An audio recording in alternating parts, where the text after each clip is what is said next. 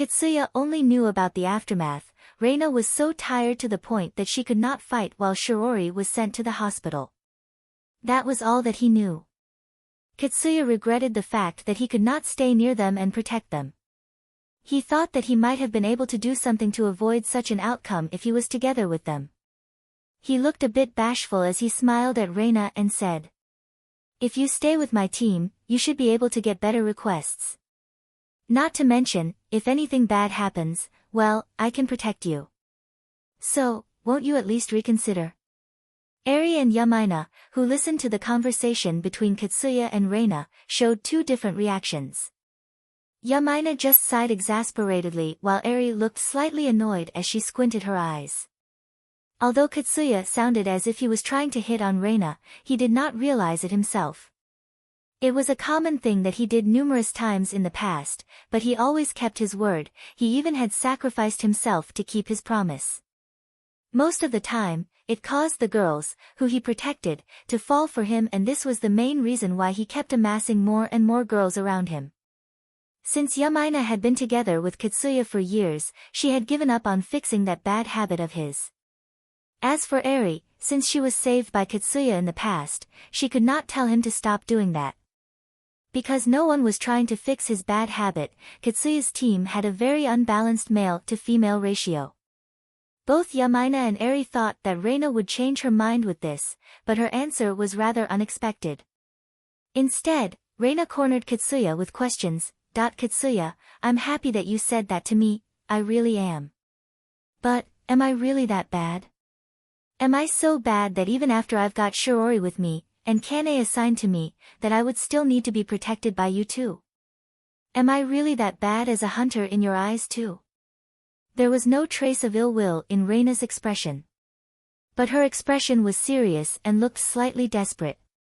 Katsuya was cornered by Reina's questions. He could only flusteredly answer back. That's not true. I just thought that we should help each other and we'll have a better chance of survival if we stay as a team. It's exactly because I recognize your skill that I want to have you in my team." Reina stared at Katsuya as if she was questioning if that was really what he felt. She then shook her head. "Sorry, I don't think I'm that strong myself, that's why I can't take your offer."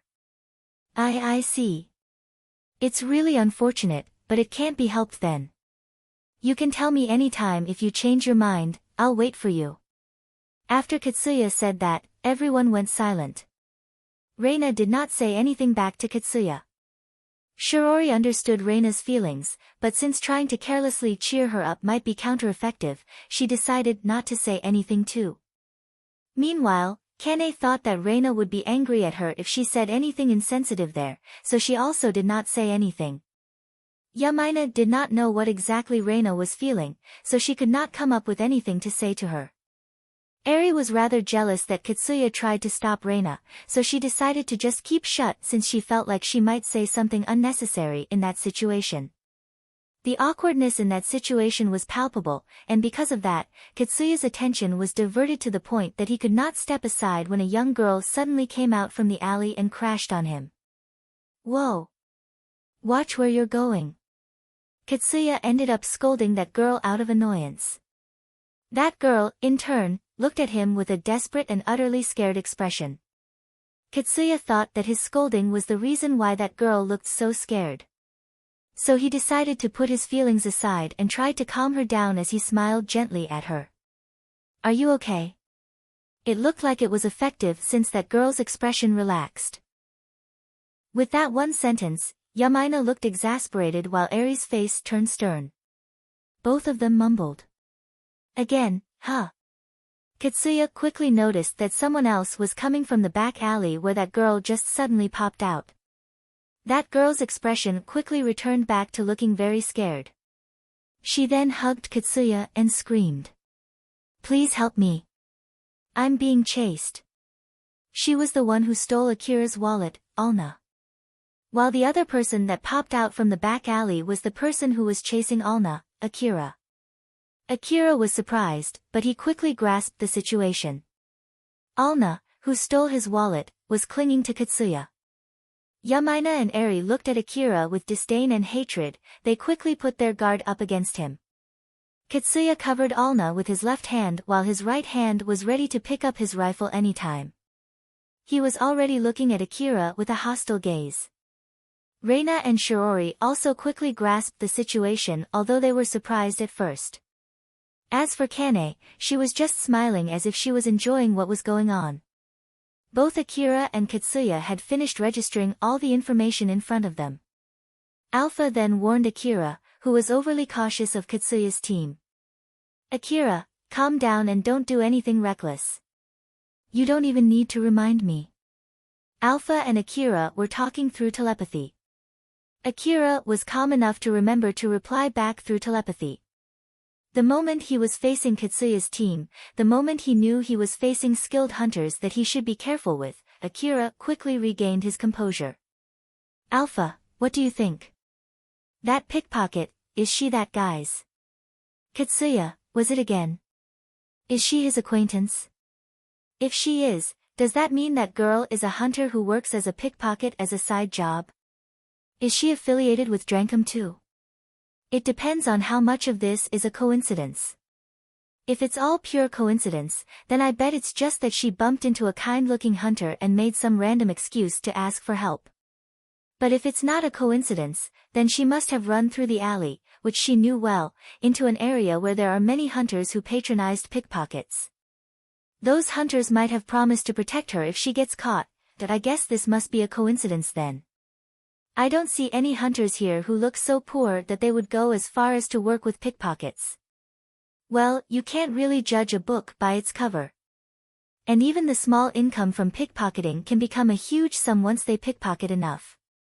But if you ask my honest opinion, I agree with you. This is just a coincidence. So, what are you going to do now? Good question. If they just stood there glaring at each other, it would not solve anything. In order to achieve the reason why he was there, Akira opened his mouth first. I have some business with that girl, so can you give her to me? Alna shivered when she heard that. Katsuya could feel her shiver since Alna was clinging at him. And his wish to protect her grew stronger. It was also further fueled by his hostile disposition toward Akira. Katsuya's impression of the situation was fully cemented. He thought that Akira was chasing the beautiful girl Alna because of some kind of no good reason. And so, he was obviously showing his hostility with his glare. Do you really think that I'll just give her to you because you tell me to? Akira more or less knew that Katsuya would give him that reply. His expression turned stern, thus showing his intent. Yamaina and Eri readjusted their position so that they could jump to Katsuya's help anytime. Shiori slowly moved in front of Reina, who was still confused by the sudden turn of events, as she watched carefully how the situation developed. In the middle of that situation where everyone's tension was rising, Kane was the only one who was still so relaxed. It was not like she was enjoying the situation, it was because she was a battle maniac who loved fighting. Kane then interjected with a cheery voice that did not suit the situation. So then, why are you chasing her? She stole my wallet. Everyone turned to Alna. It was obvious that she was starting to panic. Kane then asked Alna with the same cheery voice as before. That's what he says, so, did you? Alna desperately clung on Katsuya. It's not me. That boy just suddenly started chasing me with a scary face. That's why I was running as fast as I could. I'm telling you the truth. Katsuya could not discern whether Alna panicked because she was accused of something that she really did not do, or because she was trying to hide something. But at least he understood very well that she was desperate. Because of his bad predisposition towards Akira, Katsuya somehow sounded mocking as he asked Akira. Do you even have any proof that she took your wallet? Proof, huh? Akira went silent as he was thinking of what to say, but Katsuya immediately interpreted that silence as a no. You went silent there, so you don't have any proof, huh? I bet you just dropped it somewhere. Akira and Katsuya glared at each other, raising the tension. Eri then approached Alna.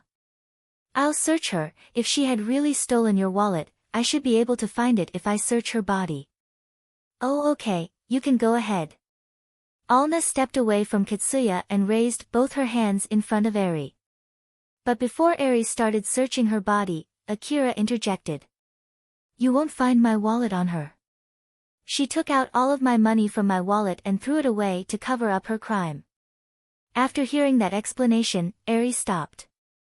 She thought for a bit and then asked Akira a question. How much did she take? About 100,000 orum. Eri took another look at Alna, who was wearing a complete set of clothes. But the clothes that she was wearing were those worn-out clothes normal for the slum city residents. At least, she did not look like she even had 100 orum with her. Even if she found that Alna was carrying 100,000 orum with her after searching her body, there was still no proof that she stole that. She might be carrying that money by pure coincidence. Eri turned to Akira. Even if she told him to back off since he had no evidence, it did not seem like Akira would withdraw at all. This time, Yamaina interjected. Is there any chance that it was just a pure misunderstanding or some kind of other mistakes? Are you really sure that she's the one who stole your wallet? There's no mistaking, it's her. Do you have any proof why you can say that with confidence? Do you have any proof that you're not mistaking anything? Did she somehow run away from you after you caught her once before? Was the situation akin to you being with only her in a certain location when you realized you lost your wallet? Well, about that. As Yamaina asked him those questions in a calm manner without blaming him, Akira was rather troubled by how to answer those questions. The one who noticed that he had lost his wallet was Alpha, not Akira himself. At least until Alna threw away his wallet, he was chasing Alna purely because he trusted Alpha when she said Alna was the one who took his wallet. He had no other proof why he thought that Alna was the pickpocket other than because Alpha told him so. But of course, he could not say that to Yamaina. Seeing how Akira could not answer her questions, Yamaina pressed further. Is it because of the information you analyzed from your information-gathering device? I heard that some hunters always keep their information-gathering device on and focus it to scan the area around them just to be safe. No, that's not the case either. Or more like, I got my information-gathering device destroyed in a fight. So, is it because someone who was together with you told you so? If it is, can we go to meet that person and ask for proof? Well. Yumina's guess was correct, but no one other than Akira could see Alpha. Thus he could not really say anything back. Is there any security camera around the area where you got your wallet stolen? There are multiple security cameras installed on the main road of the lower district. We might be able to find something if we check the recording. That happened when I was in the slum city, so I think there aren't any security cameras around. As Yamaina continued questioning him, Akira's voice became smaller and smaller. Compared to when they started, Akira sounded as if he had calmed down considerably. Yamaina then continued with her still calm voice. I won't say that you're lying and I won't say that you're mistaken either. I do think that you have absolute proof that makes you say for sure that she's the one who stole your wallet. But it seems that you have your reason as to why you can't tell us the details about that. But again, as long as you won't tell us anything or give us any proof, we can't just trust your words and give this girl to you. You at least understand my point, right? Yamaina stated that she understood what Akira was trying to say as well as asking him to understand her point. Akira also understood well why Yamaina was taking that stance. So basically, she was not saying that he was mistaken or anything, while on the other hand, she asked him to not fully blame her either. Because of that, Akira was considerably calmed down, and the aura that was leaking out from him had also vanished. After talking with Yamaina, Akira had more or less regained his calm. It was not like Akira himself wanted to rope someone unrelated to his problem too. The tension in the air had already lessened. It felt like at this rate, that incident would be solved without any fighting. Seeing how the situation had developed, Kane looked slightly displeased. Akira, let's withdraw here. It's true that we can't expect them to trust us without telling them anything. Alpha also encouraged Akira to pull back. He also agreed with Alpha's opinion. There were many criteria that could be used to decide the winner and the loser, and they were often used to make a clear distinction between the loser and the winner in every case.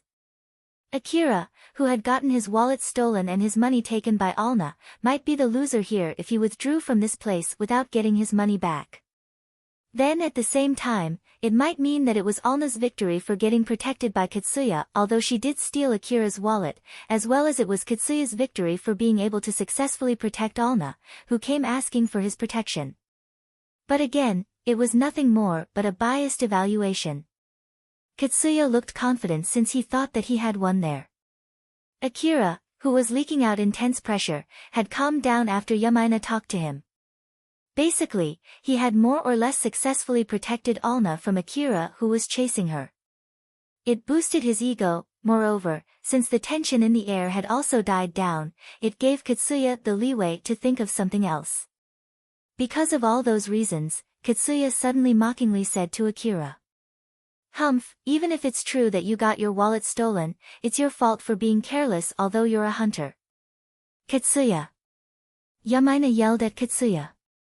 She then immediately turned to Akira to apologize in Katsuya's place.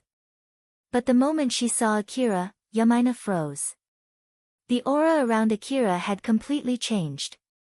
The peaceful aura around him from a moment ago had completely vanished, replaced by an ominous aura. It was somehow obvious that Akira would suddenly open fire anytime. Although he was looking down towards the ground, there was a foreboding ominous pressure exuding from him. Akira then raised his face and looked at Katsuya, and suddenly started laughing. "You're right, you're absolutely right, it's all my fault." Akira continued laughing as if he had turned insane. "It's my fault for being so careless. It's my fault for being negligent. It's my fault for being barely able to react when my wallet was stolen. It's my fault for being unable to protect my own wallet." Akira's laughter was getting louder as he spoke.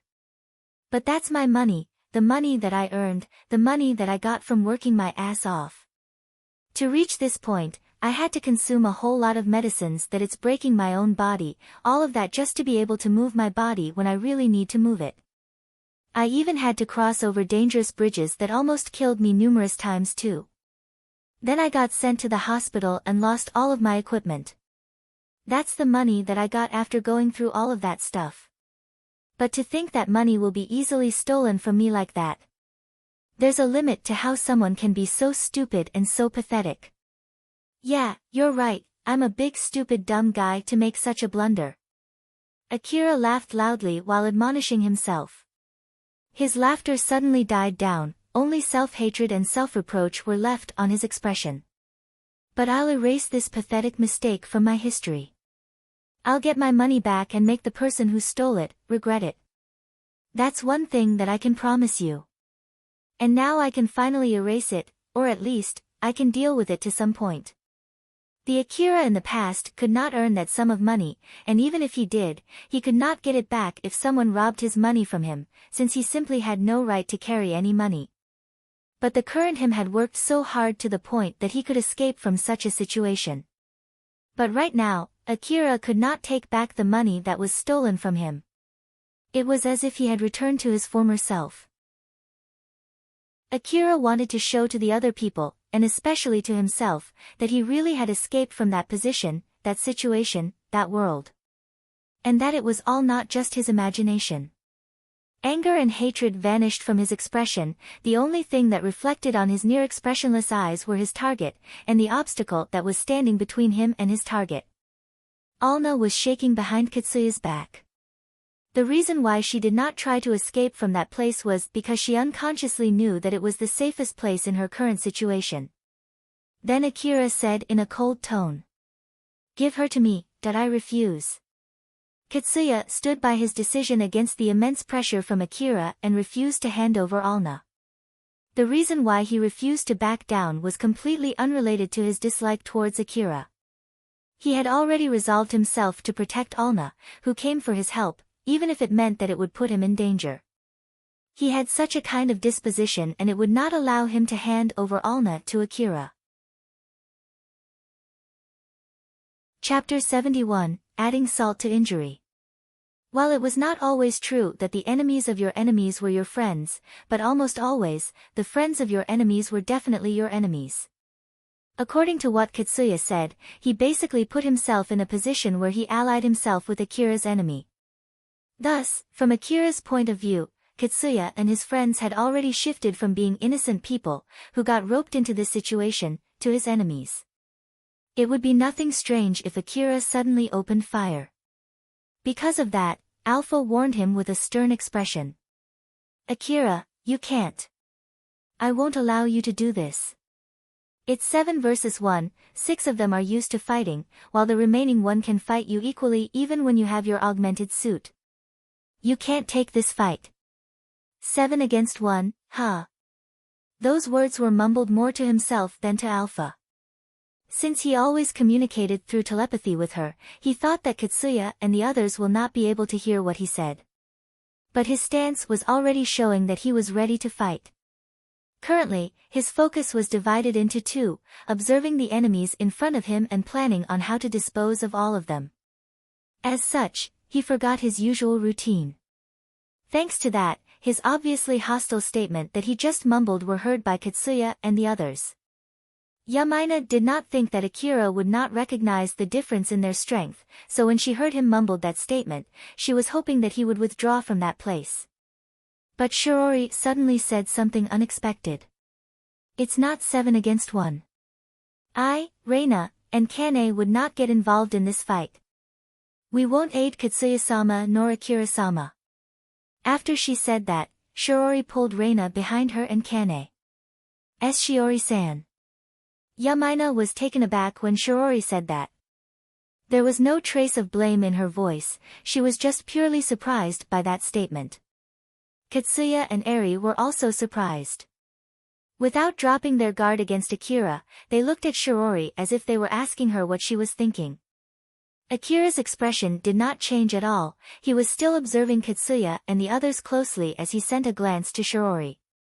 He tried to guess what Shiori's group was going to do next since they made an unexpected but suspicious decision. As Akira and Katsuya's group focused their attention on Shirori, she showed a willful expression and said to both of them. Katsuya-sama, if you are going to risk a fight in order to protect someone, who you just met for the first time, I do think it's a commendable act and I can respect that. But it is a completely different thing if it gets Milady involved too. So please handle this situation without involving us. Shirori said that with a serious face while exuding an intimidating aura. Akira-sama, as long as you do not pose any danger to Milady, including misfire, I can promise you that we won't attack you. So please make the right decision to avoid any needless battle. Shirori basically said that her group would not help either side if they decide to fight it out. While at the same time, she was also questioning Katsuya's decision to risk his and his friend's life for Alna's sake. She was also telling Akira to rethink whether this fight was really that important or not. Both Akira and Katsuya could make a decision to not fight there. But if none of them backs off, then anything that would happen after that was their responsibility. Shirori then pushed Reina, who still could not recover from the confusion, backward as if she was urging her to move. They were slowly distancing themselves from Katsuya and Akira. Milady, let's go. But. Reina tried to resist a bit as Shirori pulled her away from that place, but she did not try to seriously break off from Shirori to fight beside Katsuya against Akira. To be more precise, she did not even want to be chosen as the third-party observer there. Shirori frowned as she said to Reina. My apologies. Milady, I'll have to pull you away even if it's against your will. Or is that you're planning to repeat the same mistake again? Shirori did not clearly state what kind of mistake she was talking about. It was so that Reina would figure it out by herself about the worst mistake that she made in the past. Reina immediately remembered everything that Shirori might be referring to. That time when Yajima and Akira were arguing in the underground city, both of them were making statements without any proof or evidence. So there was no telling which one was lying and which one was not, but actually Akira was telling the truth at that time. But again, there was no guarantee that it was also the case this time. She also remembered that she was taken hostage when she carelessly approached Yajima. So, she feared that the same thing would happen again if she tried to approach Akira to calm him down or if she tried to approach Alna to protect her. After all, if Alna took her hostage, Shiori might be forced to fight Akira again. And if Akira took her hostage, then Shiori might be forced to fight Katsuya. She would just end up as a deadweight again and be forced to watch people killing one another in front of her eyes. The regret that she was holding inside her heart since that day pushed her to make her decision. Katsuya, I'm sorry. I can't help you this time. I don't think it's wise to risk my life for protecting that girl. It was a tough decision for Reina, but her love for Katsuya was not big enough for her to rope Shiori into that problem for his selfless action. Yamaina became saddened as she looked at Reina, while on the other hand, Eri's gaze was saying that she was condemning Reina's decision. It seemed that both of them loved Katsuya so much that they would be happy to sacrifice their lives for him.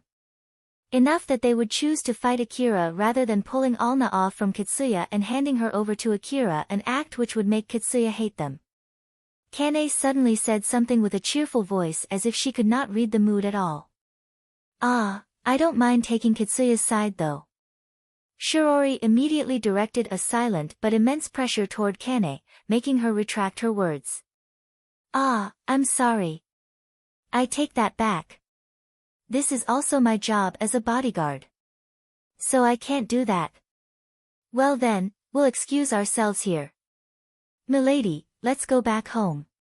Kane placed both of her hands on Reina's shoulder and started pushing her away to the point that they were jogging. Shiori lightly bowed and followed Kane and Reina. After Reina, Shiori, and Kane put enough distance from where Akira was, he mumbled. Now, it's 4-on-1. Katsuya and his friends were staring at Shiori, who left that place, forgetting about Akira. But the moment Akira mumbled those words, their attention returned back to him, their stances indicating that they were ready to fight any time. Although they had not pointed their guns at Akira, their hands were already extended to right beside their own respective rifles. The moment one of them touched their rifles, Akira might quickly react by grabbing his own rifle and start shooting. That was why Katsuya, Eri, and Yamaina did not dare to make any sudden or suspicious moves. Akira's words reconfirmed their current situation. It was not 3 against 1, but 4 against 1. So in short, Akira included Alna as his target to kill, so Katsuya would have to fight Akira while protecting Alna, which would put him at a disadvantage. Katsuya's expression turned stern. Since the tension between them was extremely high, it shaved their spirits the longer they stood there staring at each other. And that unbearable tension was tempting Katsuya and his friends to make the first move before Akira. Akira's expression did not change as he glared at Katsuya. His eyes were saying that he had no wish to lessen his hostility towards them. He simply had no wish to back off in such a situation. The only reason why he did not make any move was simply because of the difference between their fighting power. Akira himself had no plans to go as far as to sacrifice his own life just to kill Alna. After all, if that was not the case, he would have made his move when Katsuya and his friends took their eyes off from him. After losing Shiori, Reina, and Kane, the gap between their fighting power greatly reduced. But it still did not change the fact that Akira only had a slim chance of winning, even if he were to put down his life. Akira's sense of reason stopped him from pushing forward, but his hatred and anger prevented him from backing off. Because of that, he could not make any moves. The trigger that changed the situation was Alpha. She scolded Akira with a stern expression. Akira, step back. Now. If you just wait for a bit longer, you'll get better equipment. There's no reason for you to recklessly charge into a disadvantageous fight, without even waiting for your new equipment, just to kill that girl. From my point of view, what you are going to do now is just adding more salt to your injury. If you fight now, there's no mistaking that you'll die. Akira, are you going to disobey me now? Do you not trust me now? Even after hearing Alpha's words, Akira's expression showed no change. The hostility that he directed to Katsuya did not reduce at all as he was still glaring at them. But then, Akira, who did not lower his guard and was keeping his eyes fixed on Katsuya and his friends, took a step back without turning around. He then slowly stepped back to the alley where he came from. Akira's expression did not change and he still glared at Katsuya and his friends until he finally vanished deep into the alley. Even after Akira's figure disappeared into the alley and his presence completely vanished, it took a few minutes before Katsuya, Eri, and Yamaina lowered their guards. All of them let out a big sigh as they were liberated from the high tension which accumulated during that confrontation. Even though they did not fight at all, they felt exhausted. That confrontation was psychically more taxing than a fierce battle. It might be because they had no experience fighting against another person. Since they were lucky to be proper hunters and with a big gang like Drankum behind them, Katsuya rarely had any occasion where he had to fight other hunters. Although they had gone through a lot of fights during their job as hunters, this was the first time someone bore such a level of killing intent and hostility at them.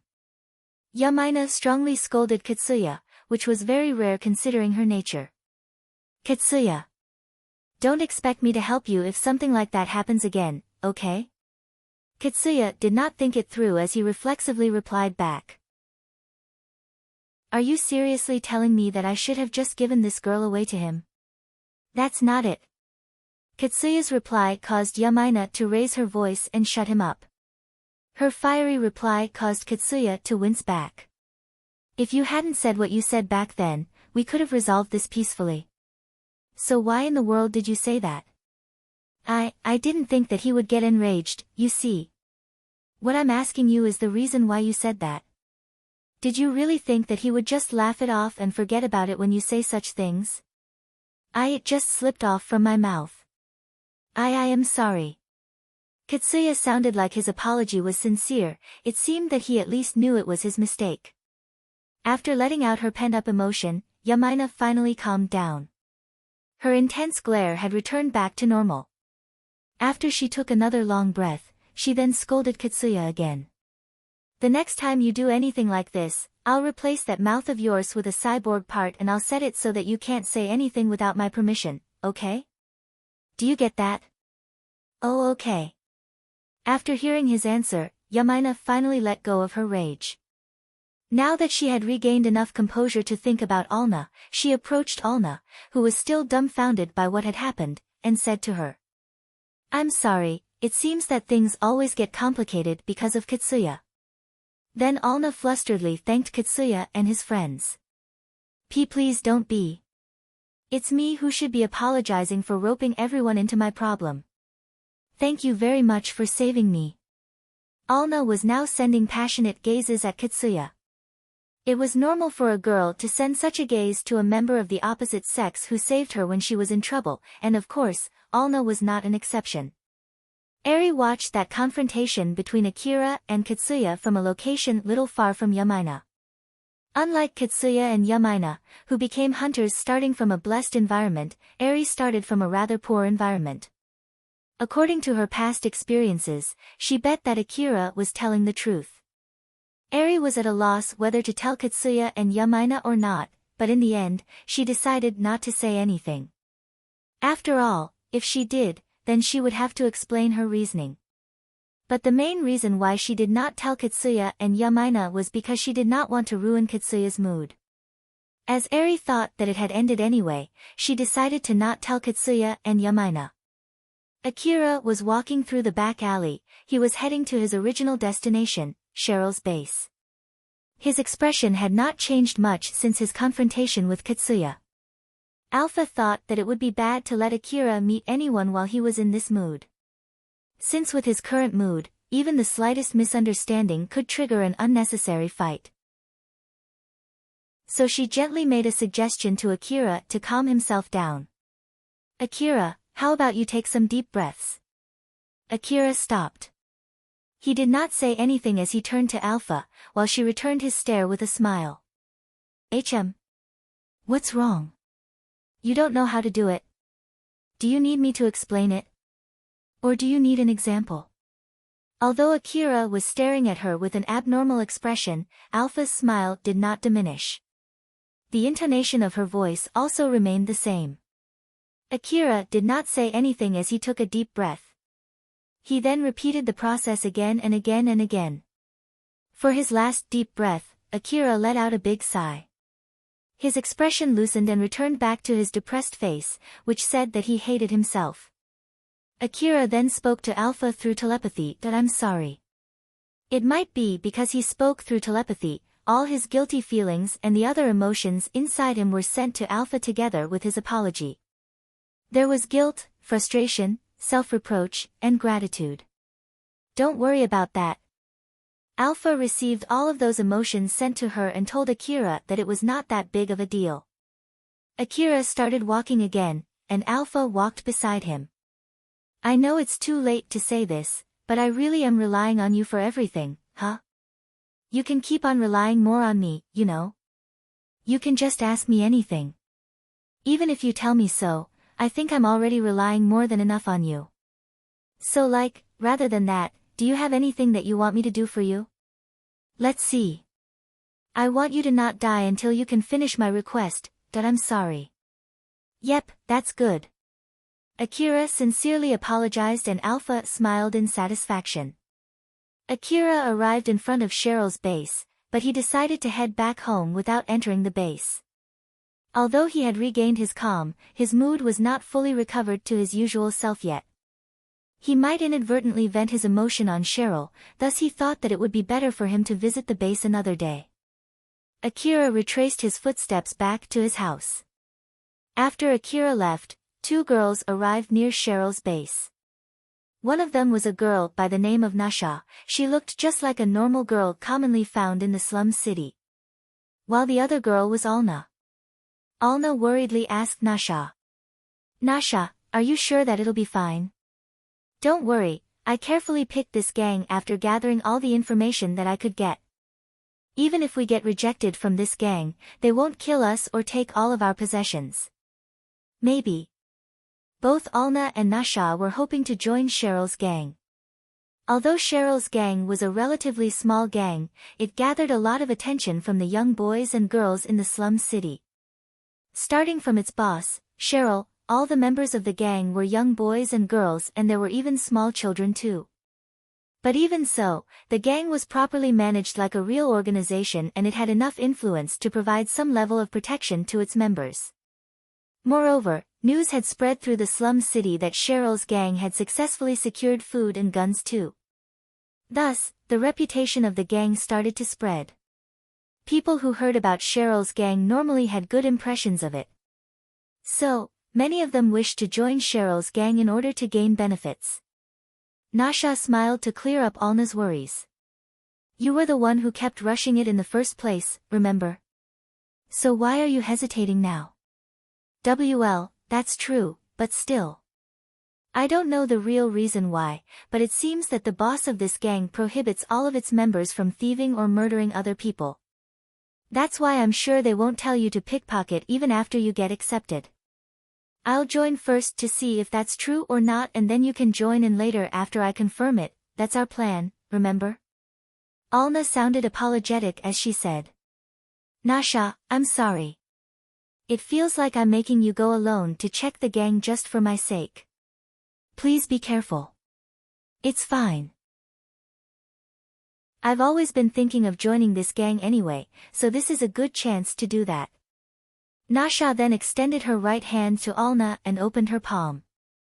Alna took out a few pieces of papers from her chest and handed it over to Nasha while making her grip on it. Both Nasha and Alna did not think that they would be able to join Cheryl's gang without any connection or money. And at the same time, they thought that they would have a better chance to get accepted if they had some souvenirs that they could give to the boss of the gang or the people working under her. So their plan was to use their hard-earned money to get a better chance. As Nasha counted the bills that she received from Alna, she frowned and her face turned stern. 90,000 orum. Alna, you really overdid it this time. Are you trying to kill yourself? Nasha knew well how Alna got her money. This 90,000 orum was a huge sum that would drive any slum city resident into a frenzy if they were pickpocketed. It was huge enough to make someone kill for retrieving it. Alna's face distorted with fear as she replied. I know. I did tell you too, remember? I was really about to get killed. Although I got lucky and was able to get out alive, it was really a close call. I know what I'm doing is really dangerous, that's why I'm rushing you so that I can live without the need to pickpocket. So that I don't have to face that kind of thing ever again. Alna shivered as she remembered Akira's image when he was chasing her and when he was confronting Katsuya's team. When Nasha saw Alna shivering, she hugged Alna to help her calm down. Alna's shivers slowly died down thanks to that. Alna then hugged Nasha back. I'm sorry, Nasha, please be careful there. Rather than worrying about me, you should worry more about yourself. Make sure to remain hidden, okay? Alna and Nasha expressed their worries to each other before going their separate ways. Alna went to their hideout in the slum city while Nasha headed to Cheryl's gang. Akira spent his days training inside his house without even stepping outside. It was because he decided to stay in his house as much as possible until he got his augmented suit and regained Alpha's support. He thought that it must be one of his unlucky periods, that was also the reason why he got his wallet stolen. Thus he stayed inside his house as much as possible. Akira had spent all of his luck when he met Alpha, so normally, he had no luck left with him. He always somehow managed to get through it with his hard work and Alpha's support. But at that time, his carelessness wasted all his hard work, and since he did not have his augmented suit, he could not have Alpha's support. Akira thought these were the reasons why he got his wallet stolen. Although there was no proof for this, if only Akira did not get careless, or if he had his augmented suit with Alpha's support, he might have not lost his wallet back then. At least the logic checked out and that was enough as a proof for Akira. As for Alpha, she wanted to keep Akira inside since there was a good chance that the current Akira would react unexpectedly when faced with a problem. She had no plans to allow him to go out until he got his new equipment, or at least until he got his new augmented suit. Since both Akira and Alpha agreed with each other on this, he decided to spend his time training inside his house. Akira's time compression training was doing well. Although it was not like it exponentially increased his fighting skill, his time compression success rate was increasing. He no longer stopped the training because he was too tired to move. But to be more precise, it was because Alpha adjusted the gap between her attacks depending on Akira's level of tiredness. Because of that, every time Akira finished his training, Alpha would have lost most of her dress to the point that she seemed more or less naked just like before. Every time he failed to evade Alpha's attack, a piece of her dress would flutter away and vanish as usual. Today too, as the last piece of her dress fluttered away, it vanished without making any sound.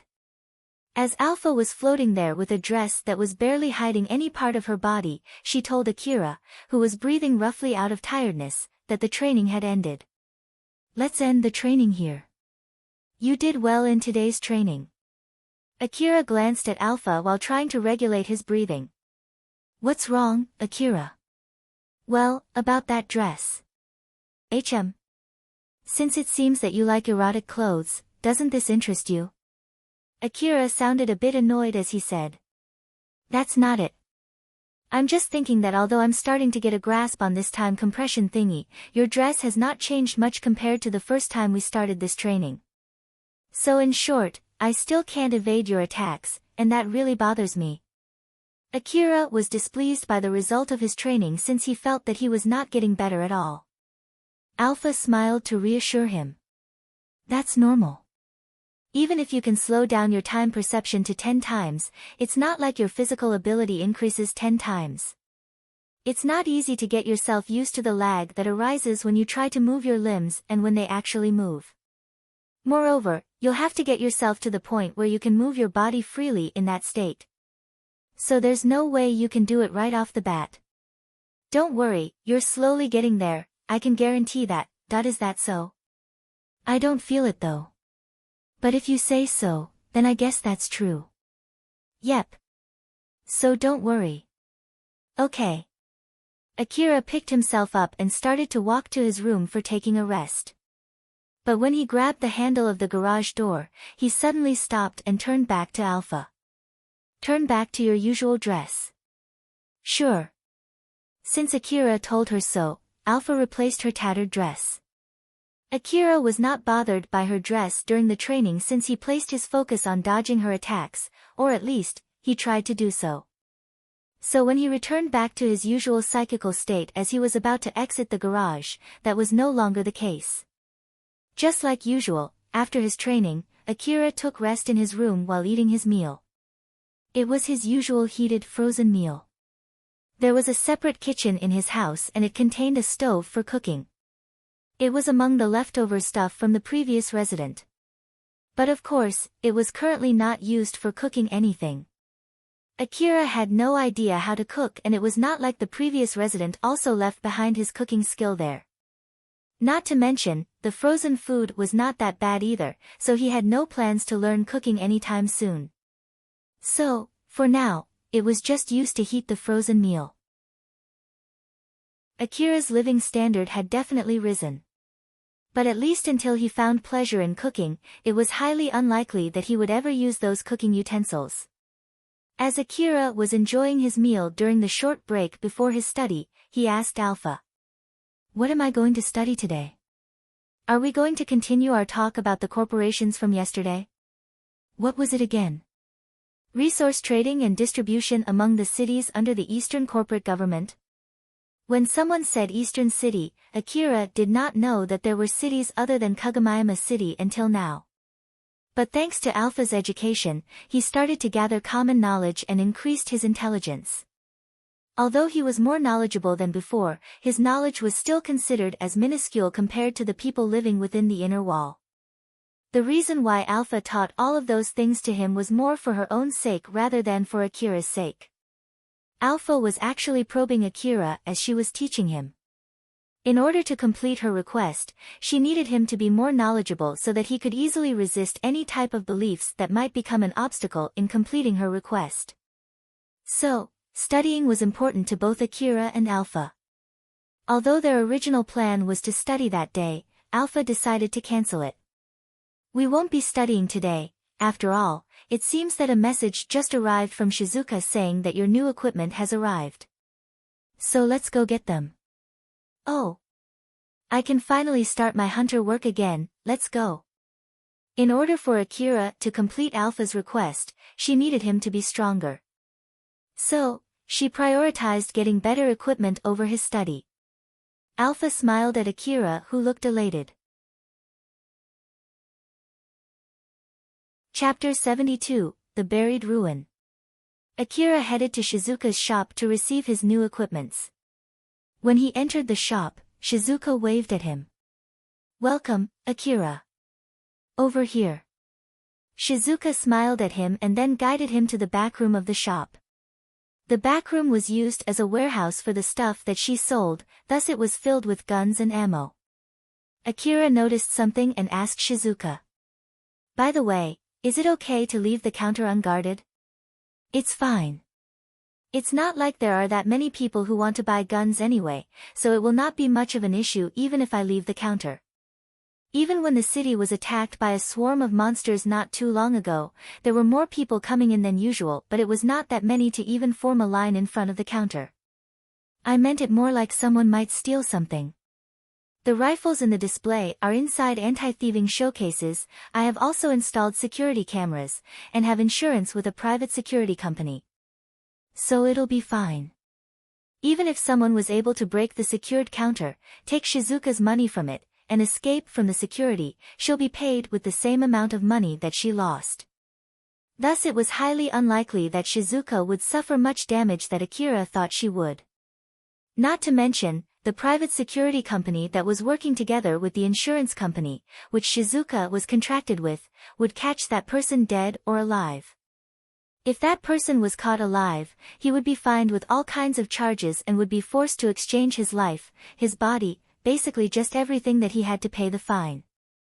Depending on the severity of the fine, he might get his property seized, or forced into a labor work, or used as a guinea pig for developing new medicines or technologies. Seeing how Akira still seemed to be worried, Shizuka smiled at him and said, "If you're still worried that I'm leaving the counter for your sake, just think of it as me giving some efforts to get a regular customer. It should bother you less that way, right? Although Akira had spent 80 million orum in Shizuka's shop, it did not seem that she had thought of him as a regular customer. Either because it showed on his face or just simply because her intuition was very sharp, she noticed what Akira was thinking and so she continued. I'm really thankful that you're contributing to the revenue of this shop. But to be honest, I hope that you would buy goods that I sell in my shop. I don't get much profit from that augmented suit that I ordered from another shop, you see. Although Shizuka was only joking, Akira flusteredly replied. Ah, well, I'll do that from next time. Fufufu, I'll be waiting then. Shizuka smiled invincibly, after which, she pointed at the entrance shutter of the warehouse. Now then, your new equipment set is over there. When Akira peeked in, he was a bit surprised as he happily said. Although I know the contents of my new equipment set from reading the document Shizuka-san gave me, is it really okay to get this included too? Shizuka smiled in triumph as she said. Of course, it's still under the budget limit, you know. In front of Akira was a large-sized vehicle which was also included in his list of new equipment. Akira and Shizuka walked to that vehicle. Akira looked closely at it, wide-eyed. Although it looked not much different from the truck that he once rented from a rental shop and was just a common vehicle, it was still way better than a rental vehicle. Well then, let's check if you have got everything that you ordered. Shizuka then pulled out a documented list of the items and handed a copy to Akira. They then checked the items with that document. So you get one 4WD vehicle specially designed for traversing the wasteland, it's Taro's 97 made by Tatsumori Heavy Industry. Although it's rather old, it's fully equipped for exploring the wasteland. I've also exchanged the control unit with a new one. Akira scanned the vehicle. It was an open-type vehicle without a roof design so that hunters could shoot their portable heavy weapons from the seat. Since it was a vehicle designed to be used in the wasteland, it could be said that it was made to fight against monsters. Thus, its body was even equipped with force field plating. The force field plating was a type of armor plating that would activate a force field when hit by an impact to disperse the force of that impact. But after it activated a force field, the plating tile would peel and fall off. That was the reason why the wasteland was filled with used plating tiles. Then, one CWH anti-material rifle. One DVTS minigun. Both of them are installed into the vehicle so you can use them even without an augmented suit. Although you can demount them and use them just like a normal gun, you need to be careful since the DVTS minigun consumes a lot of ammo. I've also added some modification parts so it's compatible with piercing ammo. Although it's loaded with that type of ammo right now, you can also use a normal ammo for it, so there's no need to worry about that part. Akira then looked at the rear part of the vehicle. Behind the back seat, there was a removable tray equipped with a gun station. Akira's CWH anti-material rifle and DVTS minigun was installed there. Although they lacked firepower compared to the pre-installed big guns in tanks, for the current Akira, they were already pretty powerful. If he was going to meet another swarm of monsters next time, he could at least put up a fight. Then there are also two information terminals for hunters. Since they are strongly built, they should not break easily even if you use them rather crudely. Anything can happen in the wasteland, it's better to have a sturdy information terminal just to be safe so that you can use it for sending SOS requests during an emergency. Akira peeked at the driver's seat. There were two durable-looking information terminals. Then two electric knives. Well, if you find yourself having to fight monsters using those knives, it means that you're already in a pretty bad situation, but it's at least better than nothing. Each knife can only be used for causing a single shock. If you're lucky, it can shut down a mechanical monster with its shock. There were two knives beside the information terminal on the driver's seat. They might be some kind of bonus items from buying the information terminal. Of course, for most hunters, it would be suicide to challenge monsters in a close-range battle. Moreover, since most of the people knew that mechanical monsters were weak against electric shock, Akira thought that monsters must have at least adapted to that by now, and that must have been the reason why Shizuka added, "if you're lucky," when she said. Then lastly, the ERPS Information Gathering Device Integrated Augmented Suit. Its name is PWD Silence. It's inside that case over there together with all of its equipment set. The equipment set includes an aiming device that can be connected with the augmented suit, so be sure to install it later. Akira grabbed the handle of the case which was placed on the seat and pulled it out from the vehicle. But it was way heavier than he anticipated. It took everything he had to drag it out from the vehicle even after he used both of his hands. Seeing this, Shizuka extended her hand from behind Akira and easily picked up the case that he was struggling to drag out. Akira, who saw that, gasped in amazement.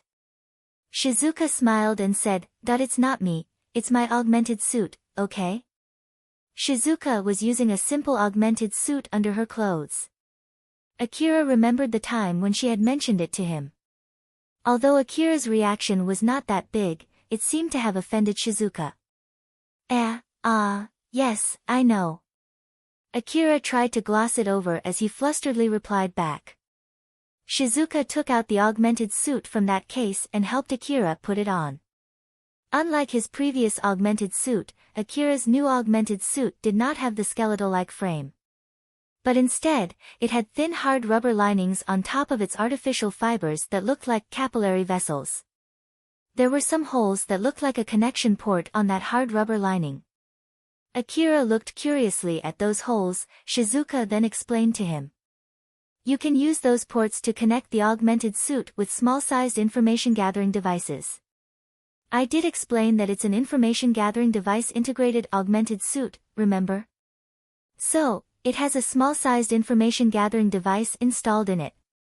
After all, it was designed to be used in tandem with information-gathering devices. I guess this kind of thing is really expensive, right? Of course a better augmented suit cost more money.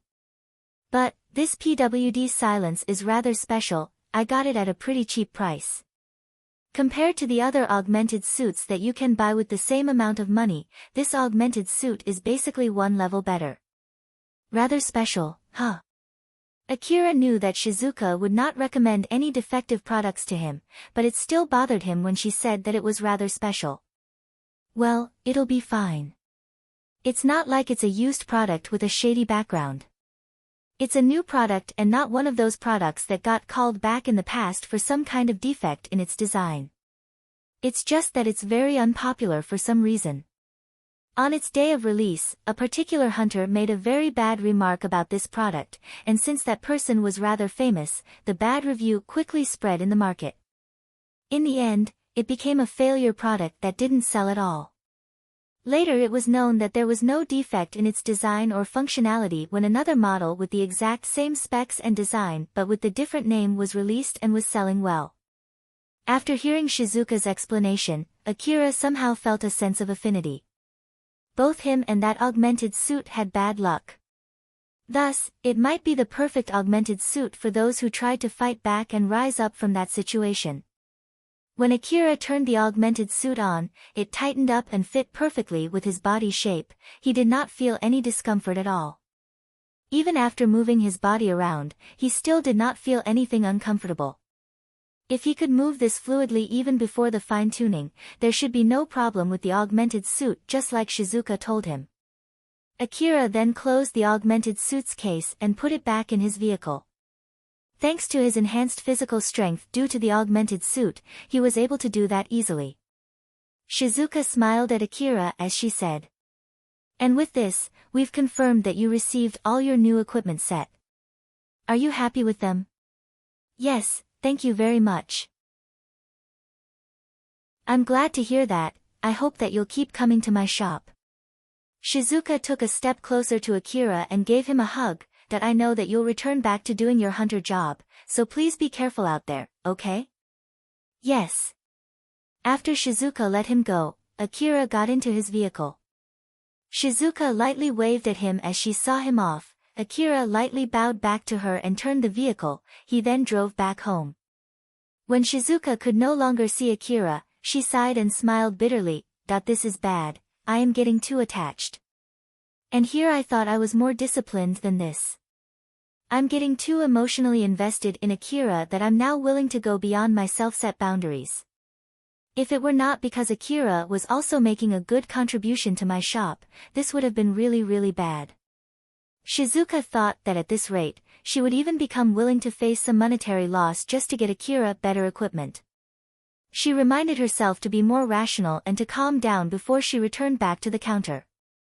It had been 3 days since Akira got his new equipment set, and today, he was driving his new vehicle through the wasteland. The control unit installed inside his vehicle was already under Alpha's control. Thanks to that, she was able to drive the vehicle. But this time, she allowed Akira to take full control to get him used to drive his vehicle. He had already gotten himself familiar with his new equipment. He had tried using his augmented suit to move around and took some test shots with his new guns. This was the first day he was going to do a real job after getting his new equipment. He was heading to an area in the Kuzusuhara ruin that he only visited for a short time once before he took that request to the underground city. It was the area where the pointer was pointing to the underground when he was looking for old world facilities using the information that he had gotten from the Lion Steel Corporation's information terminal. Although there were a lot of rubbles above the ground, there was no building standing out in that area. But just like the underground city of Kuzusuhara ruin, there might be a facility buried underground.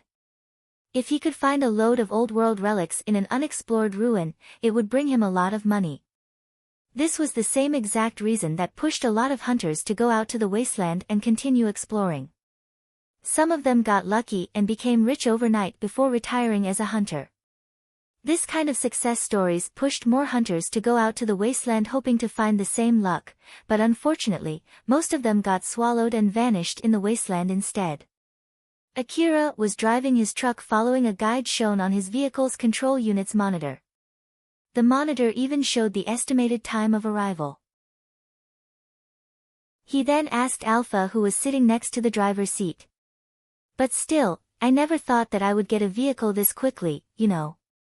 With this, even if I find an unexplored ruin, the other hunters should not be able to find out about it, right? If I remember it right, had it been a rental vehicle, other hunters would be able to backtrace the log and find the unexplored ruin too, correct? Yep, it's also the same case for subjugation requests. By the way, since you're not in a subjugation request this time, be careful with your ammo expense. After all, you won't be able to get back the money that you spend on your ammo this time, that is, as long as you don't bring back the dead bodies of the monsters that you defeated and sell them.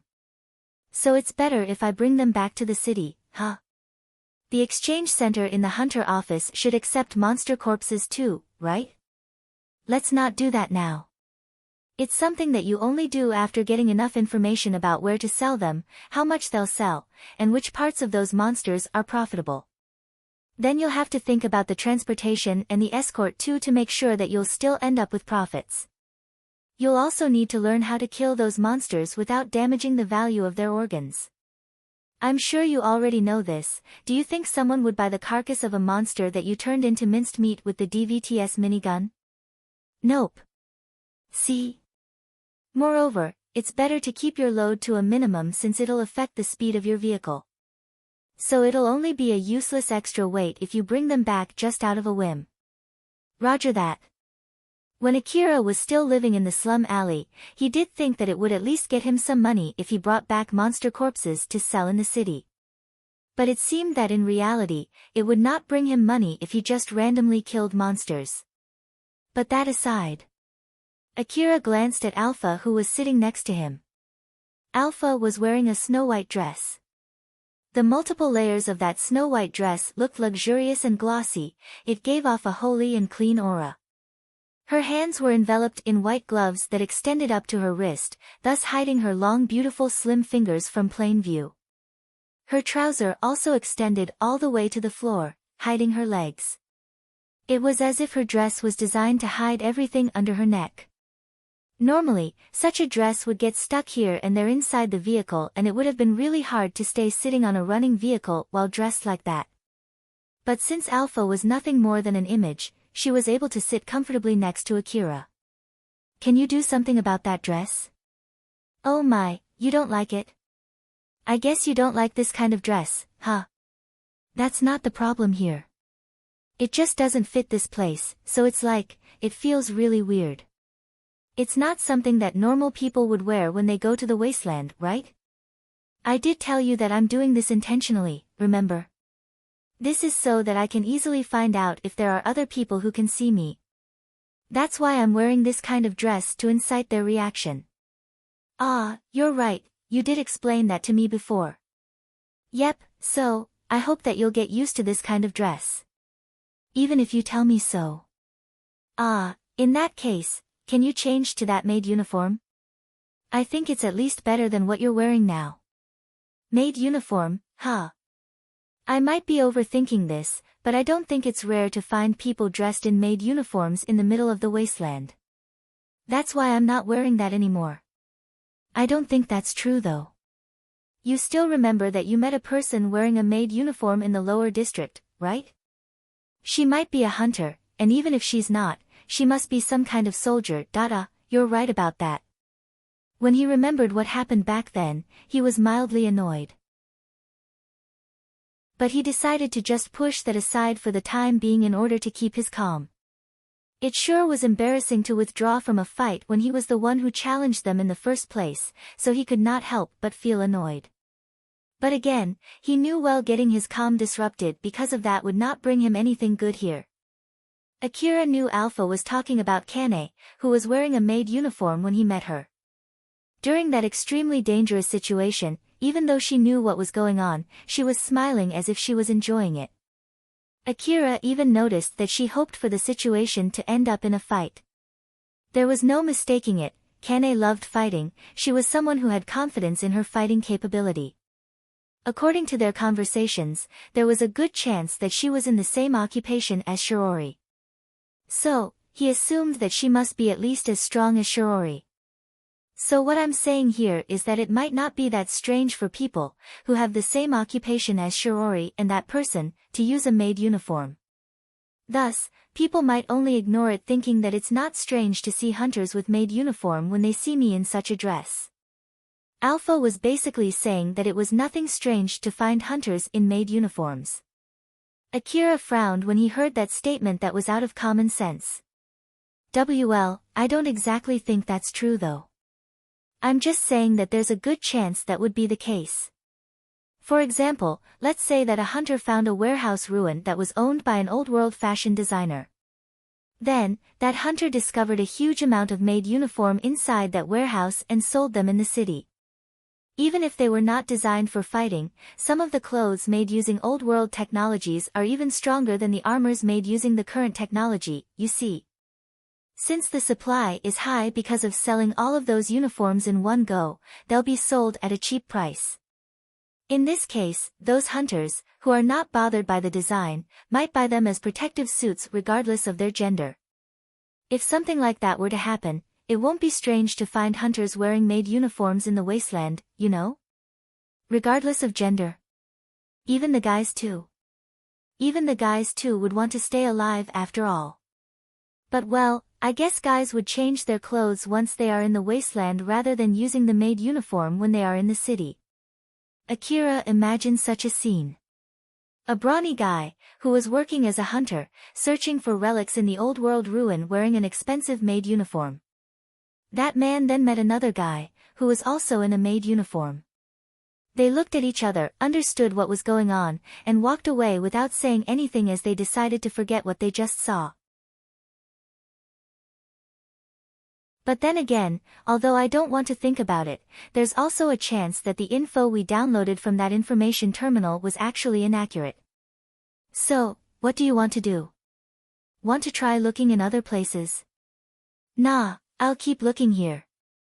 I haven't met any monsters and the search itself is not that tiring, so I'll continue searching around this area.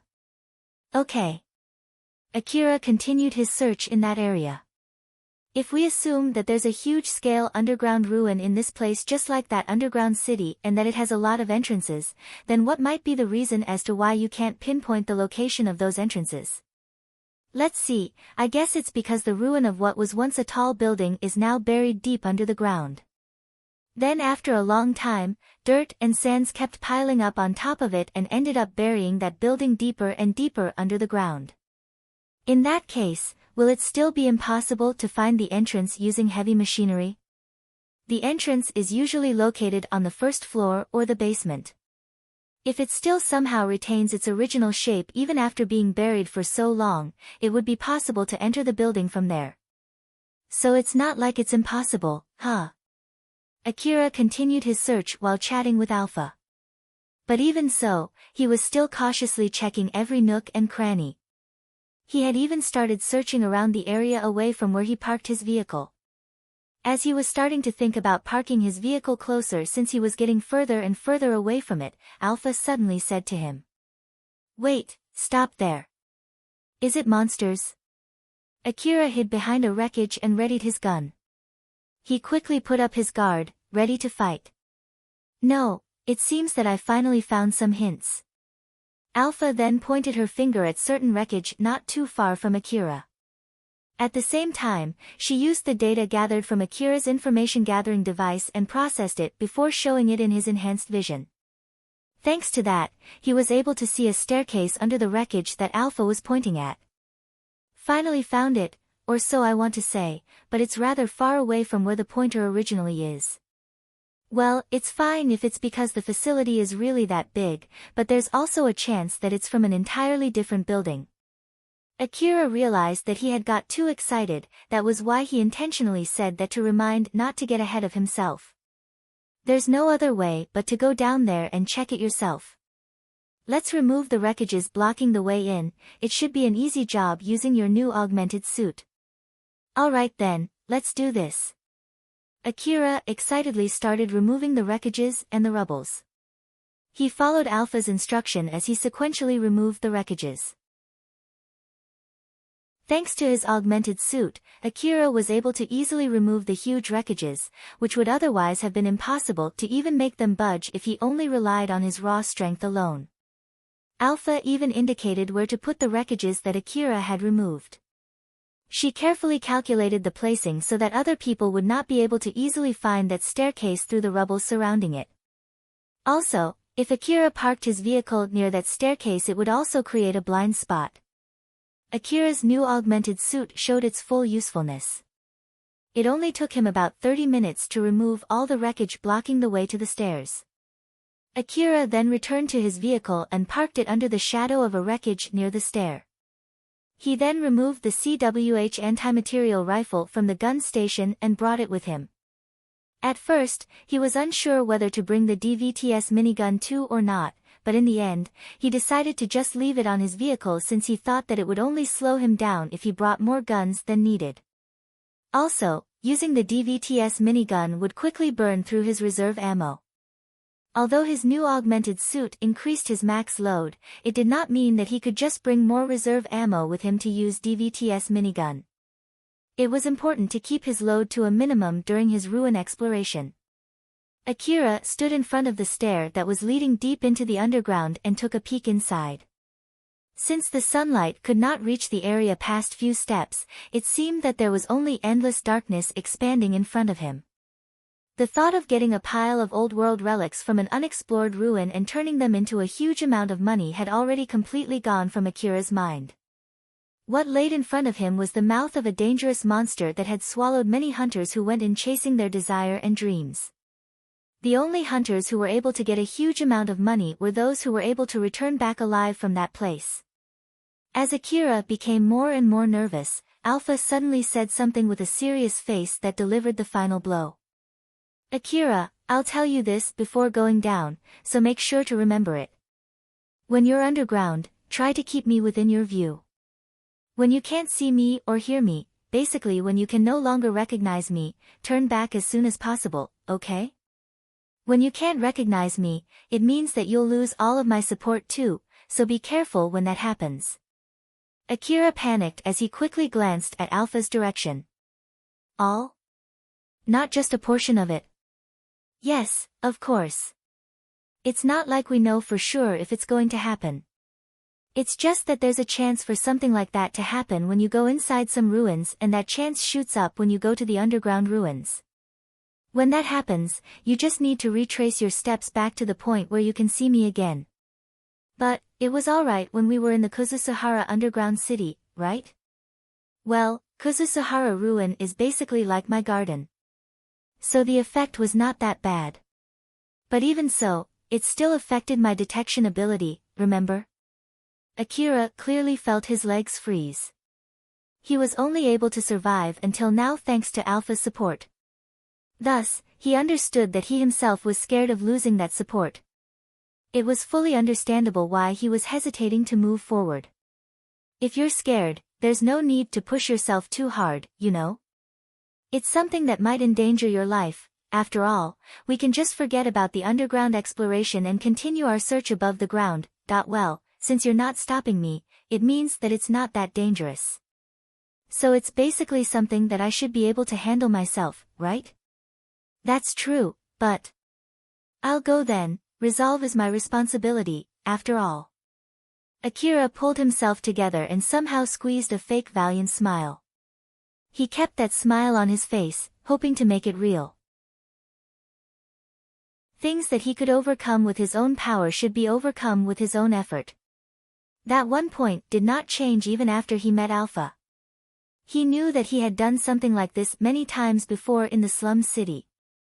This time, he just needed to do the same thing in a more blessed environment. Akira pulled himself together and made his resolve. Alpha smiled back at Akira. Very well, let's go. Akira made his decision and started walking down the stairs. But he quickly returned back. Alpha found that weird and asked him. What's wrong? On the second thought, I'll bring that too.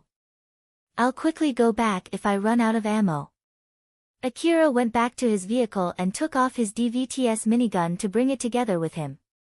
Seeing how he went down the stairs with confidence just to quickly return back, Alpha giggled. Akira looked annoyed as he mumbled, "What? It's nothing. Being careful is a good trait too." Alpha was still smiling when she said that. Chapter 73, How to Sell Relics. Akira followed the stairs underground. It did not take that many steps before he was enveloped with total darkness where he could not see anything at all. He then turned on the flashlight on his rifle and continued going deeper. The light from the flashlight could not even reach the base of the stair, which extended deeper into the darkness. At that time, Alpha suddenly said to Akira. "Akira, turn off the flashlight." Akira hesitated, but he eventually turned off the flashlight just like he was told. Darkness immediately enveloped him the moment he lost the only source of light. In that situation where he could not even see his own body, he was able to see Alpha's image clearly. In the midst of the total darkness, Alpha, who was giving off a silvery glow, suddenly raised her right hand. The moment she did that, everything around Akira suddenly became clear as colors returned to his vision. Akira could even see the cracks and the stains on the wall around him. Although there was no light at all, Akira was able to see everything as clear as day. He was amazed. It was true that he did not need any light source in this situation. Whoa! It's thanks to the level of accuracy of the data analyzer in your new information gathering device.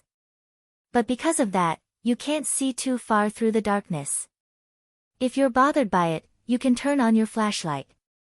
The light from your flashlight will be able to help me gather information through the rifle's aiming device, then I can show the result from analyzing that data into your view to let you see what is in front of you more clearly.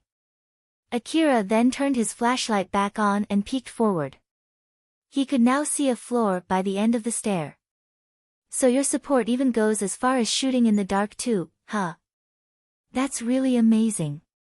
But of course, it's my support after all. Alpha smiled proudly. Her support was really reassuring, but Akira kept on moving forward into a place where he might lose that support. Akira thought of that possibility. He then made his resolve and swung his legs forward. Akira felt like he had gone down for about 4 floors before he reached a long hallway. There were lamps installed on the ceiling of the hallway, but of course, they were not on. If it was not because of Alpha's support, he wouldn't have been able to see them at all.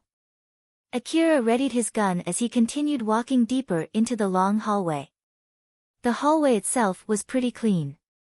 Although the floor was covered in dust and dirt, there were no crumbled parts nor wreckage scattered through the hallway. There was also no white bones left over from dead people or corpses of either mechanical or biological monsters. If the floor was not covered in dirt and dust, it would indicate that the old-world cleaning drones in that place were still active. But the dust-covered floor refuted such a possibility. And since Akira did not see any footprints, it might be really an unexplored ruin. Now, if the facility itself had already been deactivated, then the security drone would also be inactive and Akira would be able to safely search the building. And since there were no footprints on the floor, it also showed that no monster had gone through that hallway. All the signs were indicating that it was a safe building. It's going really well. Now then, if I can find a lot of old-world relics left in this place, then this will be perfect. It seems that this place is just a normal hallway. It will really be a huge jackpot if it leads to a warehouse or a shop. But there's also a chance this is just a common hallway. If that's the case, I hope you can at least find some lockers. As Akira continued walking through the hallway, he noticed something that looked like a shop next to him. The shop itself was embedded into the wall of that hallway. Akira realized that it was a shop since the wall was made of glass that allowed him to see what was inside. It seemed like the entire section of the wall was built as the display window of that shop. He came closer to the display window and peeked inside. The interior of that shop looked pretty extravagant with luxurious and expensive-looking relics lined up inside that shop. To Akira, all of them looked like they would sell for a lot of money. Akira could not hide his amazement as he turned to Alpha. We did it. Alpha. Those are relics. This place has so many old-world relics. Let's take them back, let's take all of them back home. Akira, calm down. Entrance, where's the entrance? I don't see any though. Akira excitedly looked for an entrance, but he could not find anything that resembled it. The glass of the display window looked not that durable. He thought that he might be able to break it using his augmented suit. Looking at Akira, who seemed like he was going to break the glass to get inside, Alpha hesitated as she said to him. Calm down. Unfortunately, you can't take any of those relics at the moment. Akira seemed utterly shocked as he looked at Alpha. I'll explain it to you, so just calm down for now. Alpha then modified Akira's vision. The moment she did that, all the expensive-looking relics that were in front of his eyes immediately vanished. Akira dropped his jaw. I prioritized the topological data to remove any holographic images from your vision. Akira noticed an object that was projecting the image of the relics that he just saw a moment ago. He then dug through his knowledge and worded out the name of the object that came up in his mind. Holographic poster. It was made using the technology of the old world. I'm sure it's some kind of advertisement from when this place was still active. Akira finally understood what was going on. The shop in front of his eyes was non-existent. It was only a super advanced poster that produced a highly realistic image. Akira was somehow able to prevent himself from just dropping on his knees. Can I at least bring this poster back? It's embedded into the wall, so that'll be impossible too. I guess I got ahead of myself, huh? Akira let out a big sigh. He then continued going deeper while calming himself down. In contrast with his expression, his steps still felt heavy when he left that poster. As time passed by, he eventually got back to his usual self. At that point, he had already reached the end of that long hallway and entered a big open hall. That big open hall was connected with another hallway. There were also several automatic ticket gates and shops present. When Akira looked at those shops, he turned to Alpha as if he wanted to ask her something. It's alright, those are real this time. Nice. Akira smiled and walked to one of those shops. Without any power source, the automatic door in front of the shop could not move, so he used the power of his augmented suit to pry it open before entering that shop. The interior of the shop was not that big, but inside it, there were all kinds of goods and some leftover broken goods lined up. Some of them were so old that they even turned into a bundle of dust, some of them looked so unnaturally brand new. The latter were known as the Old World relics. They were expensive goods manufactured through an advanced technology that could not be replicated using current technology. Akira pulled out a rucksack, different from the one that he was using to carry his equipment. He then started stuffing any objects that still retained its original shape into his empty rucksack. Among them, there were weird-looking small electronic devices, knife-like sharp objects, some stationaries, notes that strangely enough still retained its original color, some pieces of clothing that looked like underclothes, strange discolored boxes filled with still consumable medicines, liquid containers filled with some kind of cleaner, handkerchiefs, cooking utensils, something that looked like calculators, fashionable clothing, small accessories, and even toys.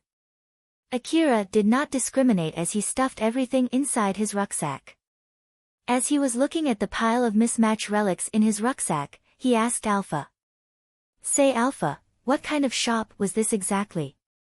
"Maybe just a general shop." They sold cooking utensils and clothing in a general shop. And even this strange electronic device too.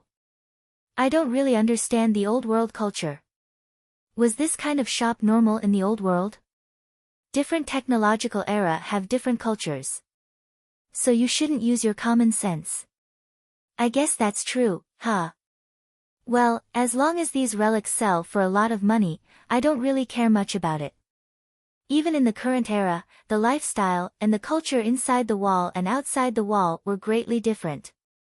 So Akira decided not to let himself get bothered by the mismatched collection of relics that he found inside that shop. It did not take long for him to fill his rucksack to full capacity. Akira smiled, he should be able to make quite a lot of money with this. Now that I already got the relics, I'm thinking of ending the exploration here for today. What do you think, Alpha? Should I continue exploring this area for a bit more instead? If you think so, it's okay to go back home now. It's important to be able to decide where to stop before anything bad happens. Alright then, let's head back home. I didn't get to meet any monsters too, so I guess I really hit the jackpot today. You can't relax yet, you know. You should not drop your guard as long as you haven't returned back alive. And it's too soon to decide if you have hit the jackpot or not before you have exchanged all the collected relics into money. I know, let's go back home. Akira went back through the hallway that he just passed through in a good spirit. As Alpha was watching him walking back in such a good mood, she thought that things were going too smoothly. That day, Akira was able to find an unexplored ruin, get himself a lot of relics without encountering any monsters, and now he was going back to Kagamayama City to sell the relics that he gathered. Akira had bad luck to the point that it was almost guaranteed that he would at least get roped into something troublesome no matter what he did. But now that everything was going well, Alpha was rather worried about the backlash. Although it was not like she had any evidence to support her claim, she still could not help but think so. Unlike what Alpha expected, Akira was able to return back to Kagamayama City safely with all of his relics. Although he did meet some hunters driving in the opposite direction on his way back, nothing bad happened. Akira put some distance between them just to be safe and continued driving in the opposite direction. Those hunters eventually disappeared behind Akira without anything major happening. Once he got back to the city, Akira kept on driving his vehicle all the way back to his home. It was because it was already late, too late for him to look for Katsuragi to sell his relics.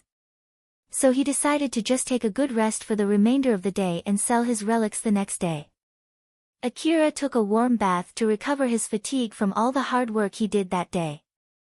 Since he got quite a lot of relics, he was in a rather good mood. I wonder how much I'll get from those relics. Some of them are still in very good shape, so they should be able to get me quite a lot of money. Right, Alpha? Akira was asking for a confirmation from Alpha, who was taking a bath together with him. The image of Alpha's superbly beautiful body swayed together with the steam and the vibration on the water surface. It was a totally unnecessary visual effect produced using her advanced computational ability. But for those people who got more excited when it was barely visible, this might even be the correct way to use her advanced computational ability. But her charming and beautiful body was barely given any attention by Akira, who was in such a good mood after returning back with a lot of relics. He kept on wasting his chance of seeing such a rare beauty that day too. Alpha knew that Akira was expecting to get a lot of money from selling those relics. Thus she refuted his thinking in order to calm him down. You should not expect too much. This is not the same compared to when you were gathering relics in Kuzusuhara ruin with my instructions. But I won't say that they won't sell either. Is that so? The value of those relics will depend on Katsuragi's preference and the types of relics that are in demand at the moment. If you get your hopes too high, you might only get disappointed in the end, you know?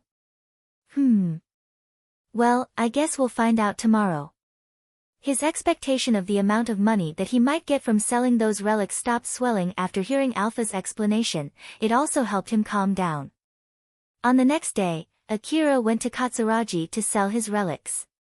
After checking all the relics, Katsuragi then told Akira how much he would buy Akira's relics for. 2,200,000 orum. Akira looked conflicted. It was not a small amount of money for sure, but it was not the amount he had expected. Katsuragi made a businessman's smile as he said to Akira. That face, you were expecting to get more money, weren't you? But unlike last time, you're not saying that you're going to take them to the hunter office, so it's not like you fully rejected either, right? Well, yeah. If Alpha had not warned him yesterday, Akira would have expected to get way more money than this.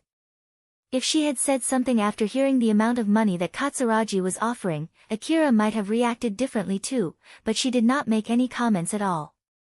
After hearing the amount, though Akira did not think that it was completely unexpected, he also was not fully convinced by that amount. Katsuragi was able to see through Akira's displeasure and noticed that it might be his chance to get his hands on more money. I've been planning to get along with you for a long time, so it would be bad if you brought your relics to another place and was left with a bad impression about me. So, hear me out, I have a good idea. It seems that you don't have much knowledge about selling relics. In that case, I don't mind teaching you. After all, I bet that you mostly spend your time doing monster hunting requests rather than hunting for relics, right? If you had known anything about selling relics, you wouldn't have brought a portion of these relics here. About what kind of requests I take, I'll leave it to your imagination. Well, even if I'm mistaken, you have nothing to lose from listening to my advice. Katsuragi started explaining the basics of selling relics to Akira while carefully adjusting the level of self-interest that he could mix in his explanation. It was not like all old-world relics would sell for a high price, and the selling price would also change depending on to whom Akira sold them. The buying price of relics at the hunter office was greatly affected by the type of relics the corporate government was looking for. The type of relics that the corporate government wanted the most was those with high scientific or technological values even among the old-world relics. After all, these relics could serve as an entry point to learn about old-world technologies. The corporate government of the Eastern District was gathering old-world relics from all over its territory to learn more about the old-world technologies. These relics would be then sent to the laboratories under its governance to be broken down, dissected, and analyzed by all the scientists and engineers working in those laboratories. The results from those laboratories are then used to boost corporate government's technology, thus allowing them to produce cheaper and better goods. The relics that were brought to the hunter office's exchange center, which were under the corporate government's management, would be categorized depending on how much of old-world technologies could be extracted from them. The better the value that those relics had, the higher the chance for them to be sent to the 5 corporations that headed the corporate government. Because of this, the technological gap between big companies and the small or medium companies would not shrink anytime soon. In order to get those valuable relics, the small and the medium-sized companies would have to use other methods. So basically, these companies were the main patrons for Katsuragi and the other relics merchants.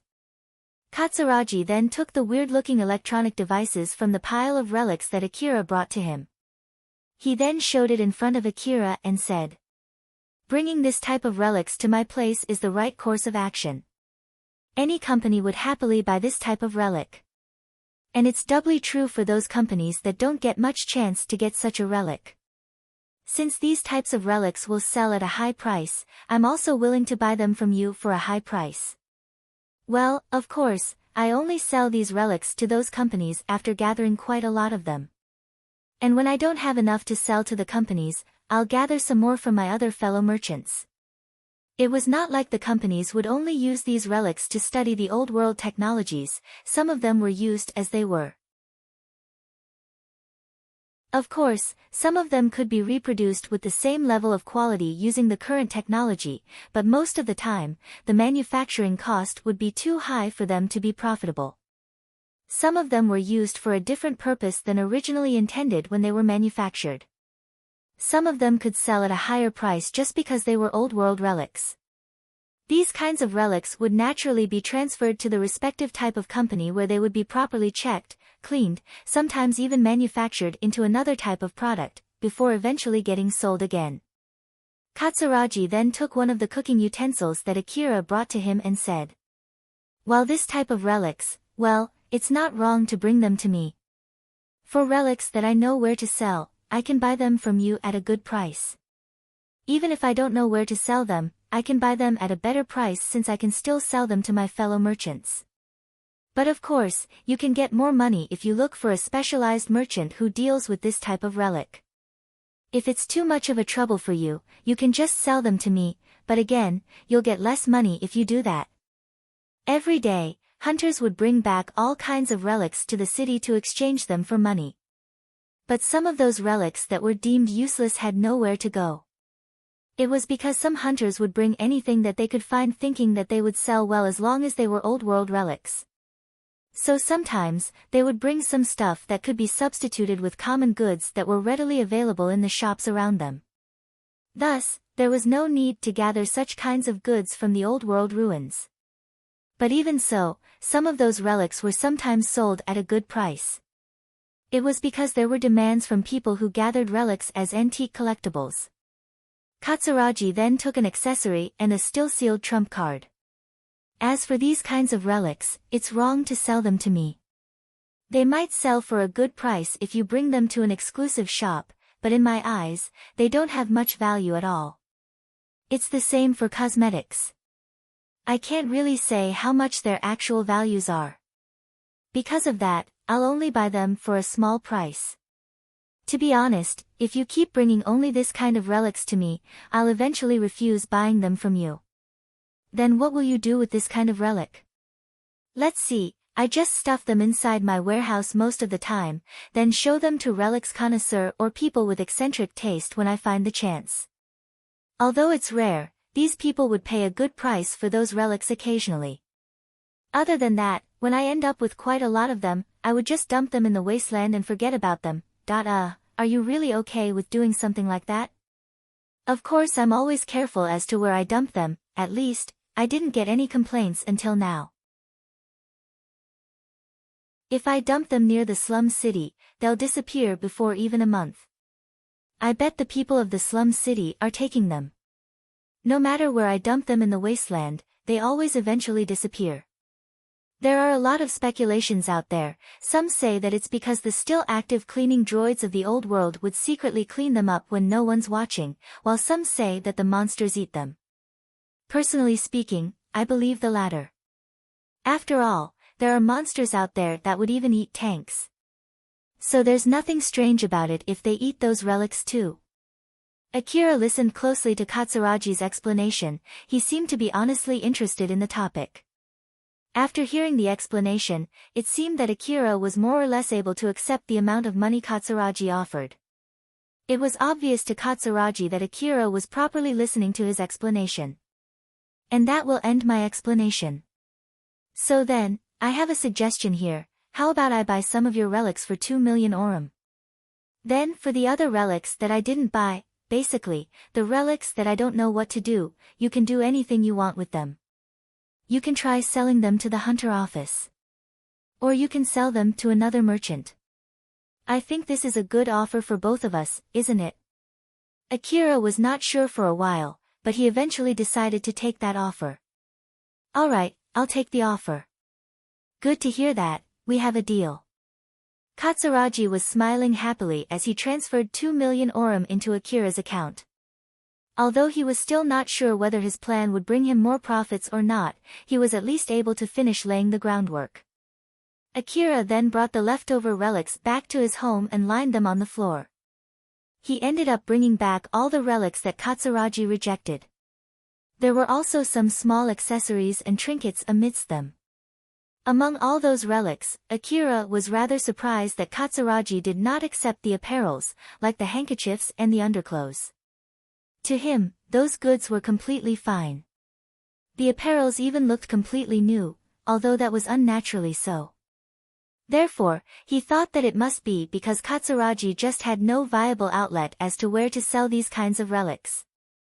So in short, Katsuragi doesn't buy apparels, huh? We ended up bringing back more relics than expected, so what's your plan? What should I do with them? I guess I'll just throw them in the warehouse for now. We might find a use for them later. Akira decided to just postpone the problem for now. Of course, if this continued, then his house would eventually get filled with relics that had nowhere to go, but with that being said, it should be alright for the time being. He then moved all the unsold relics to an empty room in his house. Even after he was done with it, that room still had a lot of open space and it gave Akira enough buffer time to arrive at a solution. When Akira was about to leave his house, he suddenly remembered something. He then filled his rucksacks with the apparel and accessory relics. Alpha tilted her head when Akira did that. Oh, what are you doing? Are you going to look for someplace to sell them? Nah, not that. I just thought that they should be perfect as gifts. Akira then finished his preparation and left his house with his filled rucksack. In an empty room in her gang's base, Cheryl was teaching the small children in her gang on how to read and write. Since Akira himself made that request to her, she was putting more effort than usual as she was thoroughly teaching the children. Because of that, the members of the gang took that activity really well. Unlike the adults, who ended up in the slum city from another place, most of the small children who were born and brought up in the slum city could not read or write. But they understood that reading and writing were crucial knowledge in their lives, however, they had no chance to acquire that knowledge. Adding the fact that the boss of their gang, Cheryl, told them to do so, everyone in the gang was giving their best in studying how to read and write. One of Cheryl's gang members suddenly entered the room to inform Cheryl of Akira's arrival at the base. Boss, Akira-san is here. Okay. Alicia, I'll leave this place to you. Sure. Cheryl left the teaching to Alicia before leaving the study room. Some of the boys in that room looked disappointed when Cheryl left the room. Because of both her position in the gang and her beauty, Cheryl was popular in the gang. Thanks to that, some boys put more effort into studying hoping that she would notice them. Nasha was among the children who were studying in that room. The reason why they were also teaching Nasha how to write and read although she just joined the gang was because of the gift that she brought with her when she joined Cheryl's gang. Although she only gave a portion of 90,000 orum that she received from Alna, it was enough to get her on the good side of the gang.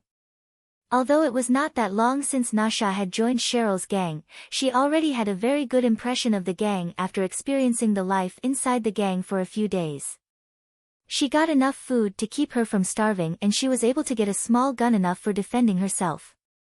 Not to mention, no one from the neighboring gangs would even try to mess with Cheryl's gang and their gang was able to make money from its connection with a certain weapon merchant. No one in the gang seemed to be supporting thieves, thus none was thinking of stealing or robbing warehouses or shops. Nasha was thinking of checking the situation for a bit more before getting Alna into the gang too. So, for that sake, she thought that she had to do a more thorough check of the gang. When Nasha saw Cheryl exit the room in a good mood, she asked the kid next to her. Say, it seems that boss is in such a good mood though, do you know why exactly is that? Well, it's obviously because Akira is here, you know? Ah, you're a new member, huh? Since Nasha asked a question that everyone in the gang already knew the answer for, that boy quickly noticed that she must be a new member of the gang. Yep, I'm Nasha, nice to meet you. So, what do you mean by that? Akira-san is the boss boyfriend and it seems that the boss really likes him. He's the main support of the gang and also a skilled hunter, or so I heard. Ah, it's hard to ask this, but, is he sponging off the gang?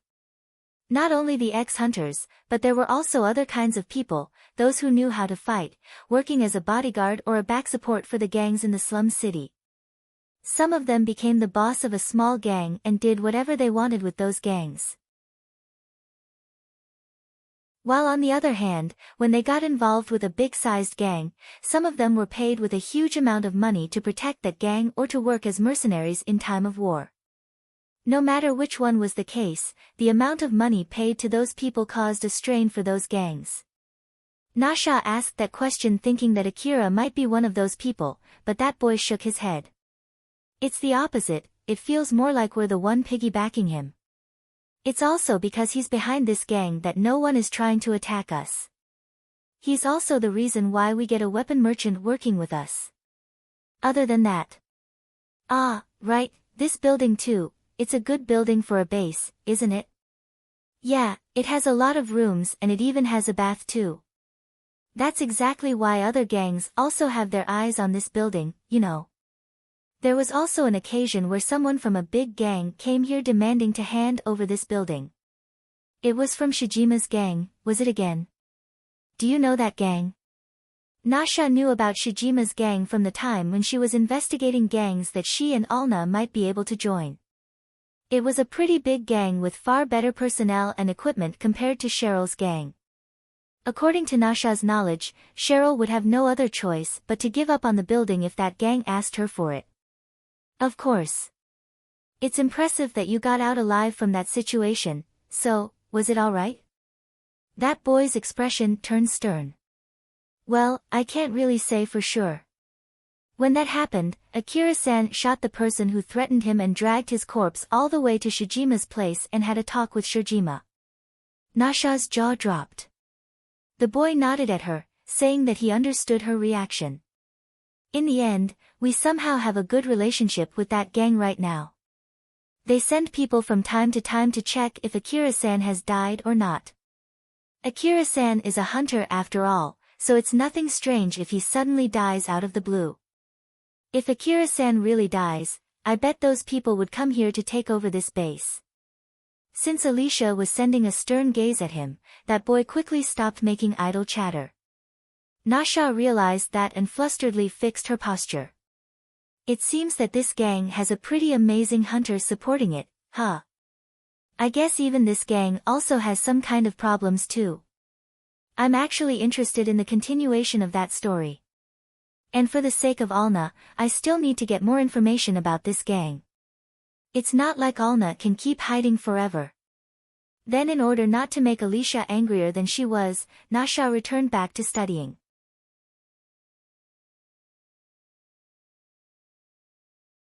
Chapter 74, Souvenirs from the Ruin Exploration. After Akira was guided to Cheryl's private room, he stopped Cheryl who was about to cling on him. Cheryl looked disappointed, but she then took a seat in front of Akira and smiled. So, how can I help you today? You can ask me anything. Well, that's not why I'm here today. I just got my new equipment set so I was able to start exploring ruins again. So I'm just here to pay a regular visit to the base. I've also brought some souvenirs that I got from exploring ruins. Just think of it as my thanks for letting me park my bike here and also letting me sleep here the other day.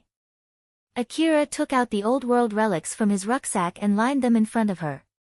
Cheryl looked at the relics in front of her wide-eyed. Among all the relics that Akira lined up in front of her, there were dresses and underclothes for girls, handkerchiefs, and female accessories. To Cheryl, all of them looked like expensive high-quality goods. Is it really okay if I take some of these? You can take one each from the handkerchiefs and the accessories, then you can pick your choice from the rest. From what Akira said, Cheryl knew that all the goods in front of her were old world relics.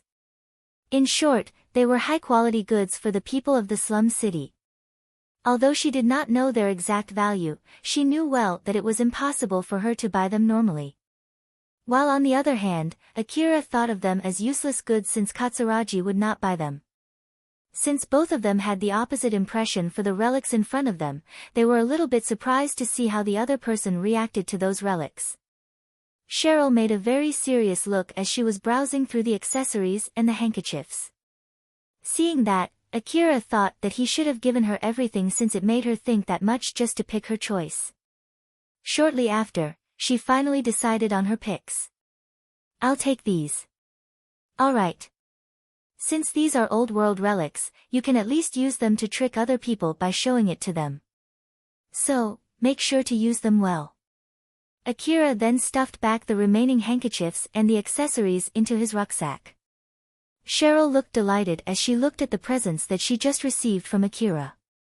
Among all of them, there were some underclothes for adults, basically, undies with erotic designs. She thought that Akira might have given her those undies since he wanted to see her in it as she glanced at Akira. But after checking his reaction, she completely erased that thought from her mind. After he finished stuffing the leftover relics back to his rucksack, Akira stood up. That's all for today, I'll head back home now. You're going back home now? You can stay here a little bit longer, you know. Cheryl, who was so surprised when Akira suddenly stood up, tried to stop him. It was not that often he visited her, but even so, he was going to leave before she could cling on him. If it was possible, Cheryl hoped that he would stay a bit longer or even spend another night here. She tried to think of an excuse to make him stay longer, but before she could come up with anything, Akira suddenly said, I'm sorry, but I have a plan to visit another place. I'll come again soon, just give me a call if anything comes up. I see. It's really regrettable, but I understand. Thank you very much for your presents. I'm really happy to receive them. Cheryl smiled and expressed her gratitude. Although it was a dazzling smile that worked really well on the boys in her gang, as expected, it was completely useless against Akira. But it was not because of her smile, it was because Akira was an apathetic boy who did not trust other people. Well, if you're really that happy, I guess I can bring you more next time. Akira's expression did not change at all when he said that. Cheryl then accompanied him until just outside her base and saw him off. After that, she returned back to her private room, laid down on her bed, and reviewed her conversation with Akira just now. She hung the pendant that she received from Akira on her finger and stared at it. Although she was happy with everything that she received from him, for some reason, she also felt an uneasiness inside her heart. She then tried to think of the reason why. Was it because it was a pendant that she picked rather than something that Akira himself picked? Was it because Akira gave her that just to prove her relation with him for negotiation? Or was it because he used the word to trick back then? Cheryl thought that it was not a good idea to keep thinking about it, thus she cut her thought there. She was still lying on her bed as she looked at the other souvenirs that she received from Akira. Among them, there were old-world dresses and underclothes. I wonder if I can change the mood between us if I try on another dress. Cheryl pulled herself up from her bed and started undressing. She remembered that Akira also gave her underclothes, so she decided to take off her undies too. She then extended her hand to pick up one of the old-world undies that she received and opened its seal. When she touched its fabric, it felt so smooth and comfortable. The difference between that undie and all the undies that she had used until now was just like heaven and earth. I guess that's to be expected of old-world relics. I wonder how much this will cost if I were to buy it normally.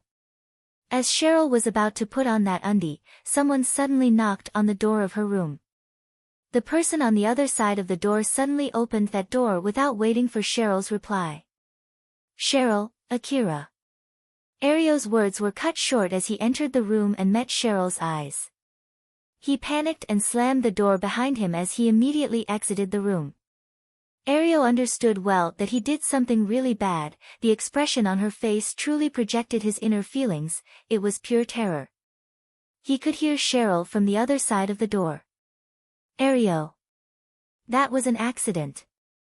I just thought that it might be a good idea to get the new members to meet Akira, that's why I'm here. And that was just a pure accident. If it's about him, he quickly left after he finished his business here. That aside, Ario. Cheryl put a pause there. Ario was sweating profusely as he looked at the door to Cheryl's room. There won't be any mercy next time. Although Cheryl said that in her usual tone, it only made her sound more terrifying. Ario swore to himself that he would never ever open that door without a confirmation ever again. Inside the cartridge freak, Shizuka was talking with Elena and Sarah. She was asking them how they were doing lately. I see, so your underground city exploration request has finally ended, huh? Sarah happily replied back. Yep, thanks to that, we can go back to exploring ruins. Sarah was obviously looking happy there, and from the way she worded it out, it sounded as if she got herself free from something. Shizuka, who saw that, found it rather weird. Was it really that bad? From what I heard from both of your stories, it seems that you girls did not find any difficulties and got paid well from that request though. Elena smiled bitterly as she answered Shizuka's question. That's not the reason. Sarah is so displeased because all of the relics that we found during that request were all taken ownership by the city management according to our contract. No matter how many relics we found down there, we had no other choice but to bite our lips and hold ourselves back from carrying them back home, you see. I lost count how many times I had to pull Sarah by her hair just to drag her away from the relics in front of her. Elena smiled after she said that. Shizuka imagined that situation and smiled. While on the other hand, Sarah was pouting as she jabbed back. Didn't you also complain a lot about that too? Of course, I did. It was because I had to hold myself back as much as you did back then. I never said that I felt happy about surrendering those relics, did I? As Elena answered back so lightly, Sarah turned her cheek the other way and made humph sound. In the middle of their silly talks, Akira suddenly entered the shop. They quickly noticed Akira, he also immediately noticed them near the counter the moment he stepped in. He then walked to the counter. Elena smiled at Akira. Long time no see, Akira. I heard that you did some crazy reckless stuff lately, but I'm really glad to see that you're doing fine. Akira smiled back and said. Elena-san, Sarah-san, long time no see. Sarah scanned Akira's body for any visible injuries as she said to Akira. I was worried when I heard that you were removed from the underground city exploration request, but it seems that you're not injured at all. Well, I won't ask you the details, you can't tell us anything after all, right? I'm sorry and thank you. Sarah and Elena were being considerate of Akira's position, and he was really happy about that. Shizuka found the conversation between them amusing as she joined in. So then, what brings you here today? Don't tell me that you got too excited about your new equipment and so you're here to get refill ammo. Nope, it's just that I was able to bring back quite a lot of relics from the ruins, so I just thought of giving some of them away as souvenirs. It's also a form of my gratitude for always taking care of me, so please accept them. Akira took out the handkerchiefs and accessories from inside his rucksack and lined them on the table.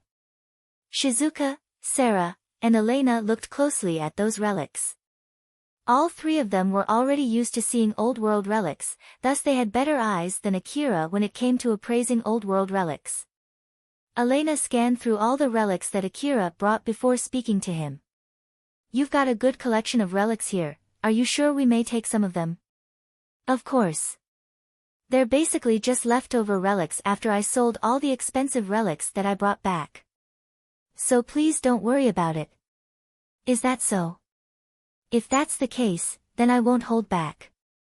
Sarah quickly extended her hands and yoinked the handkerchief and accessory that she had her eyes locked onto.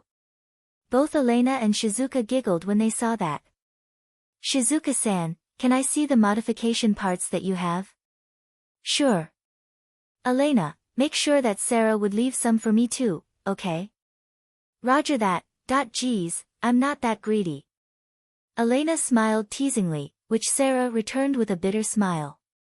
Shizuka smiled and headed to the back room to get the modification parts that Akira asked. Akira was talking to Elena and Sarah while he was browsing through the modification parts. Since he brought more handkerchiefs and accessories than the number of people here, he just told them to share the relics between the three of them. So Elena, Sarah, and Shizuka were also discussing how to divide the relics among them. Akira picked a modification part that allowed him to get more ammo in a magazine. He then paid for that part and put it inside his rucksack. After they finished deciding which relics they wanted, Sarah looked at the relics that she received. She seemed delighted as she spoke to Akira. "Since you gave me some good relics, I need to give something back to you. Akira, is there anything you want to know? I might even give you some secret tips about how to work as a hunter."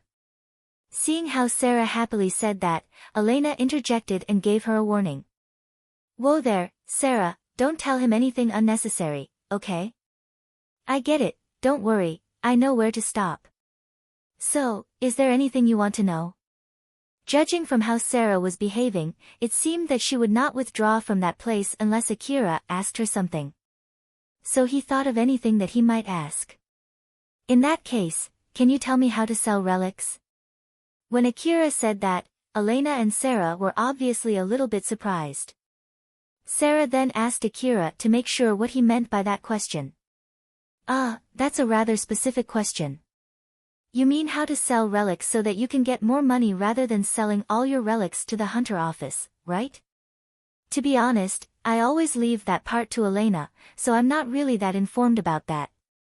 Sarah glanced at Elena to see how she reacted. The way to exchange the relics into a huge amount of money, that was an indispensable knowledge for the hunters who specialized in exploring ruins. After all, it was not like the people who buy relics from those hunters had an unlimited asset to pay those hunters. Moreover, the price of the relics was greatly affected by the supply, the demand, and the current trends. It was a knowledge that they had acquired from hard work and piling experiences. It would allow them to get a better edge to compete with the other hunters. Thus it was not a thing that hunters would normally share with the other hunters. From that point of view, Akira's question was actually rather rude. It would not be strange if Elena was offended by that question. That was what Sarah was worrying when she glanced at Elena. But Elena quickly caught the meaning behind that question. She then asked Akira to confirm her guess. "Akira, you mean the common knowledge that most hunters would normally know, right?" "Yes. I actually went to sell all the relics that I brought back from the ruin, but in the end, the person that I sold the relics to was reluctant to buy a portion of the relics that I brought, you see." So in short, Akira was less than even a beginner when it came to selling relics. If Elena and Sarah were like players who knew the rules, the principle of those rules, and were skilled in the game, then Akira would be a new player who did not even know the rules at all. If that was the case, then there was no reason for Elena to get offended by his question. Elena smiled. "If that's the case, then sure. First of all, can you tell me what kind of relics you brought back?" Akira tried to remember the relics that he brought back and conveyed it to Elena. Of course, he would be able to completely retrace everything if he asked Alpha, but it would be suspicious if he was able to accurately recall everything. So he decided to try his best on his own. When Akira mentioned that he found some old-world underclothes, Sarah quickly reacted. "Underclothes for girls? How many did you find? Do you still have them?" I am sorry, it wasn't that many and I don't have them now." Akira was slightly overwhelmed by Sarah's reaction while Sarah looked very disappointed by Akira's answer. "That's unfortunate. I know this sounds really shameless, but to be honest, I would prefer to get those." Akira looked troubled when he heard her. "Me giving underclothes as a present to Sarah-san, huh? That's a big hurdle for me, so like. That's a little bit. You know." Akira had no courage to do that. Sarah smiled invincibly as if she was challenging Akira when she teased him. "If you give me some, I might allow you to see me in those undies, you know." She was half joking there, so to be more precise, she was also half serious. Elena sighed exasperatedly and interjected. Sarah, you're troubling Akira, you know. You should work hard and find that kind of relic yourself. I'm sorry, Akira. There's a particular reason why Sarah is hungry for more undies right now. Hungry? Elena, don't use weird expression there. Sarah sounded annoyed when she said that to Elena. She then noticed Akira, who tilted his head, and tried to explain in panic. Akira, it's not like what you think, okay? Ah, well, it's true that I'm in a little bit of trouble right now, but it's not because of anything strange, okay? Although Akira did not ask her, Sarah then flusteredly explained the reason as if she was making excuses. Sarah was an enhanced human with nanomachines body enhancement. Because of that, her body shape changed depending on the amount of nanomachine reserve remaining inside her body or how many nanomachines that she was using. Especially for her chest where she stored her nanomachines reserve, its size varied with time. Because of that, if she used the usual stretchable bra, it would sometimes become so stuffed that it suffocated her, but some other time, it left a big empty space enough for it to slip. Moreover, depending on its compatibility with the type of the nanomachine that she was using or the suit with nanomachine reserve that she equipped, even a slight maneuver might cause her to tear her undies in no time. And so, Sarah was in dire need of undies that could stretch so much that it would fit comfortably on her body that changed frequently from time to time, also it needed to be strong enough to endure her power and her maneuvering as an enhanced human. Getting such undies would, of course, cost her a lot of money. Not to mention, if she wanted to get comfortable undies with a good design, then the price would increase even further. And such undies were rare and most sought after in the market. But the Old World undies that were made using the advanced Old World technology easily satisfied all of those requirements. It was as if they were intentionally made to annoy people like Sarah. This was also the reason why Sarah was looking for Old World undies. Although it was not like all the Old World undies were that good, most of them were able to at least satisfy her needs. Of course, she could find other undies with the same level of functionality as the Old World relics, but such undies would have been made using high-quality materials and advanced technologies. Thus they would be super-duper expensive. On the other hand, she could also buy the undies that the other hunters brought to the exchange center. But with the Old World brand plastered on them on top of their high quality, and not to mention that she would be competing with the rich people to get them, it would still cost her a lot of money too. Because of that, Sarah would not sell any Old World undies that she found when she searched the ruins so that she would be able to use them instead. She was able to get quite a lot of reserve undies by doing so. But then because of that underground exploration request, she did not have any chances to hunt for relics. Moreover, since they had to explore the underground city on foot, it also increased the frequency where she had to fight monsters. Thanks to that, Sarah burned through her spare undies really fast to the point that her reserve was in an emergency state at the moment. At this rate, she would have to go full commando. Sarah sounded a little exaggerating as she desperately explained her situation to Akira. Akira at least understood that she was not joking there. In that case, I'll bring them to you next time I find more. Sarah looked delighted when Akira said that. That would be really helpful, thank you. There's no need to worry even if it has some super erotic design, I'll properly put it on and show it to you. After Sarah said that teasingly to Akira, this time it was Shizuka who looked exasperated and interjected. Stop spouting stupid things and properly buy them from him. Akira, if you find any Old World clothes, it doesn't matter if it's underclothes, you can bring them here and I'll buy them from you for a good price. Maintaining the guns is a dirty job after all, so there's a demand in this business for clothes that don't get ripped or stained easily. Don't worry, Sarah then can buy them from me at an even higher price. Sarah was shocked by that. Oh, of course you'll give me a friendly discount, right? Don't worry, you're a prospective regular customer to my shop after all. So I'll properly give you a special price for trying to snatch relics right in front of me. Shizuka smiled at Sarah when she said, but it only served to make her look scarier. Sarah obviously winced back there. Akira and Elena laughed when they watched their exchange. Sarah then turned to Akira and asked him. Well, basically, I just need to find them myself. So, is it okay to ask you where you found them? Well, it's rather complicated to explain it, but... What should I say here? Akira wanted to explain the location of the ruin that he just visited the other day, but since he could not come up with any good way to describe the place, he looked rather troubled. Alpha, how do you think I should explain it to them? If you really want to give them the location, you can just tell them the coordinates rather than the road that you took. Oh, I see. Are you seriously going to tell them? Is it a bad idea?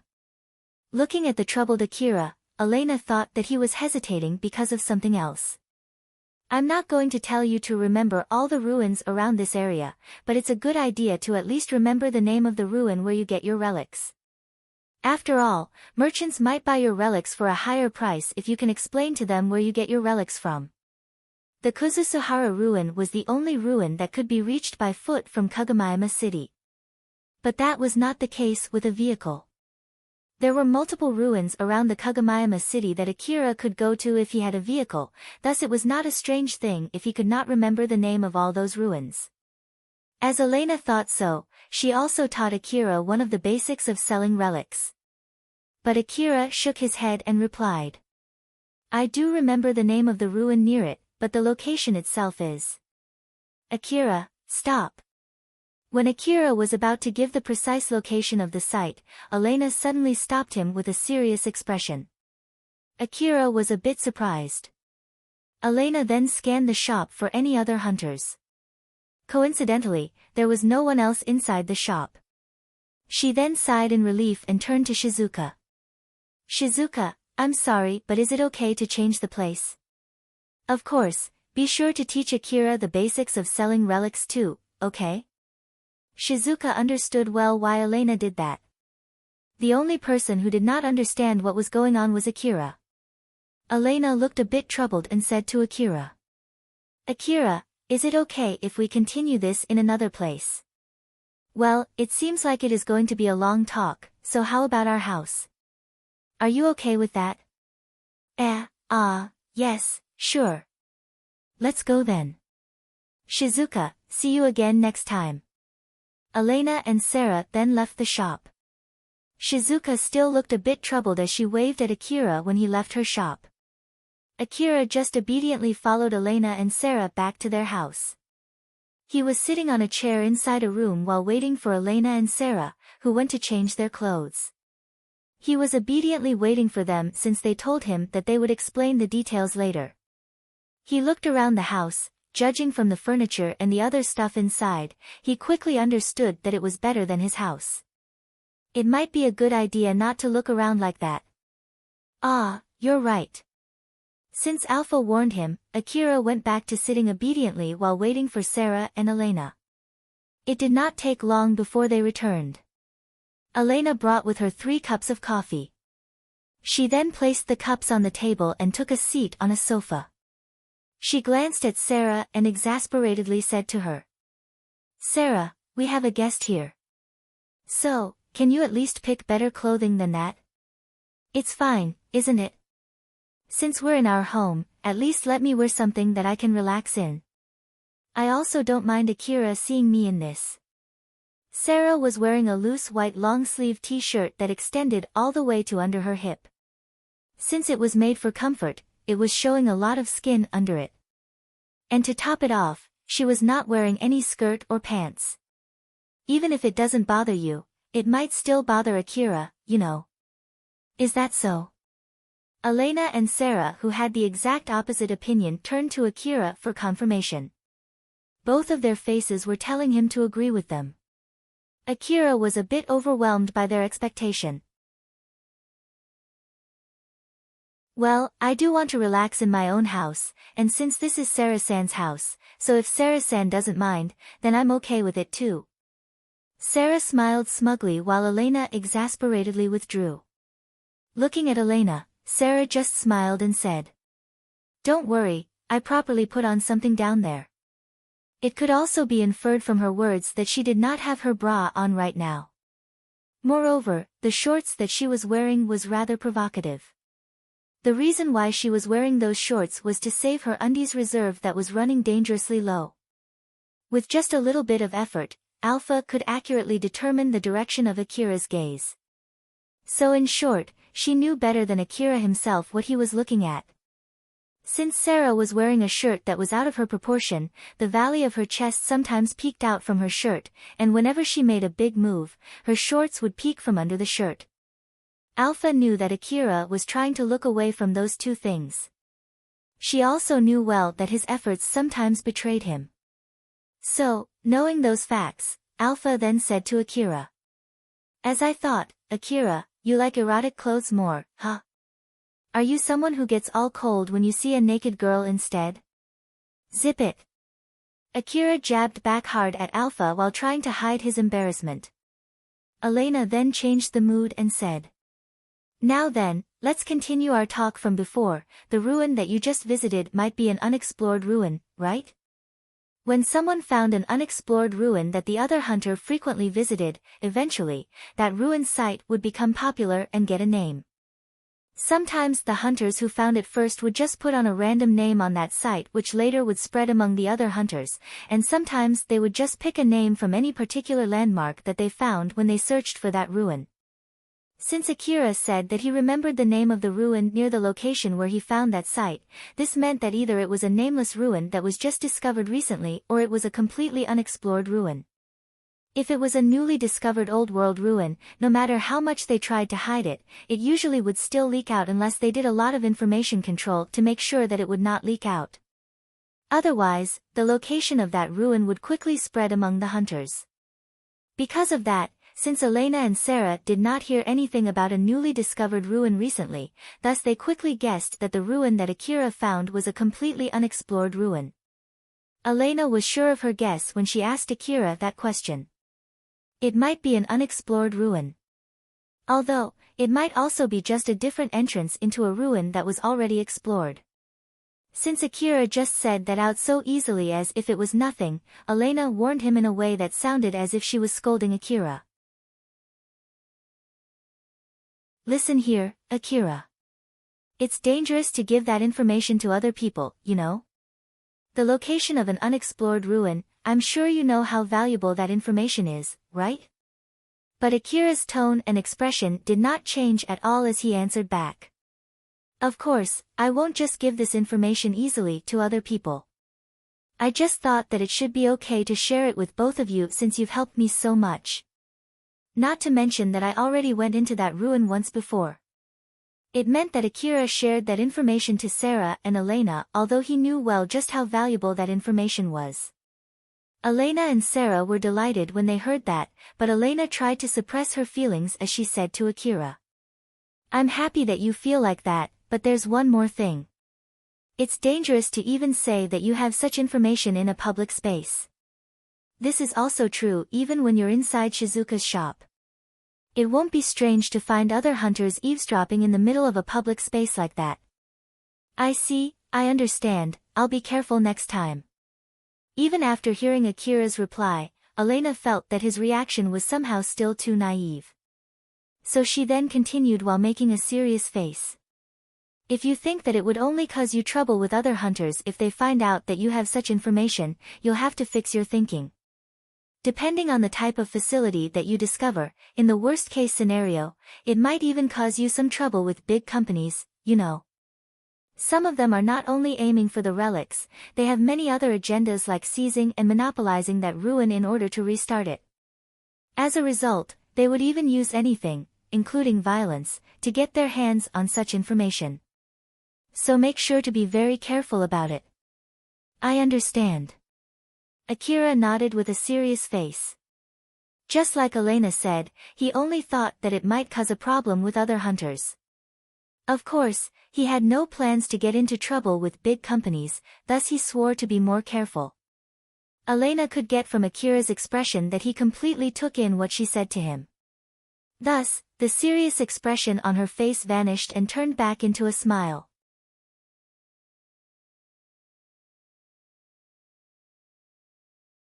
Chapter 75, The Result of the Second Exploration. After Elena finished giving Akira her warnings, she then changed to her serious negotiation face and said to him, "I'm honestly delighted to hear that you would share with us such valuable information about the location of that unexplored ruin.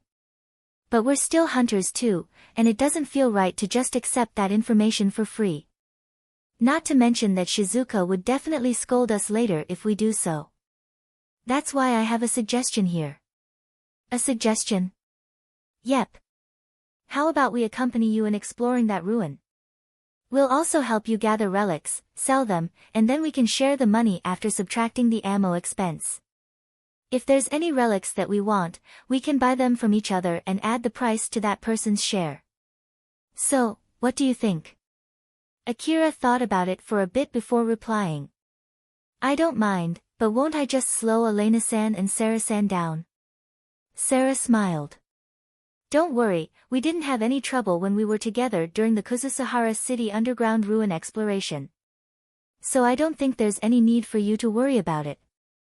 Elena also smiled and added, "I'm sure you'll help us out rather than slowing us down, and even if you do slow us down, I'm sure we would be able to handle it just fine. So don't worry."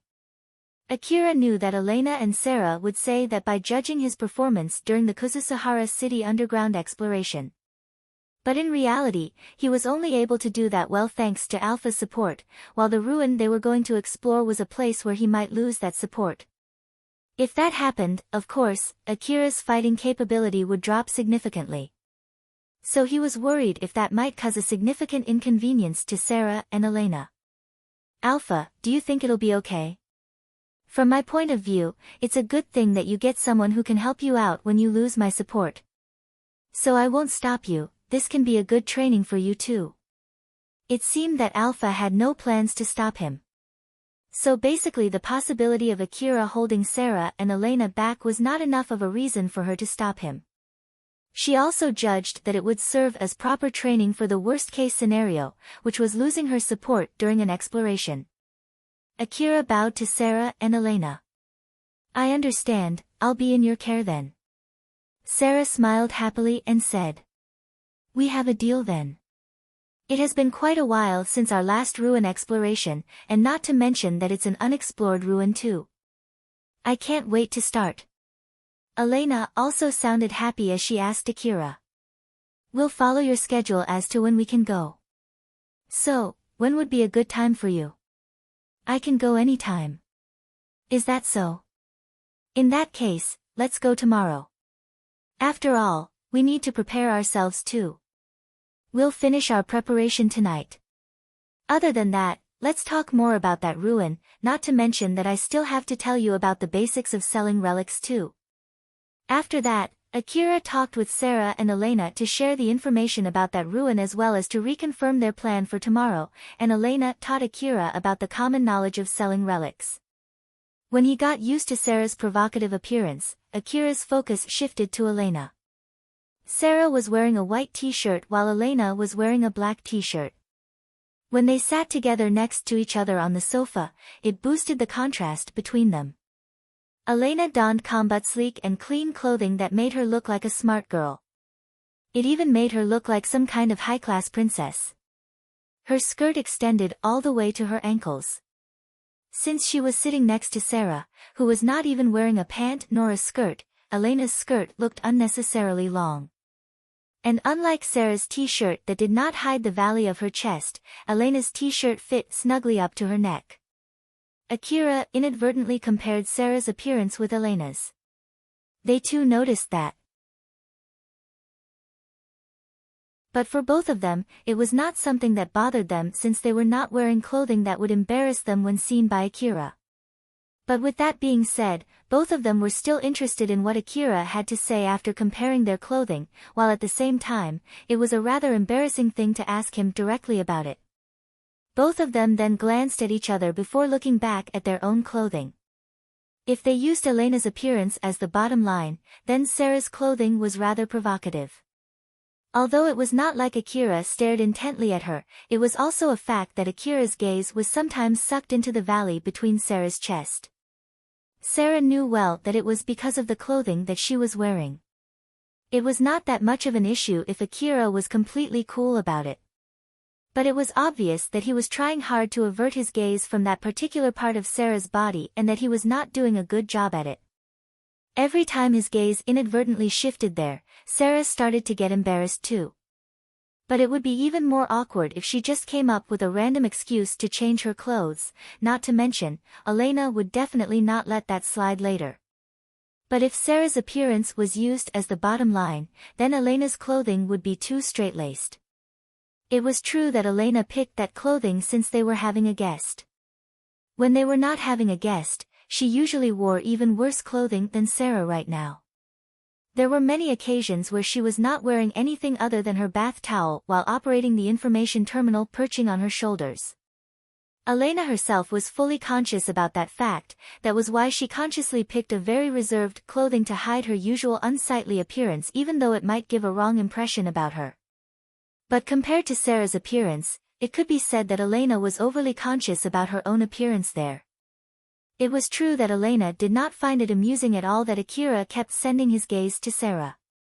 Although she understood that it was because Sarah's voluptuous body was further pronounced by her clothing, Elena, as someone who had confidence in her own body, found that rather vexing. But it was not like she could just come up with a random excuse to show her legs and lower her t-shirt. After all, there was no way Sarah would let that slide later. Both Elena and Sarah decided to pick their clothing more carefully tomorrow. Although they were in a completely opposite situation, they reached the same conclusion. They then carefully chose their words to make sure that Akira would not notice their real feelings. Unfortunately, Akira noticed that they were acting weirdly. But of course, he did not know the reason behind it. On the next day, Akira took his vehicle to the meeting place he had agreed upon with Sarah and Elena. Their meeting place was an area between Kagomayama City and the wasteland. Although Akira did not mind meeting up in the city or near the ruin, he decided to follow Elena's decision. According to Elena, since there was a good chance that it was an unexplored ruin, she wanted to do the search carefully to make sure that this information would not leak to other hunters. Akira arrived earlier than their meeting time, so Elena and Sarah were not there yet. Alpha was sitting in the driver's assistant seat, and just like always, she was wearing a dress that did not fit the wasteland at all. She then said to Akira with a serious expression, "Akira, I'll reconfirm about it again beforehand, you're really okay with it, right?" "Yeah, it's about me going in supportless this time, right?" "I'm okay with it." Lately, Akira realized that he was being fully reliant on Alpha's support. It made Alpha worry whether he would act calmly and rationally if he suddenly lost her support, thus she decided that it might be a good idea to train Akira so that he would still be able to stay calm even if he lost her support. It would be a good thing if Akira could learn how to fight monsters while exploring that ruin with other hunters who he trusted. And although he had visited that ruin once, since it was not fully explored yet, there was still a good chance that he would meet some monsters. Thus, it was a perfect chance for his training. It was not like Akira himself was not worried at all. But he knew that resolve was his responsibility, so he replied back firmly to Alpha while hiding his nervousness. "This is a good chance to figure out my current ability. Just let me do it." "Alright then. Let's start, good luck." Alpha smiled gently at Akira. Then, at the next moment, her image disappeared from Akira's view. At the same time, his augmented suit suddenly felt heavier and sluggish. It was because he had completely lost Alpha's support. Akira shifted the goggles on his forehead down and properly put it on his face. Those goggles were the same set that came together with his ERPS Information Gathering Device's Integrated Augmented Suit, PWD Silence. Thus, those goggles were showing the data gathered by his information gathering devices. It was also equipped with a simple farsight function. If Akira focused his gaze on a certain point, he could use that function to enhance his vision and zoom into that particular point to get more accurate information. Although it was an exceptional pair of goggles, it was nowhere near Alpha's support. It did not take that long for him to appreciate Alpha's support. As Akira was adjusting his vision through a terminal, he suddenly found a signal coming his way. When he focused his information-gathering device to that angle, he was able to see that it was coming from a vehicle that was heading in his direction. It was Elena and Sarah. Akira waved at Elena and Sarah. Sarah, who was sitting on the assistant driver's seat, waved back at him. They're right on time. It would not be strange to get a little late if they had encountered some monsters on their way here, so it's rather impressive that they're right on time. I guess that's because they're skilled hunters, huh? What do you think, Alpha? Alpha did not reply back at all. Akira quickly realized that he was in the middle of a training session. That's right. Damn it.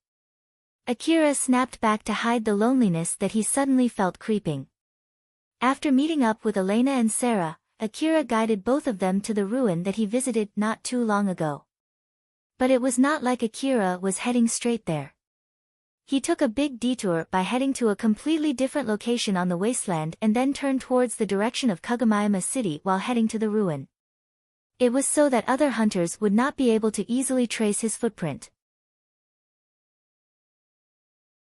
It could be said it was a big mistake when he directly returned to Kagomayama City from that ruin the other day. Sarah glanced at Elena, who was sitting on the driver's seat. Say, Elena.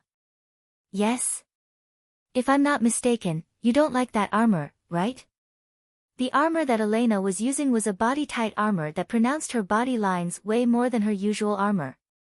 Moreover, the part of her body that would draw the attention of the opposite gender was even more pronounced by a belt.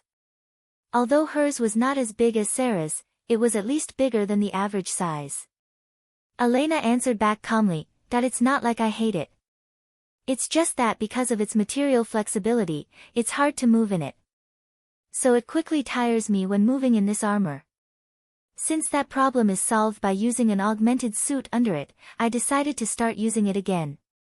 After all, this armor is much stronger and more durable than my usual armor.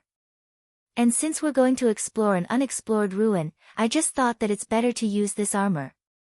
Is that so? Yep. There was a moment of silence between them.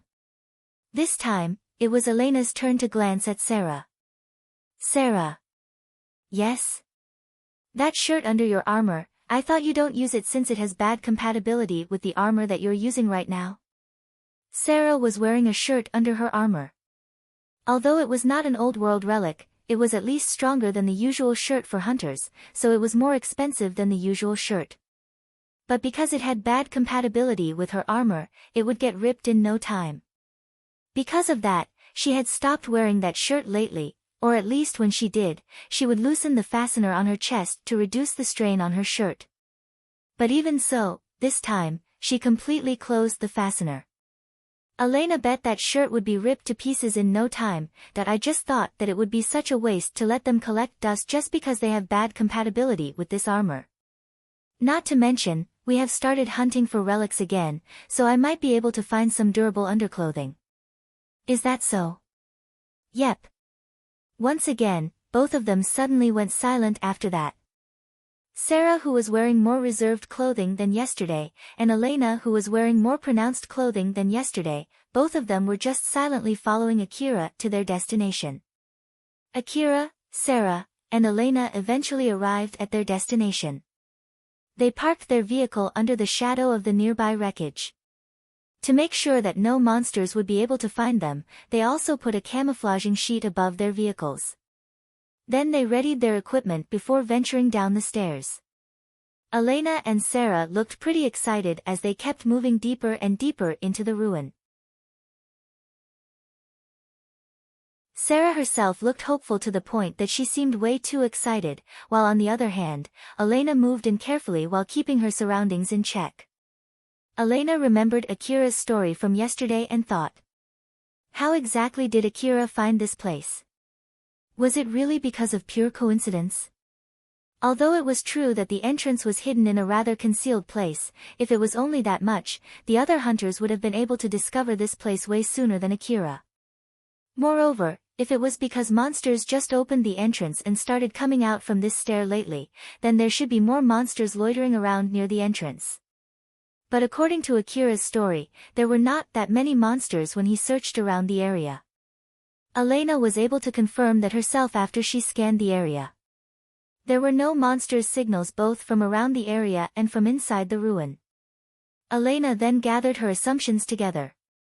The entrance to the ruin was originally hidden in a very concealed place where it would have been buried under the rubbles without anything that indicated its position. But even so, Akira was able to accurately acquire the exact location of that place and somehow locate it, and it was an information that even veteran hunters and big companies did not have. This was clearly not normal. But Elena had a guess why Akira was able to do so. Akira is probably someone who can connect to the Old World domain. It might be an information that he got from the Old World domain. If that assumption was correct, then Akira might have a lot of valuable information with him at the moment. That was exactly the reason why big companies always try to get a hold of people who could connect to the Old World domain, sometime to the point that they ignored the will of those people. The facts surrounding this ruin somehow confirmed Elena's guess even further.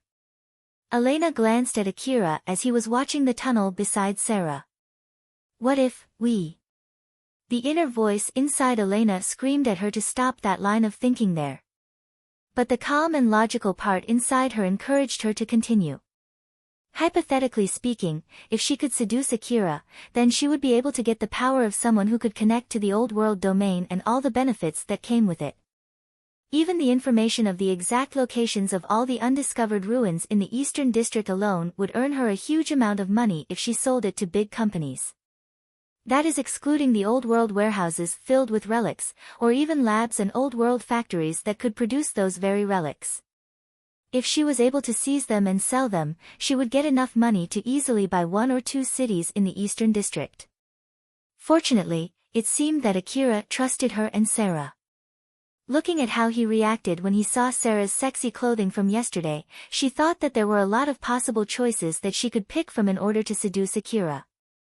Akira was still so young and inexperienced as a hunter. If she kept feeding him with information that fit her needs and added some charm with it, she should be able to easily manipulate him. And so her thoughts kept going deeper and deeper. Elena herself was no saint, she was a normal girl with a normal level of avarice. And her greed pushed her to keep thinking about that possibility. Elena, what's wrong? Elena quickly snapped back from her deep thoughts when Sarah called her. Akira and Sarah looked at her worriedly. She pulled herself together and smiled. It's nothing. I was just lost in my thought for a bit. It's been a while since the last time we went hunting for relics, and not to mention, we're in an unexplored ruin.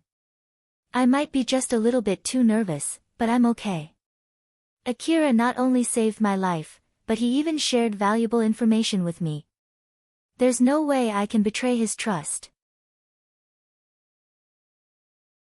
Not to mention that if I look at Akira like that, Sarah would beat the crap out of me. Elena reflected on what she was thinking and erased that foolish thought that she had just a moment ago. Akira, Elena, and Sarah reached the bottom of the stair and continued going deeper into the ruin. Sarah took the front and Akira took the rear, while Elena in the middle made sure to keep their surroundings in check. Elena and Sarah used flashlights to illuminate the way in front of them. Although using a strong light inside a dark ruin like this would allow monsters to quickly discover their location, Elena and Sarah still decided to use a powerful flashlight because the monsters which lived in such a dark place would have relied more on their sense other than their vision in the first place. One of the reasons why Elena and Sarah decided to use powerful flashlight was also to inform other hunters about their position. Basically so that other hunters would not mistake them as monsters lurking in the darkness. It was also to quickly identify any hostile hunters in case they met any. If they spotted other hunters with that light but the other hunters did not do the same, then those hunters might be planning to ambush them. But in the end, it was a very subjective matter. Some hunters just did not want to get discovered by other hunters inside the lawless and dangerous wasteland. So basically it was a matter of guessing whether they did not turn on their flashlight because they did not want other hunters to attack them or because they were thinking of ambushing other hunters. Akira, Elena, and Sarah explored the ruin at a pretty high pace. It was because there were not that many places to check in the hallway and they did not encounter any monsters around. Akira was walking not too far behind Elena. Elena was equipped with multiple information-gathering devices. She was using a belt to strap those information-gathering devices around her body. Depending on where she strapped her information-gathering devices, and because of the material of her armor, they somehow boosted her already charming bodyline. But of course, Akira had no time to spend admiring her charming figure from behind. Since he did not have Alpha's support this time, he had to keep his eyes peeled for even the slightest change around him. In the middle of the exploration, Akira checked the enemy scan information displayed through his goggles multiple times. He turned and checked his back frequently, and also did not forget to check the information analyzed from the aiming device installed on his rifle. Seeing how Akira was so high-strung, Elena smiled gently at him and said, "Akira, you won't be able to stay for long if you're that nervous, you know? Calm down. I'm also keeping my eyes on our surroundings, so you don't have to be that tense." "Oh okay, I'm sorry." Akira took a deep breath to calm himself down before following Elena from behind. Looking at how nervous Akira was behind her, Elena just thought, "He's way too nervous compared to when we were in the Kuzushihara underground city ruin." Well, we're exploring an unexplored ruin after all, but it's also true that getting too nervous is also a bad thing. But even so, considering Akira's fighting ability that she saw in the past, it was also true that he looked unnecessarily nervous. Well, given his age and his experience as a hunter, I guess it's to be expected, huh? Back then, we also had Shikarabe with us, not to mention, we were sure that we could meet up with the other hunters if we went back. So I guess it's nothing strange if he's more nervous compared to back then. But it should be fine, Sarah and I just need to cover for him.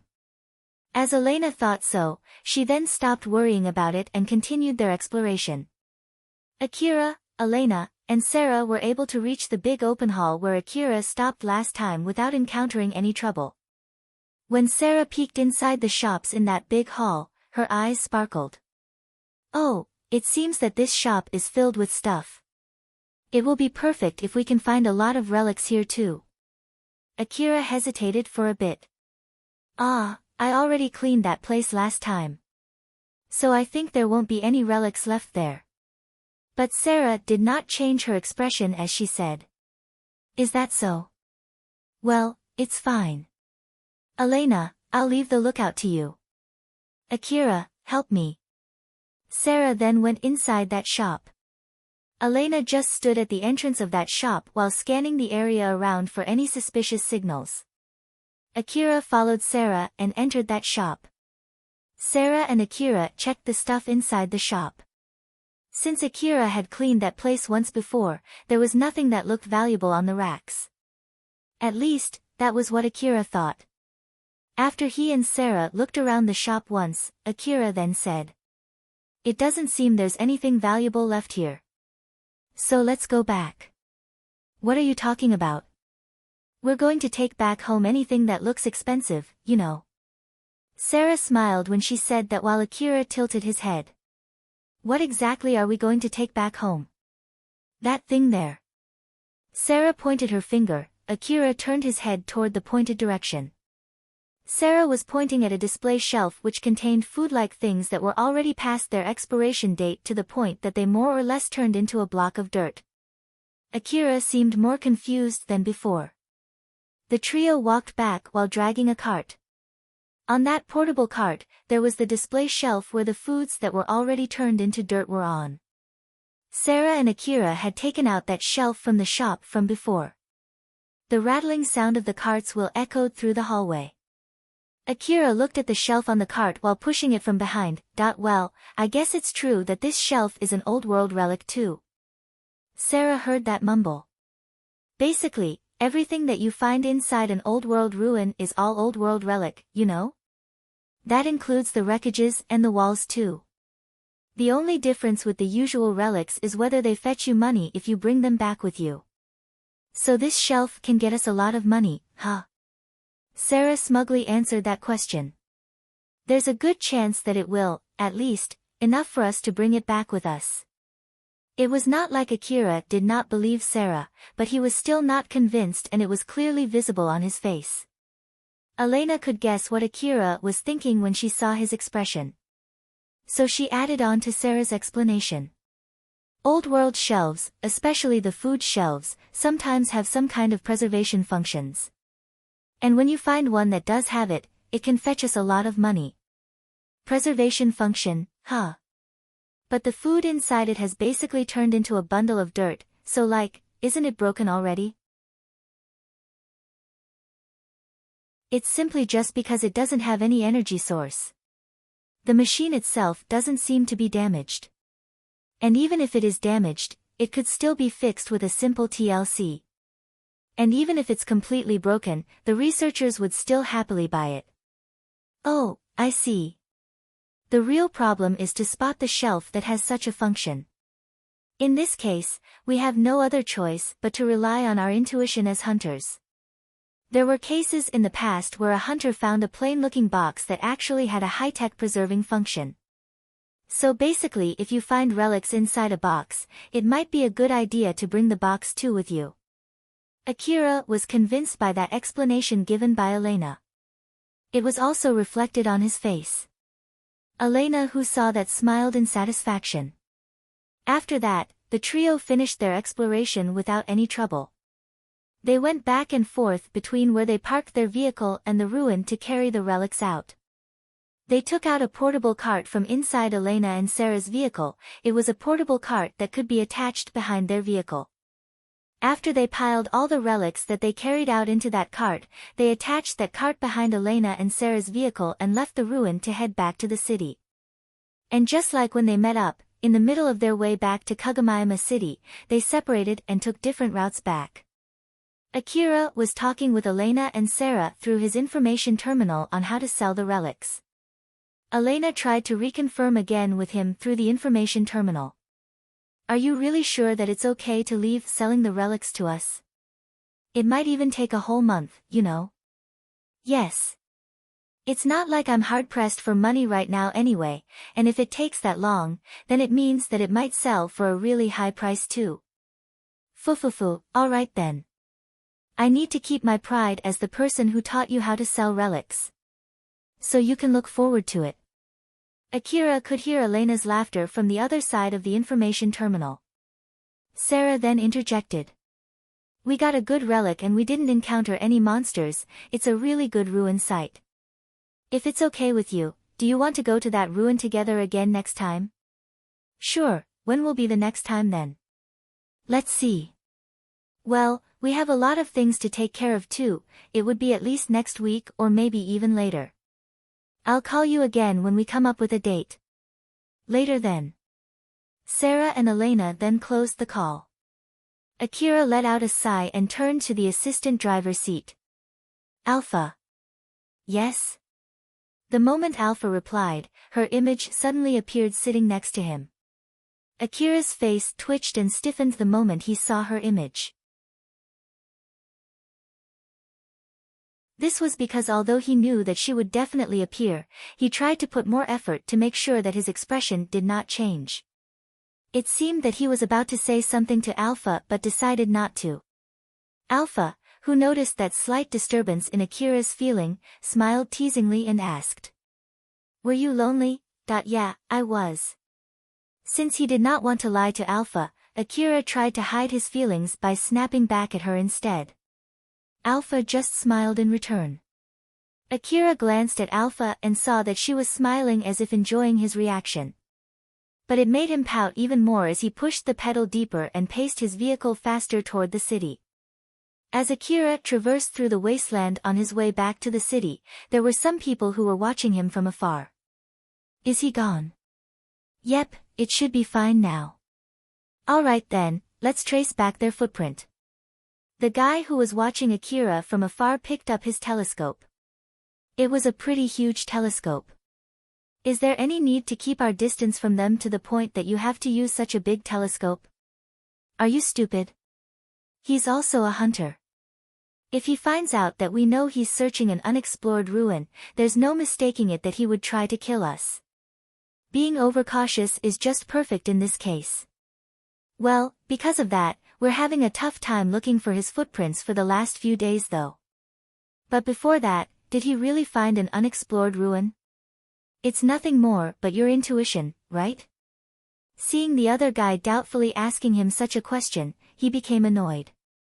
I did tell you the reason, remember? When we passed each other on our way to the wasteland the other day, he was returning back to the city. But there's no nearby ruin from the direction where he was coming, so there's a good chance that he was on his way back from a newly discovered ruin. They were the hunters who were driving in the opposite direction when Akira was on his way back to Kagomayama City the other day. Judging from where Akira was coming, how he was taking more distance from them than usual, and from how he was being careful, they guessed that Akira was on his way back from a newly discovered ruin. Of course, they had no definite proof for their guess, so it was not an exaggeration to say that it was purely out of intuition. Luckily enough, that guy's intuition was really sharp, while on the other hand, Akira was really unlucky that he was found out with such scarce proof. His route this time is completely different from his previous route, you know? If he did that intentionally, it means that he doesn't want other hunters to know where he went, right? Doesn't that also mean that he simply went to a different ruin from before? Good grief, just shut up. Yeah, I know it's just from my intuition. If you have more complaints, you can just leave. That guy suddenly snapped and shouted at the other guy. Geez, there's no need to snap back like that. Isn't it because I trust your intuition that I'm here right now? I'm sorry, okay? That guy tried to laugh it off as he followed the other guy who still seemed annoyed as he went silent and walked to the vehicle that they parked not too far from them. After all, if it's really an unexplored ruin, we might strike it rich in one go. Not only will we be able to live the way we want to, we might even be able to buy a house inside the wall. I just want to make sure if I can really put my hopes up this time, you know. Cheer up, there's no need to be that angry, Humph, let's go. After that, they joined with their other friends who were posted in a different location. Then, they used their information-gathering device to find the footprint that Akira had left and traced it back while keeping their eyes open for any locations that looked like an old-world ruin. They eventually arrived at the wreckages where the ruin that Akira found was located. Elena was also being careful to make sure that no one would be able to trace back her footprint. The reason why those hunters were able to reach that particular area was more because of their pure luck rather than for their skill. Statistically speaking, it would have been highly unlikely for them to be able to trace back all the way to that place. Although, it was not clear yet at that point whether their luck was more of good luck or more of bad luck for finding that place.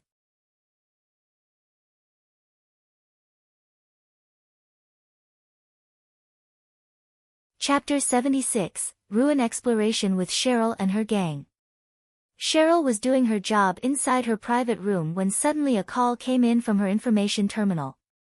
When she heard that particular ringtone, she quickly grabbed her information terminal and answered that call as fast as she could as if she was trying not to make the caller wait for her at all.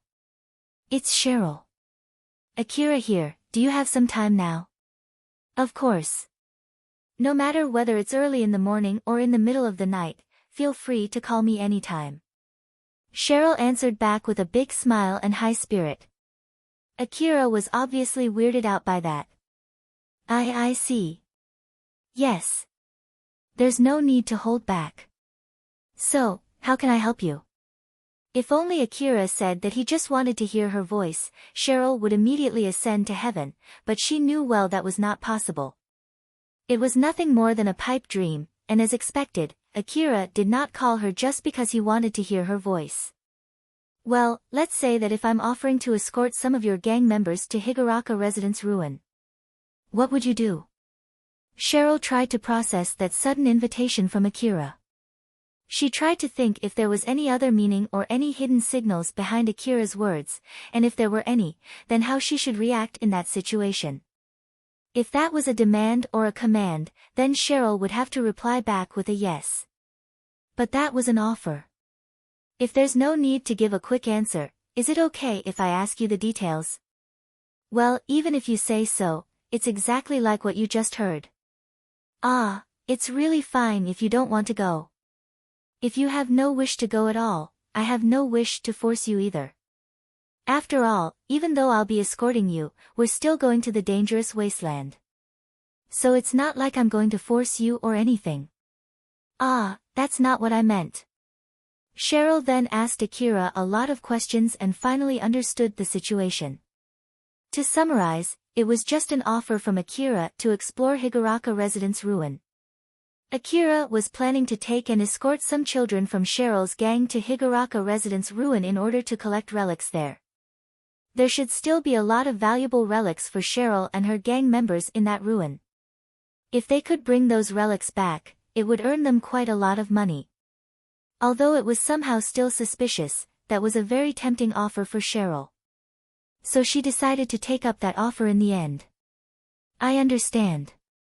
If that's the case, then I'll be taking that offer if it's really okay with you, Akira. Akira sounded a bit surprised as he replied. Are you sure? Although I'll be your escort, it's still the wasteland. It's dangerous, you know. I think that the possible benefit of going outweighs the danger. Not to mention this kind of offer is a rare chance and we do need money too. So I can't afford to pass such a rare chance to earn money. That I see, you're right.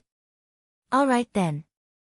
Cheryl noticed that there was a slightly weird change in Akira's voice.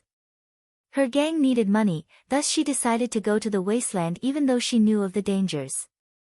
Although Akira felt like there was another reason why Cheryl decided to accept his offer, he chose not to ask any further. After Cheryl confirmed when and where to meet, and the number of the people that she would bring, she thanked Akira. Well then, we'll be in your care.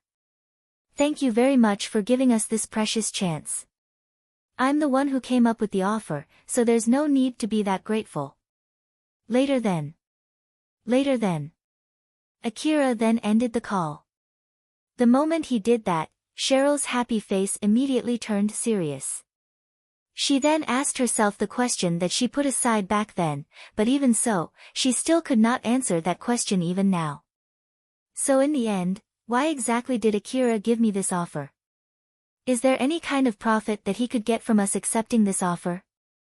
I don't understand at all.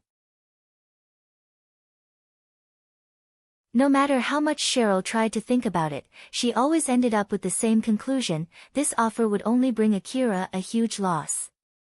Escorting Cheryl and her gang to that ruin without accepting any payment would incur him a huge loss in the first place. For hunters like Akira who could pay 10 million orum like it was nothing, even just staying at home for a whole day doing nothing would need them to spend more money than what Cheryl and her gang could afford. Thus, those hunters would only accept a request to take a lot of slum children, who knew nothing about living in the wasteland, only if that request offered a huge amount of reward money. A hunter on the level similar to Akira would have explored Higuraka Residence ruin before. And any relics left in that ruin would be those that were not worth the expense for him. Even if he carried as many relics as possible from that place with the help of her gang, and even if Akira could sell those relics at a good price, the money would not even be close to enough to pay a hunter like him to escort those children. Is it some kind of training? Or maybe a practice run? Is he planning to see how useful we are in the case when he needs our help in the wasteland? But if that's the case, he could just tell it to me straight, right? I really have no idea what Akira is thinking. Even after that, Cheryl still spent some time trying to figure out the reason behind Akira's offer. But in the end, she could not come up with any good guesses. It was because she actually noticed, albeit vaguely, the real reason behind that offer in the middle of her conversation with Akira. Although Akira didn't explicitly tell her not to ask him that question, it was enough to stop Cheryl from digging any deeper. It was not like she could do anything about things that she did not understand. But it was true that it was a tempting offer for Cheryl. As such, she thought that she had to try her best to get the most out of this opportunity. Cheryl then decided to push aside all her questions for now and moved on to decide who she would take with her to Higuraka ruin. Eventually, the day when Akira escorted Cheryl and her gang to the Higuraka residence ruin to gather relics came. Cheryl brought her subordinates to their meeting place that was located on the border between the slum city and the wasteland. They were waiting for Akira there. As the meeting time came closer, all the children that Cheryl brought with her to go to the wasteland started having mixed feelings. Cheryl looked excited as she was thinking of her plans for the day with a big smile. What should we do about the relics that we'll gather? Should I look for someplace to sell them? Or should we open a stand to sell them ourselves? After all, I don't think we'll find any relics that Katsuragi-san would buy in that ruin. I need to find another way to exchange them into money. Even if we get lucky and end up finding some expensive relics, it's not like we can just keep the money without sharing them with Akira. I need to find a way to exchange those relics for a good price even if we only find cheap relics there. Cheryl mostly thought about what she should do after coming back from that ruin. She did not worry about going out to the dangerous wasteland or exploring the dangerous old world ruin at all. It was because she was simply happy to be able to go out with Akira even if it was to the wasteland. In contrast to that, Ario's expression was filled with fear and worry. It's not like Cheryl is sending me to gather relics because I saw her naked back then, right? My assumption is not wrong, right? It's not like she is just sending me to die, right? Please someone tell me that I'm right. As one of the armed children from Cheryl's gang, Ario had a gun with him. But it was just a cheap handgun bought from Katsuragi-san and he did not have much ammo in his reserve either. It was not a weapon that people would normally use to fight against monsters. Ario was almost killed in the wasteland before. Thus, he actually did not want to go out to the wasteland again if it could be helped, while on the other hand, he could not go against the command of the boss of the gang. As well as for the sake of his girlfriend, Alicia, he could not afford to go against Cheryl's order and get kicked out of the gang. Even if Akira did say that he would escort them, Ario had no idea how far Akira would go to protect the gang's members. But one thing was for sure, Akira would prioritize protecting Cheryl more than him. Thus, when the push came to shove, he would have to do something about his situation himself. But again, when it even came to that point, then he would be in a situation where he could do nothing about it anymore. Ario could not clear his worries. For the sake of his girlfriend, Alicia, he resolved himself to go out and swore to return back alive. So he decided to ward off his fear of going to the wasteland by telling himself that it would be okay with Akira escorting him. Nasha looked around her and checked how the other children were doing.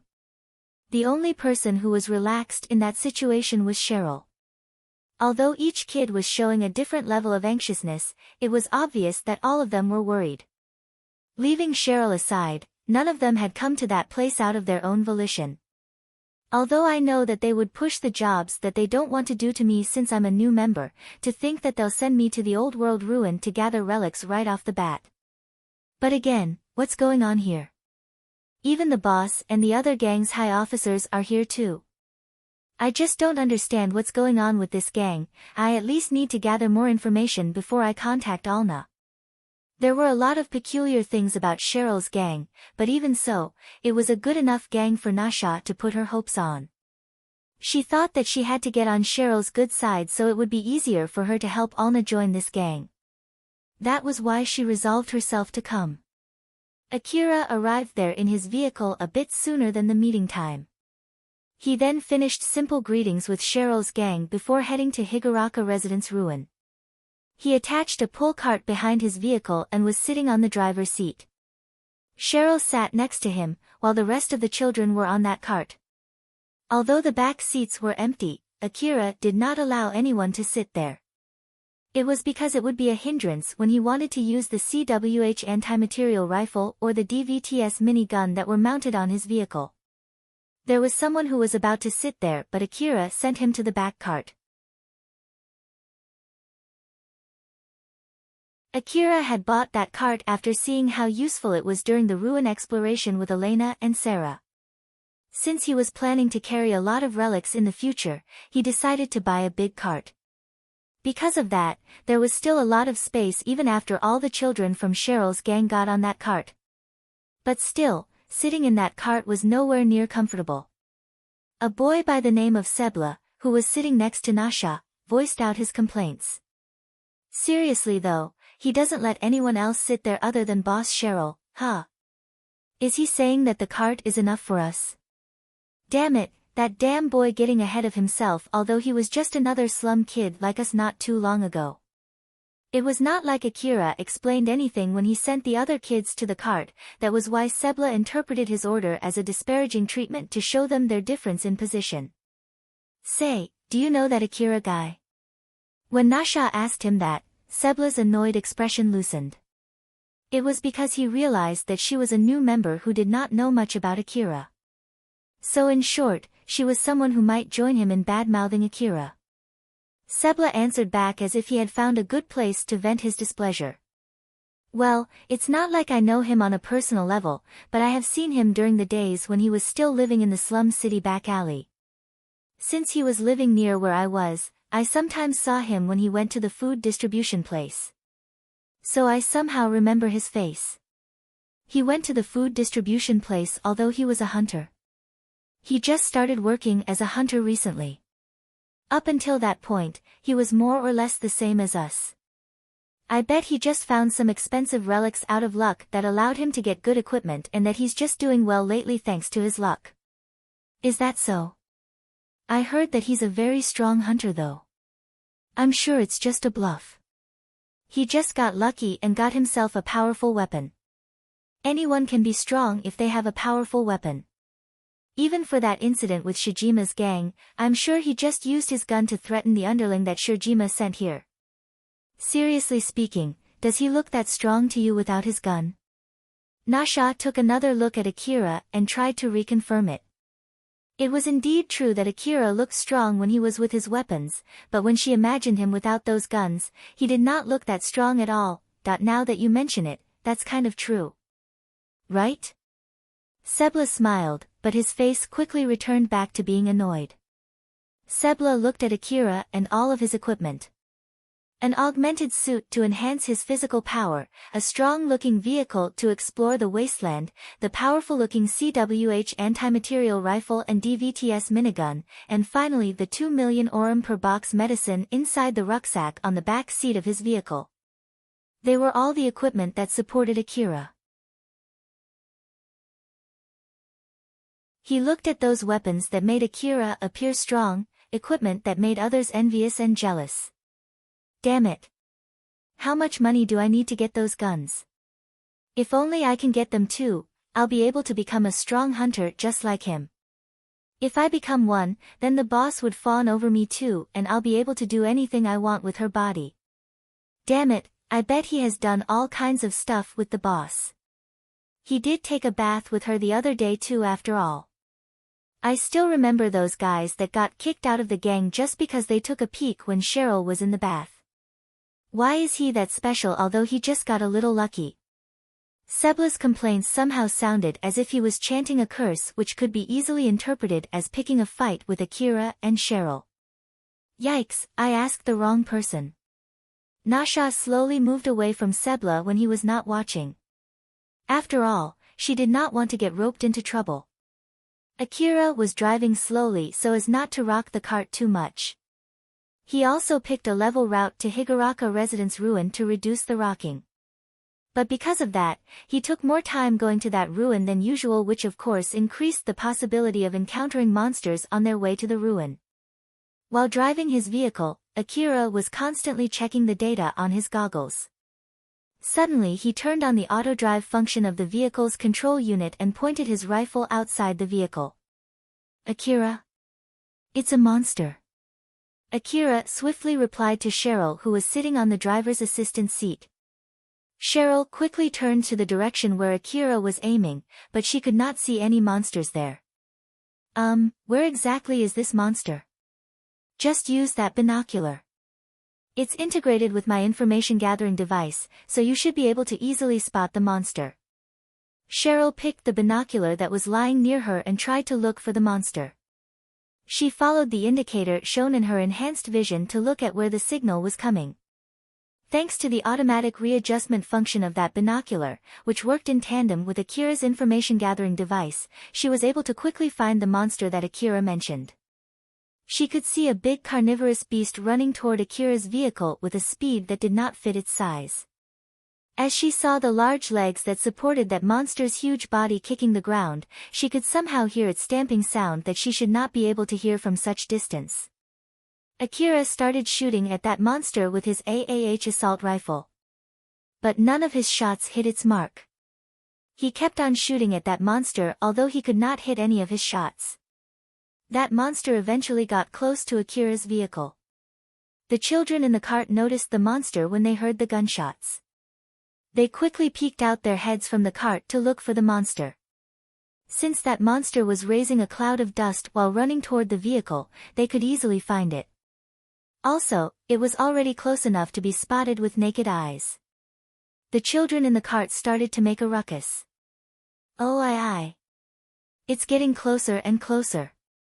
Can he hit his shot? I sent this getting bad. That monster was running faster than the vehicle and it did not slow down even though Akira was shooting at it. The children who started to panic moved to the other side of the cart except for Ario. Although he was pointing his gun at that monster, he was also making the same scared expression as the other children. Akira let out a sigh and put down his assault rifle. He then moved to the back seat of the vehicle and aimed the DVTS minigun at the monster. He calmed himself down and pulled the trigger. The minigun showered that monster with bullets, so many that it didn't matter even though Akira missed some of his shots. Those bullets pierced through the monster's skin, tore its flesh, and crushed its bones. It splattered its meats and blood around before falling over and stopped moving. Akira sighed and returned back to the driver's seat. It took some time before the children in the cart started making another ruckus. Whoa! He just killed that huge monster like it was nothing. As expected of a hunter. All the children then started raising their voices at the same time after they were released from the fear of that monster. All of them were smiling except for one person, it was Sebla. He couldn't hit that monster when he was using a normal rifle. The amazing one is that weapon. I can do that too if I had that gun. Sebla's complaint was drowned by the voice of the other children celebrating, so no one heard him. Cheryl welcomed Akira with a smile. That was amazing, as I thought, you're really a powerful hunter, Akira. It's really reassuring to have you escort us. Cheryl directed her wonderful smile filled with amazement and praise to Akira, but just like usual, Akira's reaction was very bland. Or more like, it was worse than usual. Akira's expression showed no change as he said, "Well, I'll at least do my escort work properly." For some reason, it seemed that Akira did not want to be thanked. Cheryl understood that from how he reacted, Alright, I'll be relying on you. Although Cheryl was surprised by that, she decided not to ask any further to avoid making Akira's mood worse. Akira did not say anything as he kept driving the vehicle. There was an awkward silence between him and Cheryl who was sitting in the assistant driver's seat. It was not a mood that could be fixed by simply throwing some random subject to talk about. Moreover, it was not like Akira was in a situation where he could afford to engage in silly talks. He was focusing all of his attention to monitor his surroundings for any monsters and he had no plans to divide his attention for anything unnecessary. In the middle of that awkward mood between Cheryl and Akira, Alpha was smiling as if it did not affect her at all.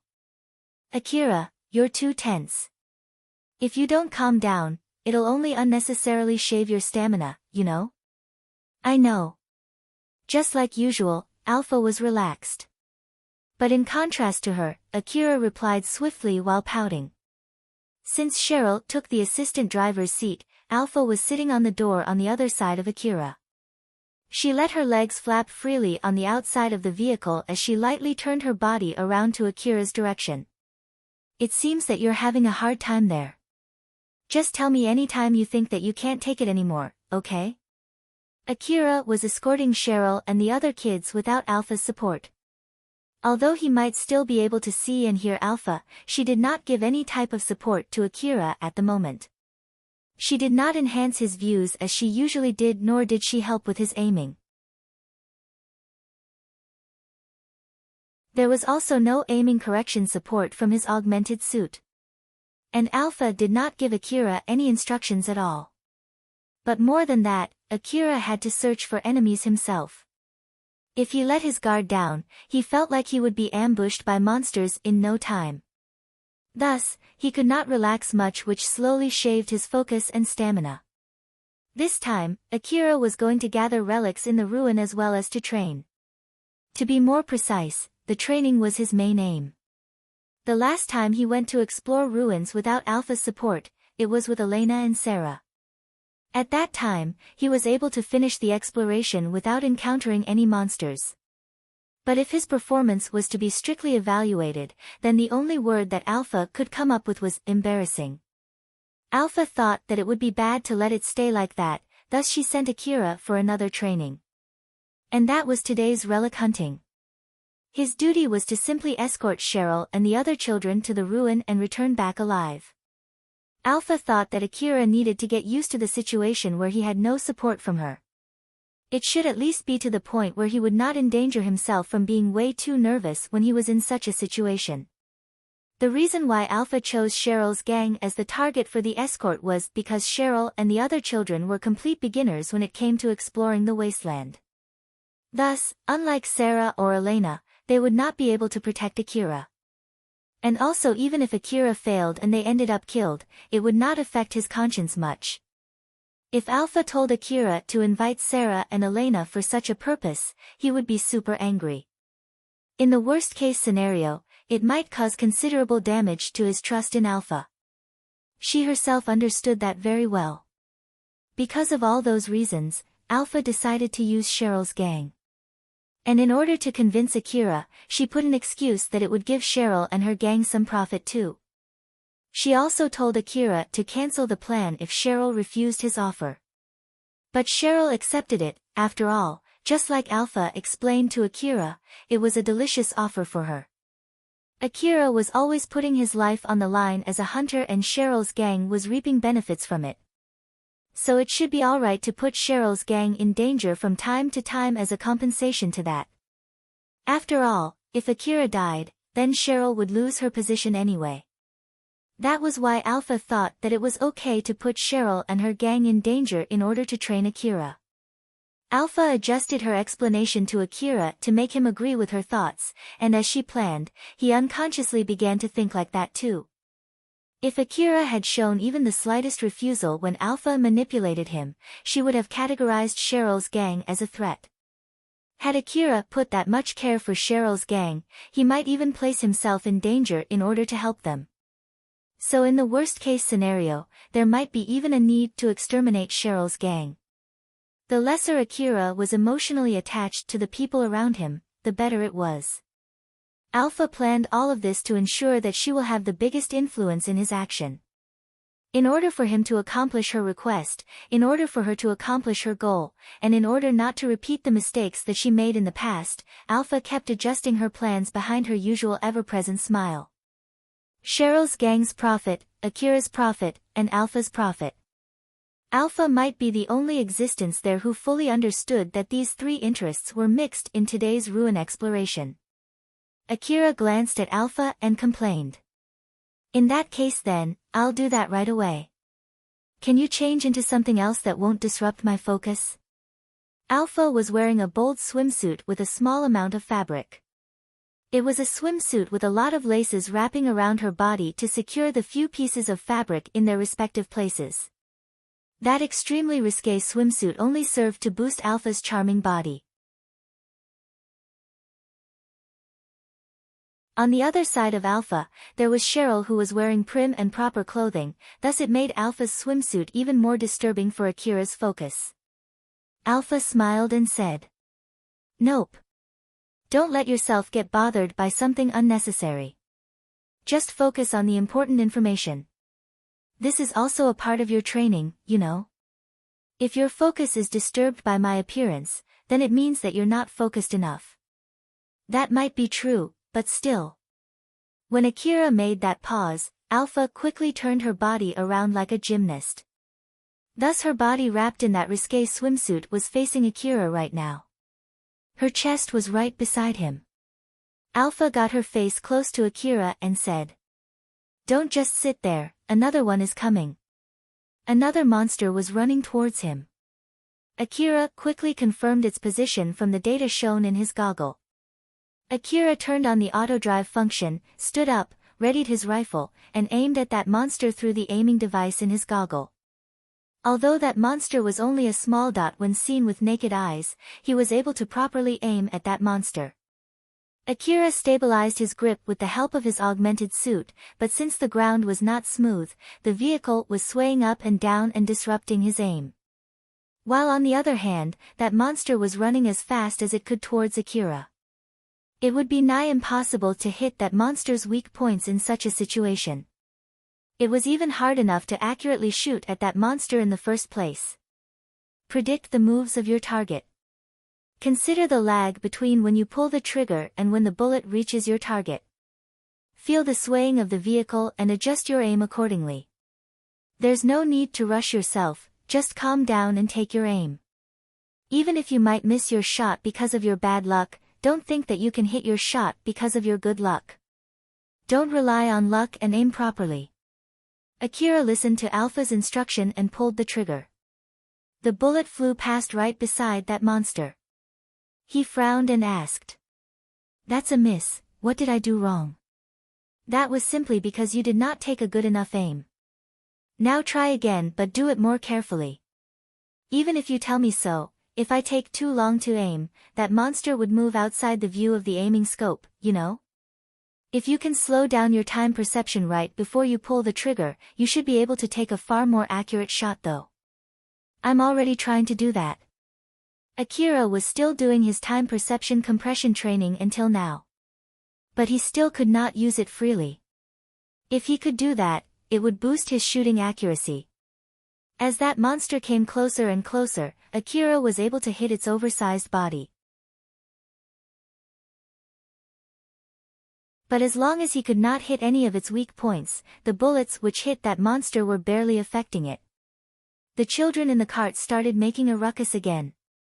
That was it, Akira put his rifle down and moved to the back seat to aim his CWH anti-material rifle at that monster. He then readied his stance and pulled the trigger. The powerful piercing bullet that flew out from his CWH anti-material rifle pierced the torso of that monster and immediately killed it. As that monster fell to the ground and the vehicle moved further away leaving that monster's corpse behind, the children in the cart started to raise their voices once again. Although Akira encountered some monsters again after that, he eventually was able to arrive at the Higuraka residence ruin safely.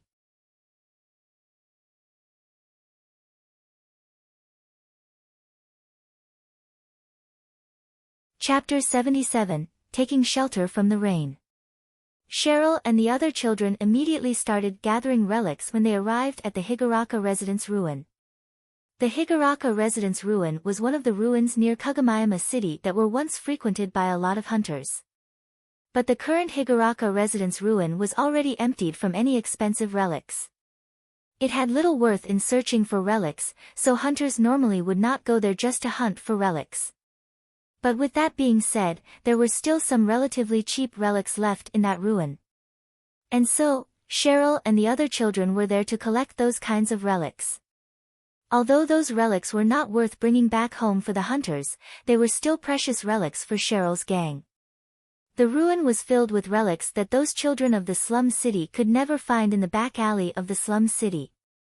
If they had any cheap means to go there, those people of the slum city would happily travel to the ruin to collect relics. So in short, that ruin was like a treasure box for Cheryl's gang. Of course, if they had to pay Akira for escorting them there, Cheryl would have still ended up with a deficit, but she did not have to worry about that problem this time. They had already decided beforehand how they would gather the relics. First of all, they would stay in the cart until Akira parked the vehicle near the entrance to one of the buildings. Then Akira would go in first to scan the building for relics and to clean up any monsters inside it. After that, the children from Cheryl's gang would go into that building to carry any relics inside it to the cart while Akira would patrol the area for any monsters.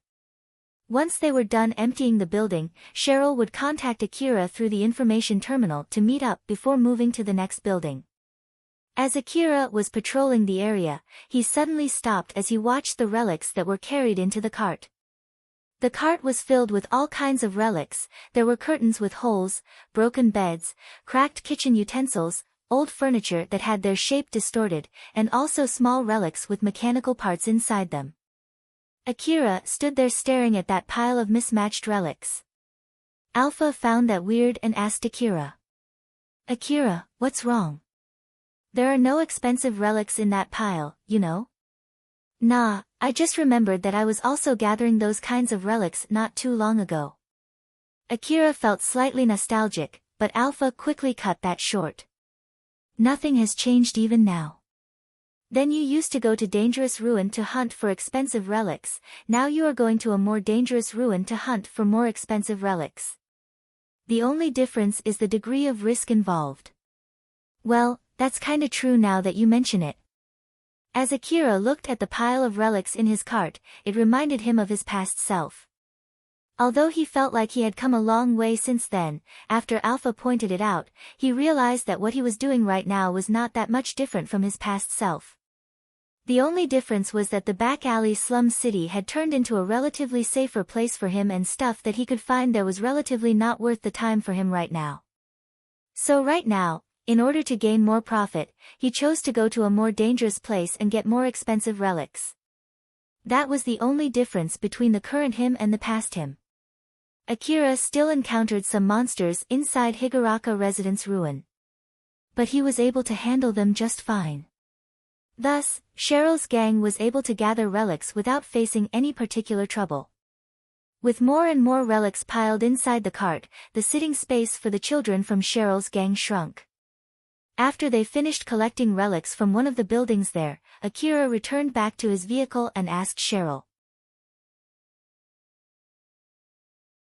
"Cheryl, how long are you planning to stay here for today?" "I don't mind staying here until the sunset though, but it seems we're running out of free space in the cart." "I have no complaint if you want to let them sit on the top of the relics, but I won't care if any of them trip and fall off the cart, okay? Also, I might have to pace the vehicle if we encounter a monster on our way back home. So don't blame me when that happens." Cheryl went to check the cart, and as Akira said, the cart was more or less filled with the pile of relics that they gathered that day. But since it was a very rare chance for her, Cheryl wanted to take back as many relics as she could. After all, she might not get any more chances to go to the Higuraka Residence ruin again. Cheryl did not know what she should do so that Akira would accept if she asked him to escort them again.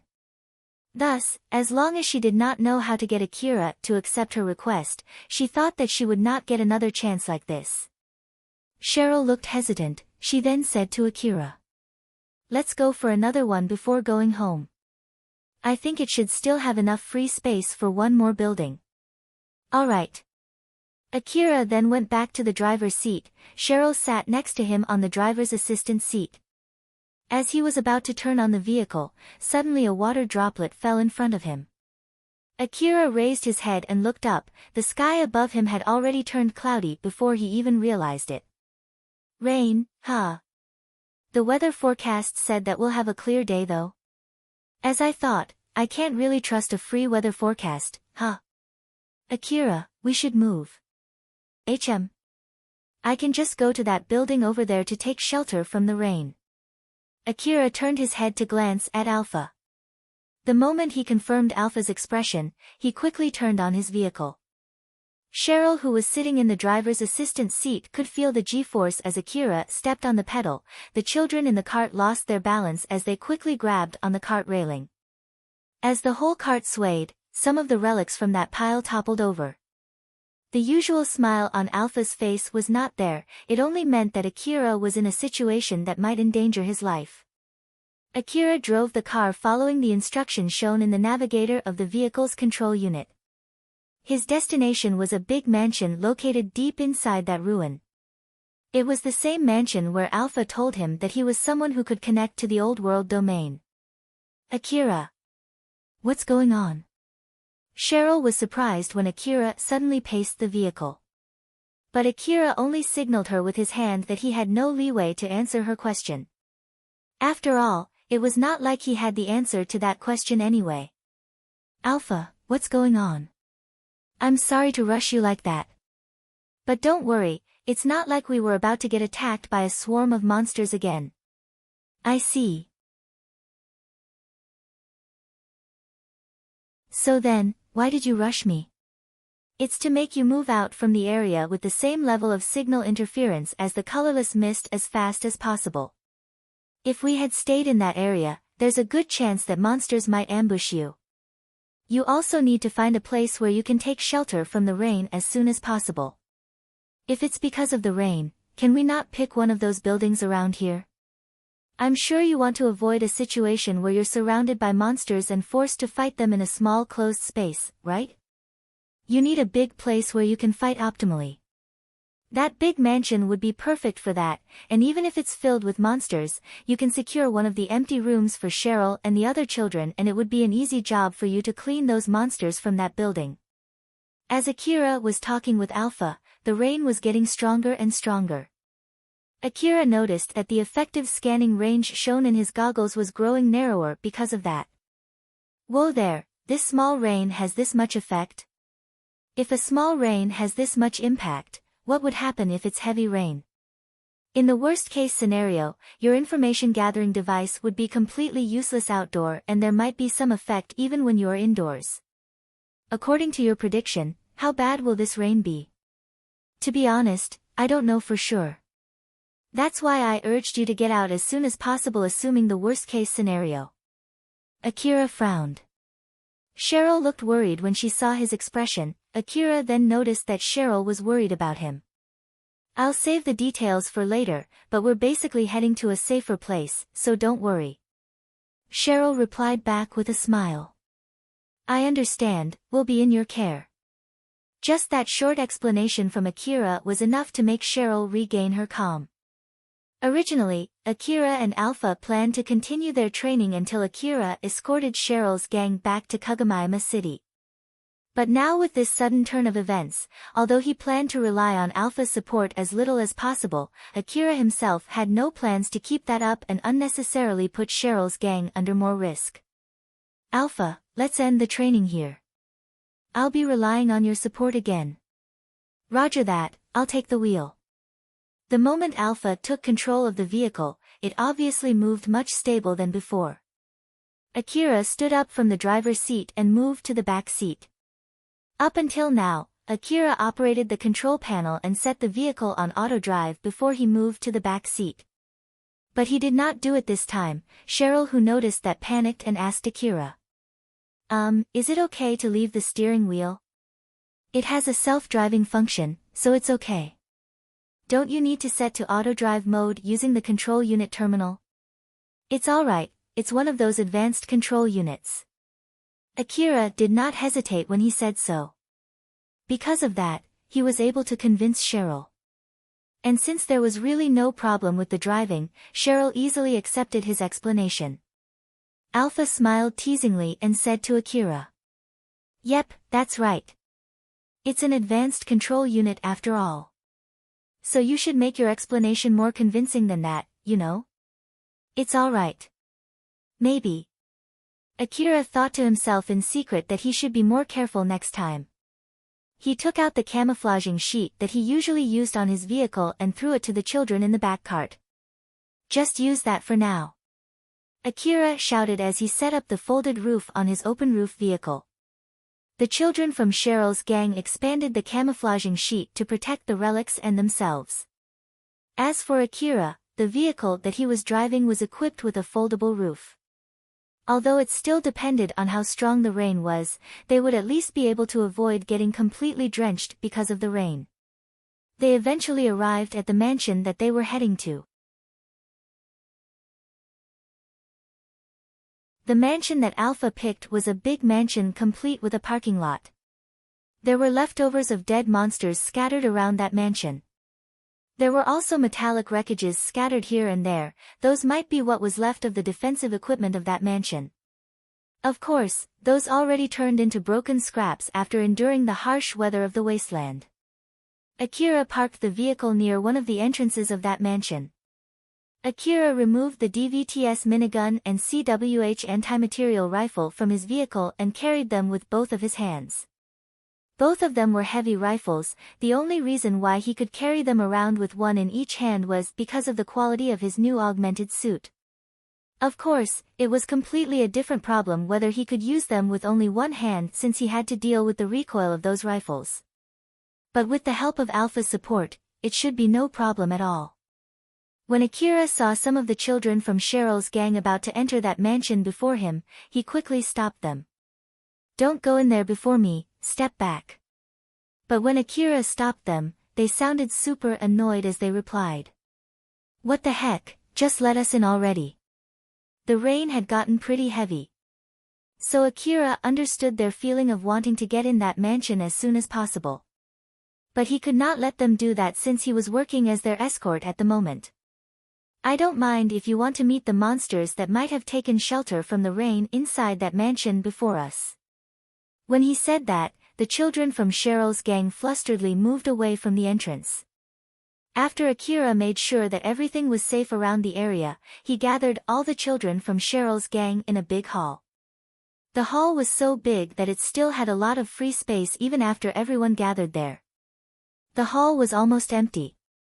It was because the hunters had already taken out all of the relics from inside that place. Since the mansion looked luxurious, a lot of hunters in the past must have thought that there must be some expensive relics inside and decided to take out everything from within that mansion. Akira then gave them an order. "We'll stay here until the rain dies down. I'll go ahead and check the safety of all the rooms. Since it's dangerous, don't go outside this room without my permission. Cheryl, give me a call if anything happens." "I understand." Cheryl bowed and saw Akira off as he left that room. Akira started scouting all the rooms around the area starting from the closest rooms from where Cheryl's gang was staying. He had come to that mansion before in the past, but for some reason, the air inside the mansion felt different this time.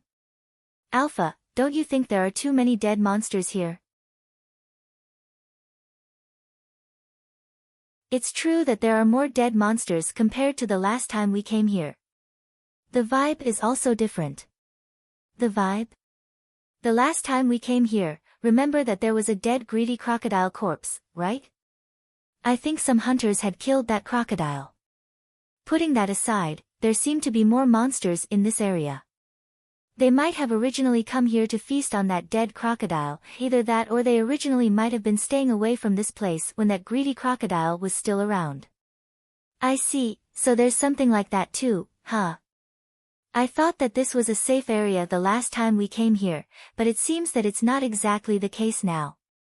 Or was it actually this dangerous right from the beginning?" "Don't worry, looking at the dead monsters in this place, it seems that there are no dangerous monsters in this area. You should be able to deal with them with no problem. Not to mention that I also picked a particularly safe place for Cheryl and her gang. So there's no need to worry." "I see." Akira slightly relaxed after hearing that. But then Alpha changed her tone and warned him. "Akira, if you're too tense, it'll only make you get tired quickly. I did tell you about this before, right? This offer will also profit Cheryl and her gang as well as give you a good chance for training. Although it's dangerous, Cheryl would be able to bring home some relics with her, they'll properly profit out from this too. So there's no need for you to be overly conscientious about it." Akira understood that and was trying to not be too tense. Although there were some parts that both he and Cheryl felt awkward about, both of them agreed to do the ruin exploration. But even so, he still felt slightly guilty about it. This time, when Akira came to the ruin for training, he brought some people who would definitely slow him down to explore an old world ruin. His duty was to make sure that they would return back alive. It was a training to increase his fighting capability. So in short, Cheryl and her gang were there only to be used for his training. Akira himself understood that Cheryl and her gang were going to get something out of this ruin exploration too. But at the same time, it felt like he just used sweet words in order to bait Cheryl and her gang out to the dangerous wasteland. But to be more precise, this also showed the fact that Akira had little trust in his own ability. Simply put, Akira thought that he did not have enough ability to make sure that everyone from Cheryl's gang would be safe under his protection. After all, if he was strong enough to the point that he was confident that he would be able to make sure of the safety of Cheryl's gang in the wasteland, then he would not feel guilty as he is now. Alpha smiled and said to Akira, "If you can't stop yourself from getting bothered by it, then you should work hard to become strong. If you become strong enough to the point that you think it will be a piece of cake to escort Cheryl and her gang, then this kind of training will be just you giving them free help. At that point, it would not be you baiting them to get out to the dangerous wasteland using sweet words, but instead, you'll be just simply spoiling them. I'm sure you won't feel guilty in that case, right? Don't worry, I'll properly give you my support until you can get that strong. You're right.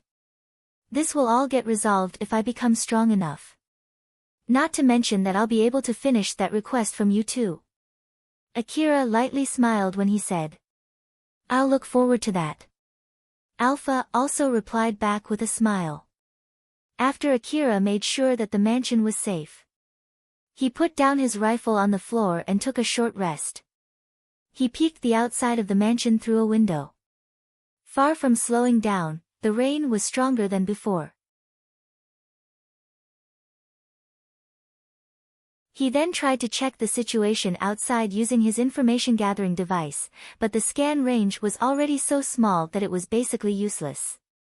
Akira then thought of something and asked Alpha, "By the way, why does rain have the same effect as the colorless mist?" There are many theories out there. The most widely accepted theory says that it's because the thick colorless mist in the sky gets mixed with the water droplets and fall down to the ground during a rain. If that's true, then we won't be able to move out for some time even after the rain stops, right? I can't really say for sure until the rain stops. There are also cases where the situation quickly comes back to normal once the rain stops, but there are also cases that it gets worse instead. Are you sure that theory is correct? Like I said, there are many theories out there. There are many things that humans don't understand, you know. Akira was obviously not fully satisfied by that answer, but he decided to stop digging any deeper. The children from Cheryl's gang were doing all kinds of things to pass the time.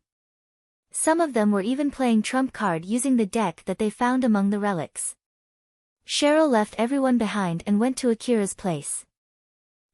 Is it okay if I sit beside you?" Akira looked up to Cheryl. She was smiling at him while trying to figure out his mood. "I'm in the middle of my escort duty right now. So just don't cling on me. It'll slow me down if anything happens. And also, don't sit too close." Although Cheryl took her gang to Higuraka Residence Ruin because of the offer from Akira, it was still recognized as a formal request in the Hunter office. Thus the record of this request will also be shown in Akira's battle record in the Hunter office website. The reward from that request was 10,000 orum. Including the brokerage fee for the Hunter office, it would be 20,000 orum. Since the request wasn't submitted as an individually designated request in the Hunter office site, it was possible for a completely unknown hunter to take that request too. But such a possibility was highly unlikely. It was the lowest possible reward for a request that was submitted in the Hunter office as an individual request which was not from a company or an organization. Not to mention, the transportation would be handled by the hunters, the ammo expense would be paid fully by the hunter, the escort targets were just small children who knew nothing about fighting, the request would take a whole day, and to top it off, the reward payment would be given only after the request was finished. If hunters flood to take this request, it would be very suspicious. Although it was to be expected, there was no other hunter who took that request except Akira. And just to be safe, after Akira finished the administration work to take that request in the Hunter office, the request was closed, thus preventing other hunters from taking that request. The reason why Akira took the exploration as a formal request through the Hunter office was to strengthen his resolve. Since it was a formal request, it put him under more pressure to fulfill his duty of protecting Cheryl and her gang. It was a form of his determination as well as a way to convince Cheryl that he would not abandon her just because he did not get paid for escorting her. That was why Akira said that he was in the middle of a job and hence it would be stupid to let Cheryl cling on him while he was working. I understand. Cheryl then sat one person's space away from Akira. She was relieved that it seemed Akira's mood was at least better compared to when they were outside. The rain is not slowing at all, isn't it? Yeah, the weather forecast said that it would be a clear day though. Well, it was from a free weather forecast, so I guess it's not really that accurate, huh? Ah, it might as well be because it's a weather forecast for Kagamayama City and not Higuraka Residence Ruin. Ah, that makes sense then. It's not like those people in the inner wall care about the weather in the wasteland after all. It would be bad if it doesn't rain at all, so it's a good thing that it rains from time to time. With the humid atmosphere and the wet ground, the air feels much more gentle. Well, it's all good that it rains from time to time, but I hope that it will not rain when the weather forecast that I checked said that it won't rain. I just hope that the tire won't get stuck in the mud. I guess I'll have to pick another route to go back home. Cheryl was only talking about her impression of the weather while Akira was talking about what he should do to adapt to the rain.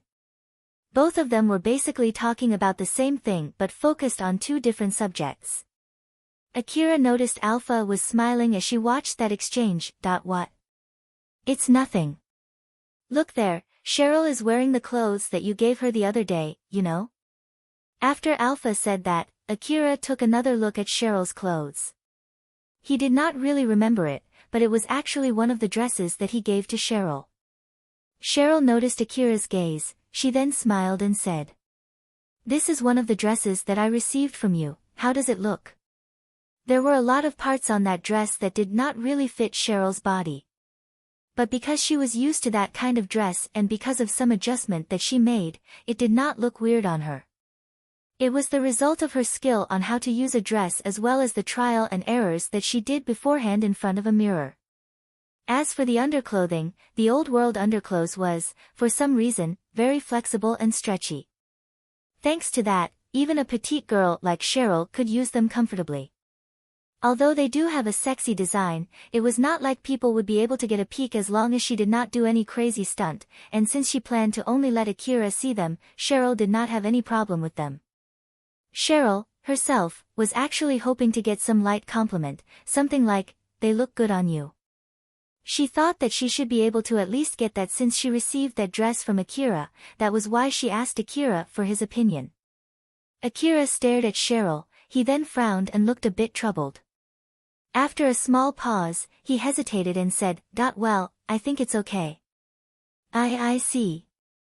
Although Akira gave a vague response, Cheryl was somehow able to keep up her smile when she said that. There was an awkward silence between them. After that, Akira suddenly spoke something that sounded like he was confessing his sin. "Well, to be honest, those are clothes that I found in the ruin. It's just that, I didn't check them when I gave them to you, so some of them might have a weird design." Well, if you find them having strange designs, you don't have to use them, you can just throw them away, you know? Akira did not have any sense of fashion at all. He had no problem using a piece of cloth as long as it had no tears or holes.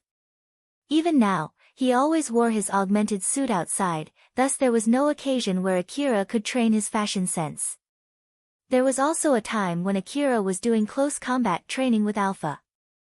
At that time, Alpha would change her dress into a battle outfit from the old world, and it was a suggestive dress that was much more seductive than being naked. When he saw that, it made him really doubt the fashion sense of the old world people. The dresses that Akira gave to Cheryl were old world clothing. So he thought that some of them might have a weird design just like what he once saw from Alpha. Of course, since he more or less had already gotten used to the old world design, he was not able to tell apart those clothing from others, and so he was worried if he had given some dresses with a weird design according to the current standard to Cheryl without knowing it. Cheryl, who noticed that Akira suddenly looked worried, carefully picked her words to reply to him. After listening to Akira's story, Cheryl more or less understood the situation. She then smiled to reassure him and said, "I'm using this dress since I really like it, so please don't worry about that." "Is that so? It's all good then." "So? Well, yeah, it looks good on you." Akira thought that everything was good as long as the one using it was okay with it. Thank you very much. Cheryl smiled happily after she got the reaction that she wanted from Akira.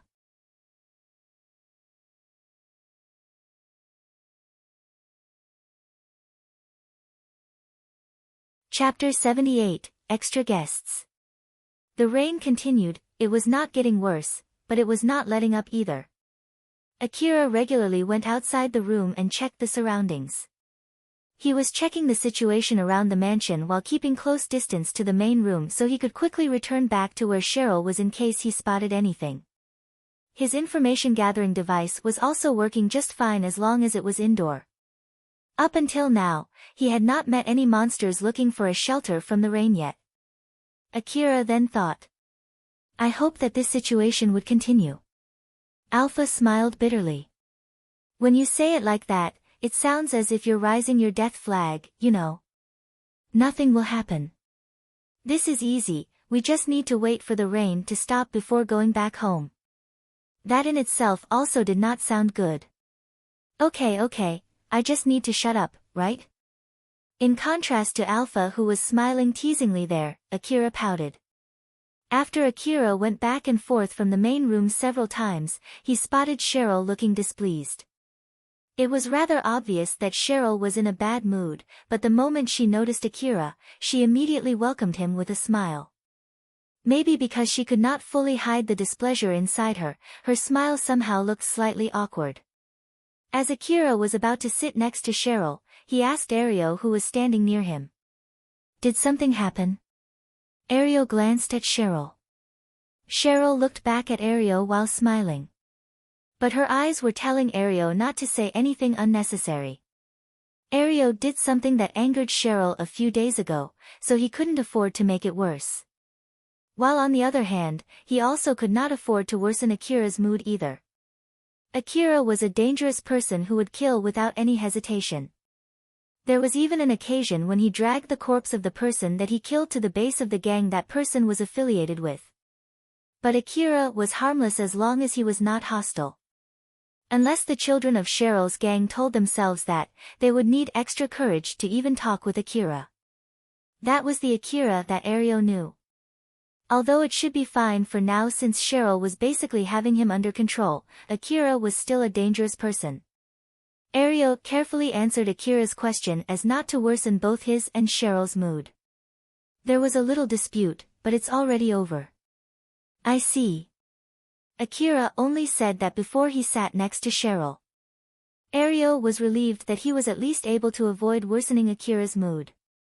He then glanced at Cheryl, who was still smiling at him. It was not like Cheryl was obviously glaring at him. So Ario thought that she was not angry and it should be fine, or at least, that was what Ario prayed. Since Cheryl's heart leaned on Akira and as he was now back beside her, she returned to her normal self. Akira, who saw that change, thought that it was not something bad. So he just decided to stop thinking about it. As Akira was taking a rest there before the next patrol, Sebla approached him. Cheryl's mood quickly turned sour again. Sebla then said to Akira. I have something I want to talk with you. No, you don't, now get back to your place. Cheryl interjected and glared at Sebla. I'm talking with Akira here.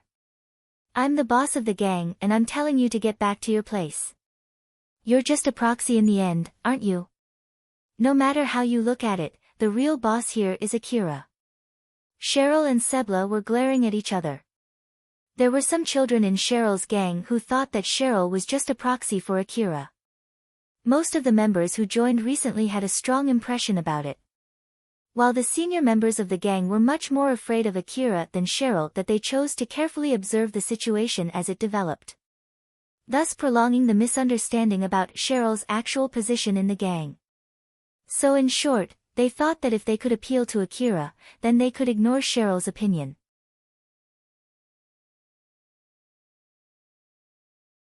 Although that was true, there was no mistaking it that it was a bad choice of action. Akira was basically just helping Cheryl as an individual. He was not helping Cheryl's gang in particular. As such, if anyone from Cheryl's gang came directly to Akira to appeal to him, Akira would flatly reject them. Akira sighed and said, "So, what is it?" Since it seemed that Akira was willing to hear what he had to say, Sebla snickered mockingly at Cheryl. Cheryl glared at Sebla even more as she stepped back. It was because Akira was saying that he was willing to listen to Sebla. Sebla then continued. "Well, since the rain is not letting up at all, I just thought that it might be a good idea to search the mansion while waiting for the rain to stop." Akira was just silently looking at Sebla, waiting for him to continue. While on the other hand, Sebla was waiting for Akira's reply. So they were just looking at each other silently. Sebla's smile vanished, and right when he started looking confused, Akira opened his mouth. "So then? Like I said, it's a good idea to search for relics in this mansion." Akira sounded exasperated as he said to Sebla. "No. I'm in the middle of a job, and that is to make sure of Cheryl's and the other children's safety. Don't tell me you haven't noticed it." Sebla then annoyedly replied to Akira. "So you're basically our bodyguard, right?" "That's not right. When I say other children, it means the children who view Cheryl as the head of the gang. So it doesn't include the children who won't listen to her." Sebla's face twitched. Akira was basically saying that he wouldn't protect him. So Sebla quickly changed to provocation. "What? Are you scared or something? Or like, you have no confidence at all?" Yeah, I'm scared and I don't trust my own skill." Akira just flatly took in Sebla's provocation as if it was nothing. Sebla was taken aback. Cheryl, who was also listening at that exchange, was surprised. Akira then continued. "The monsters are scary, that's exactly why they're called monsters. You don't even know that? And also, I have priority on who I'm going to protect. First of all, I need to make sure of Cheryl's safety before protecting the people who are with her.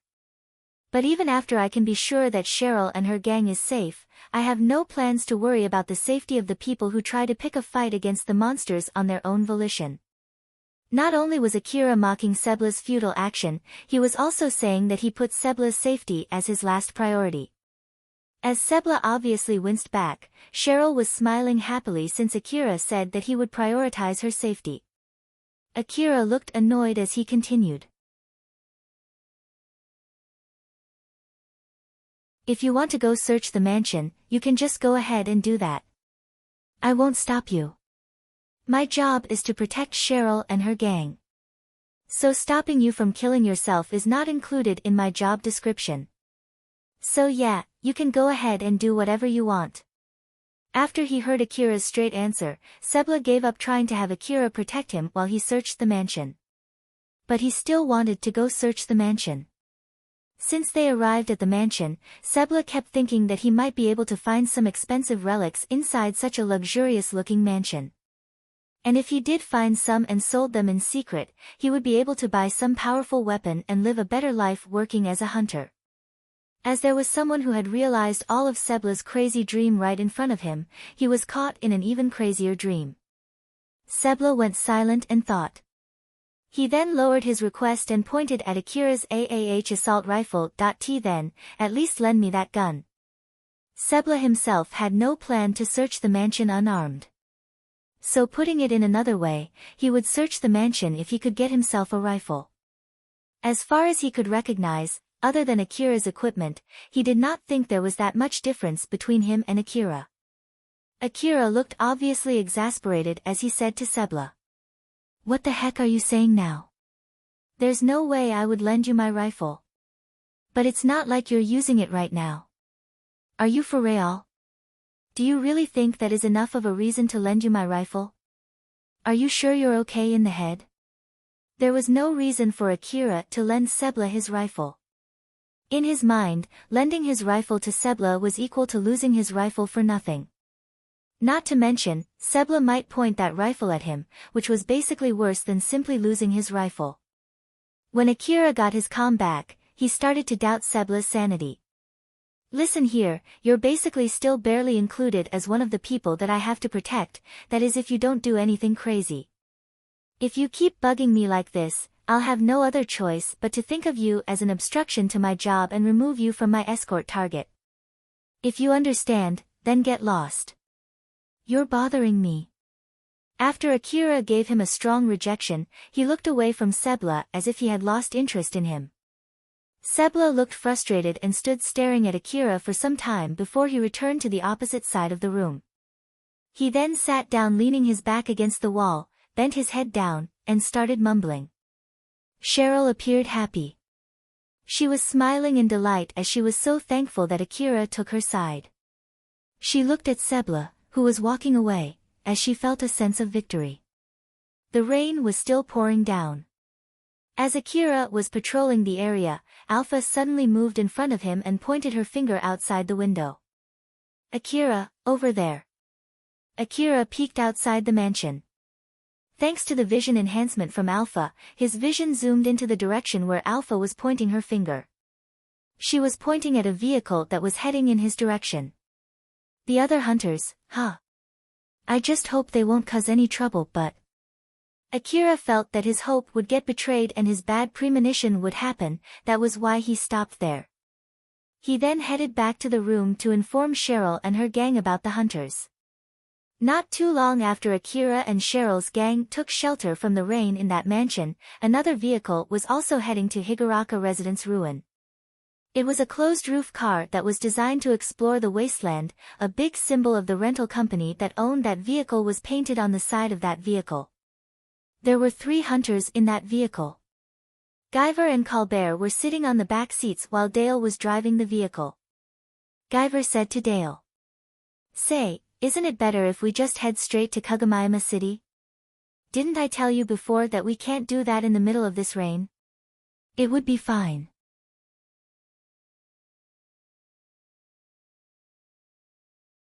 We've put some distance between us and that ruin. I'm sure that dangerous-looking monster must have lost us by now. We might still meet it again on our way back, you know. Not to mention that this car is a rental car, so its auto-drive function might get activated when it receives damage. When that happens, it'll return back to the city on autopilot and I won't be able to control it. What would you do about it if that happens? In the worst-case scenario, this vehicle might even bring that monster back to the city with it, and I'm sure the city defense squad would blow that monster together with us the moment they spot it. You're just overthinking it. When Guyver brushed Dale's worry as him overthinking it and laughed at him, Dale quickly turned at him with an annoyed face. Then Colbert joined their conversation as he asked Dale, "So, why Higuraka Residence Ruin? You remember that big mansion inside the ruin, right? I'm thinking of taking shelter there.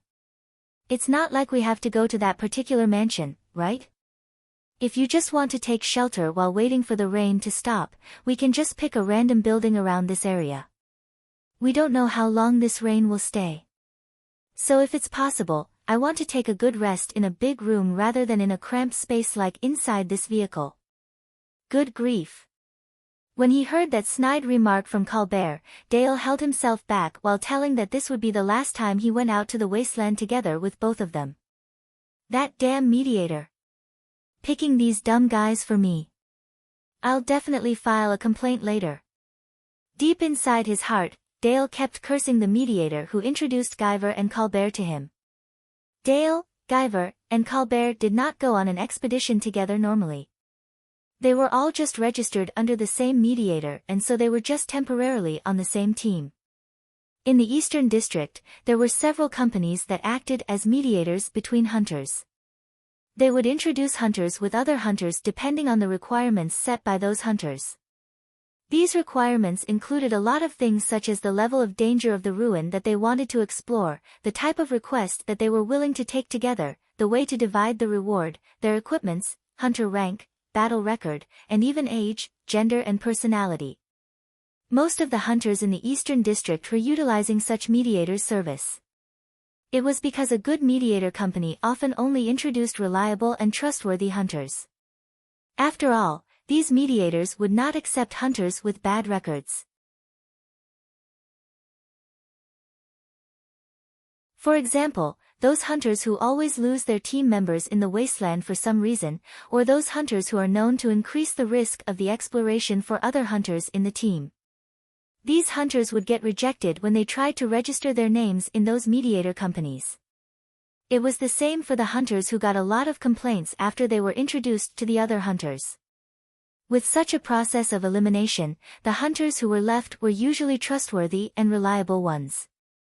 In the case when the company was requested by the city management to send hunters for some requests that had something to do with public image, it would prioritize those hunters who had good personalities due to their track record. In order to prevent the hunters with powerful weapons from turning into bandits, the corporate government usually put a requirement on certain requests that the hunters had to be registered with a mediator company and must have a relatively good image. Dale usually worked alone and only formed a team temporarily with the help of a mediator company. He had a hint and was looking for a particular ruin that might earn him a lot of money.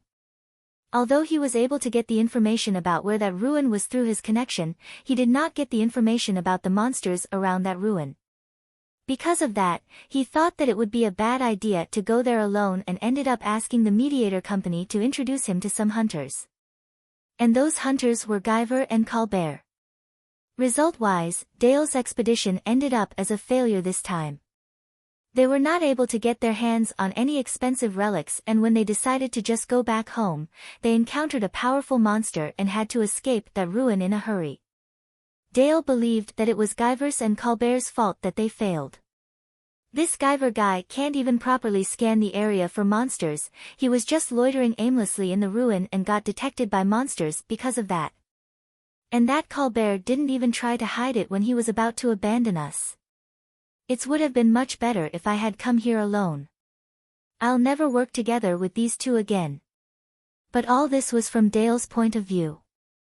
Both Guyver and Colbert thought that Dale was too scared to make any swift decision, which made their expedition a total failure. In all actuality, it might be just a matter of compatibility between their personalities, but putting that aside, all of them still felt awkward after that failure. As Dale parked the vehicle near the mansion, he noticed Akira's vehicle. He took a good look at Akira's vehicle. Someone's here first, huh? Well, it's raining cats and dogs here, no wonder another hunter would come up with the same idea. Guyver glanced at Akira's vehicle as he was putting on a camouflaging sheet on their vehicle. It's packed with relics though. I wonder where all these relics came from. It was obvious that the tray was packed with a lot of relics, but because it was covered with a camouflaging sheet, Guyver could not really see how many relics were in it. I bet it's from this ruin. Colbert suddenly interjected in, but when Guyver heard that, he replied back as if he was mocking Colbert.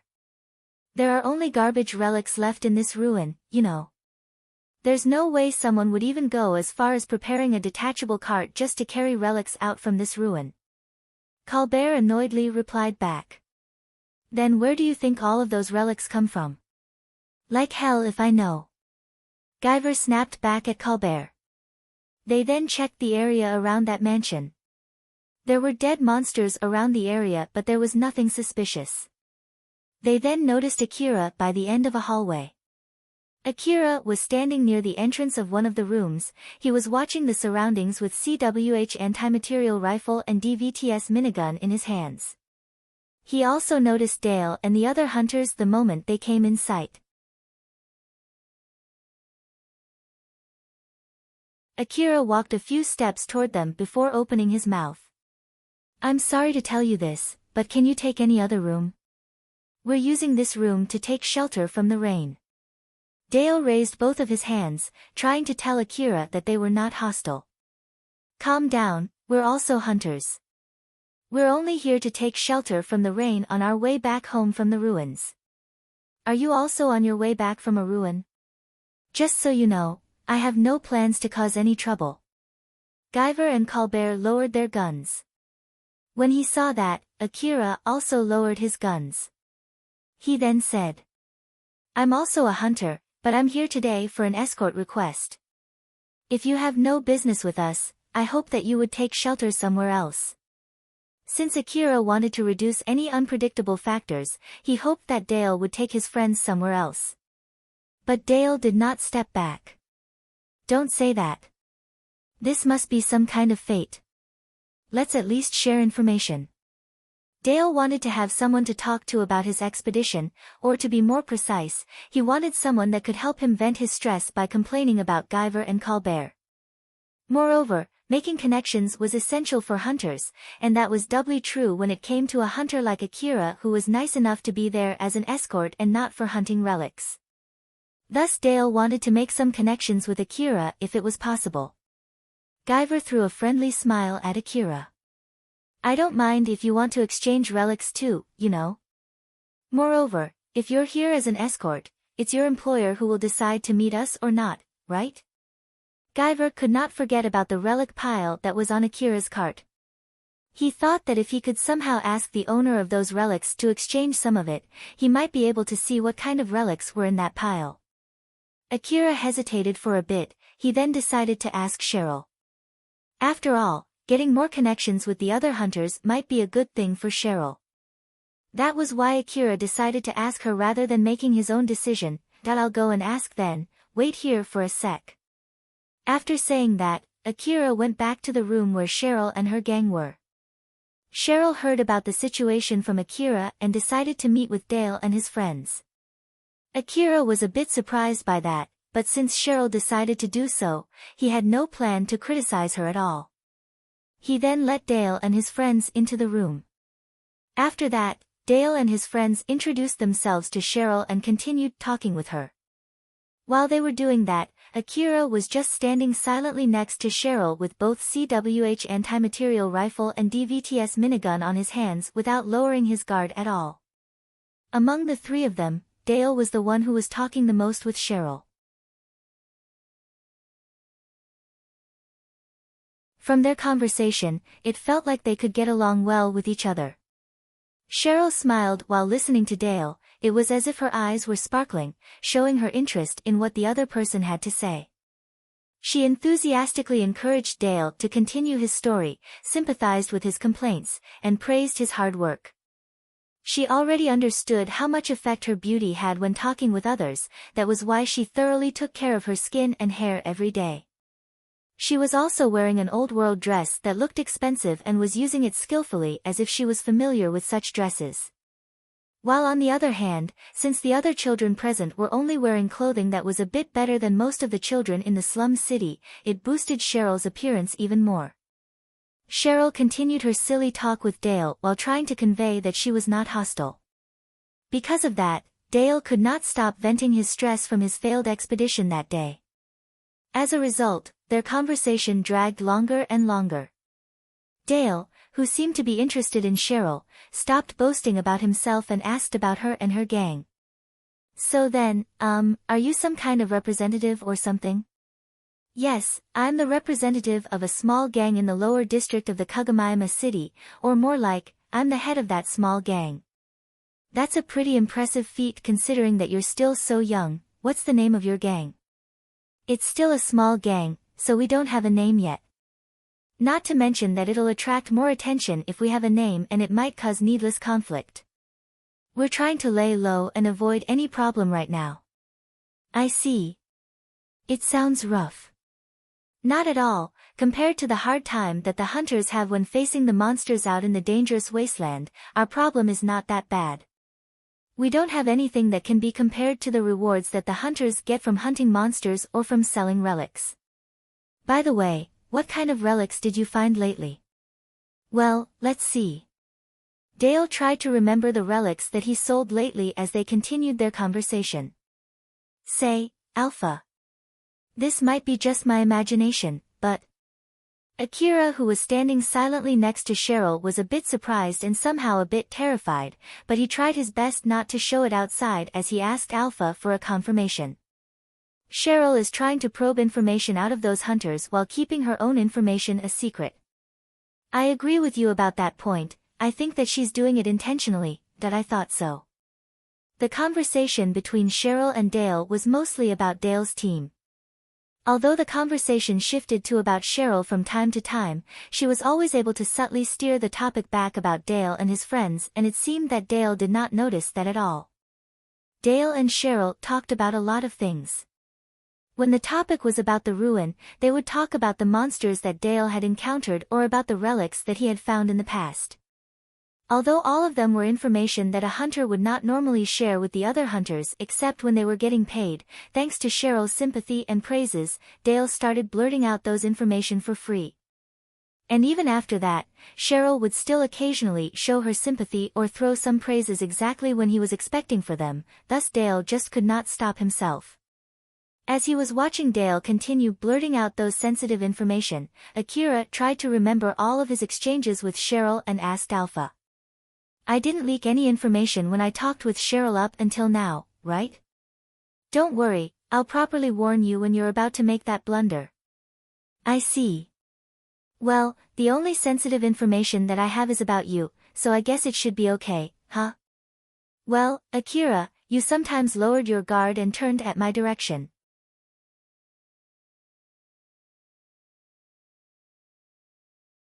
So she might think that you have a weird habit of looking at a random direction when you're deep in thought, but that's all. Wait, that's because you always wear strange clothing, you know? Is it still my fault? It's not like I'm saying that it's your fault. And also, it's so rude of you to say that. If you keep saying something like that, I'll start using even weirder clothing to train you. Alpha was smiling invincibly and teasingly at Akira. I'm sorry, please don't. Akira quickly apologized.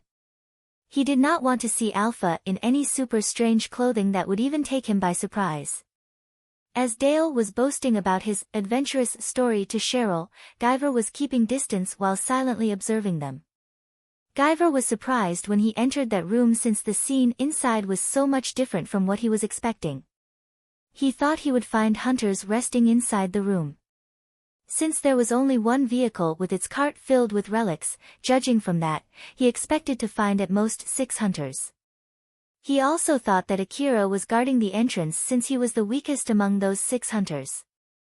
Some hunters preferred to work as a paid mercenary to accompany other hunters to the wasteland, while any relics that they found during their expedition would all be owned by their employers. Guyver thought that Akira was one of those hunters. But what he found inside that room was a beautiful young girl who employed Akira and the other small children in shoddy-looking clothing. It did not seem that there was another hunter except Akira inside that room. Those children did not even seem like they could handle a fight well. While Dale was talking with Cheryl, Guyver scanned the room and lightly checked all the children in the room. He also kept his eyes on Akira whilst trying to figure out Cheryl's situation from what he heard from their conversation. After Guyver finished checking everything there, he then interjected in Dale's and Cheryl's conversation.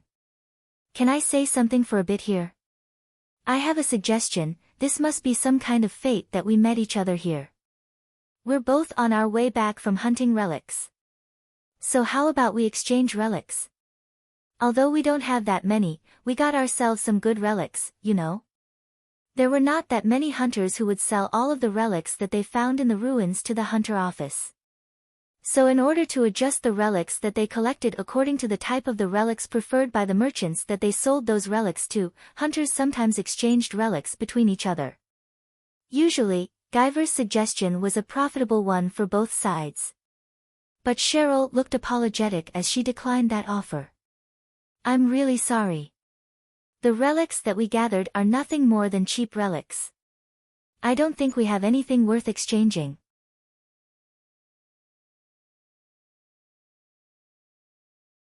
Don't worry, every merchant out there has a different preference. Your relics might not be worth much if you sell to the merchant that you frequent, but they might fetch a good price with the merchant that we frequent. Don't worry about the price, it's not like we have to exchange anything if we don't find anything worth exchanging. But it would take some time for us to unload the relics. I'm the one suggesting it, so we'll help out too. We're planning to head back to the city as soon as the rain stops, so it might be a bit hard time-wise to unload them and load them again immediately afterwards. Although Cheryl was trying to decline his offer, Guyver kept pressuring her. Even though Dale found it weird that Cheryl was trying to decline the offer, because he liked her more than Guyver, he took Cheryl's side. Whoa there, it's not like you have to press her to do that, right? Well, that's true, sorry about that. After Dale interjected, Guyver quickly apologized. The reason why Cheryl refused the offer to exchange relics was to avoid having Dale and his friends looking down at her gang after seeing the cheap relics that her gang had gathered. Cheryl noticed that Dale and his friends were misunderstanding her position. It seemed that they thought her to be the head of some kind of a big gang. Basically, they thought that Cheryl was someone with quite a load of money. To be honest, Cheryl was just the head of a small gang and she did not have much money. Normally, she would not even be in that place. It was all thanks to Akira, who provided the transportation means and guard escort, that she was able to come to that place. Moreover, Akira paid for all the expenses for their expedition. Although Cheryl did pay some amount of money as a request reward to him, it was just a small portion of what he had paid in order to prepare for the expedition. And, in the end, the money that Cheryl used to pay Akira was the money that she got thanks to him in the first place. If Dale and his friends noticed that the pile of relics in the cart was nothing more than just cheap relics and Cheryl and her gang were nothing more than just powerless and penniless children of the slum city, they would treat her and her gang differently. In the worst-case scenario, they might even start attacking her gang. That was what she thought. Cheryl was immensely relieved that she had coaxed Dale. Thanks to that, she was able to maintain the trio's misunderstanding. Although, it was still unclear whether it was a good or a bad thing.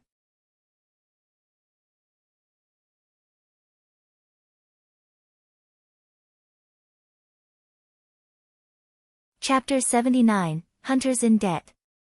While they were waiting for the rain to stop, Guyver suddenly said to Dale. "It's so boring that we have nothing to do here, so I'm going to look for relics around here for a bit." Dale looked surprised and asked Guyver. "You do know that there are no expensive relics left around this place, right?" "It's fine, I'm just going to search for relics to pass the time. Moreover, there are dead monsters around the area, so I might find some equipments left by the hunters that those monsters killed, that I see." "Well, it's up to you." Although he said that, Dale cursed Guyver deep inside his heart. Gay! Damn hyena! There were all kinds of hunters out there. Dale was someone who thought that it was rude to salvage equipment from the dead corpses of the other hunters. It would be fine if it was something that he stumbled upon by pure chance. But if he started to go to the wasteland to intentionally salvage equipment from the dead hunters, Dale believed that it would only be a matter of time before he started to hunt for equipment from the still-alive hunters too. Dale thought that Guyver would leave the room right after that, but instead, he went to the other side of the room, to a group of Cheryl's gang's members. He then started speaking with them while mostly focused on Sebla. "I'm going to search the mansion, you guys want to come?" Everyone there looked surprised when Guyver said that to them. Dale quickly interjected. "What the heck are you thinking you're doing?" Guyver replied back flatly without a trace of hostility. "What? I'm just inviting them to search for relics. I'm telling you that you shouldn't bring them with you without Cheryl's permission.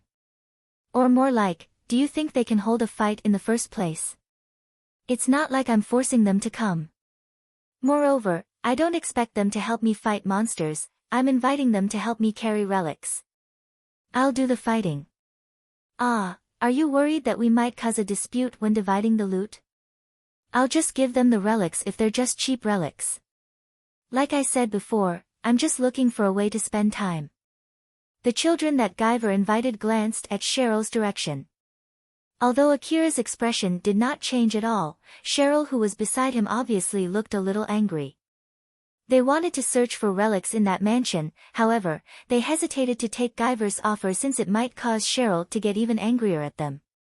But that was excluding one person who had already annoyed Cheryl beforehand. Sebla cautiously asked Guyver. "Are you seriously going to give the relics to us?" Guyver smiled and replied. "Yeah, I have no interest in cheap relics after all." "Alright then, I'll come with you." As Sebla stood up, Guyver's smile widened. Guyver was about to bring Sebla with him without Cheryl's permission. Looking at that, Cheryl was making an unpleasant face. Dale was determined to stop Guyver if it was needed, so he asked Cheryl. "Are you sure you don't need to do anything?" "I won't stop him, but I won't take responsibility either." Cheryl answered briefly without any change in her expression. It was obvious that she had already given up on Sebla.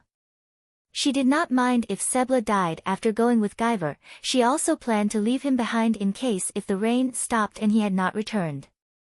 Of course, even if he returned back to the city after that, Cheryl planned to kick him out from the gang.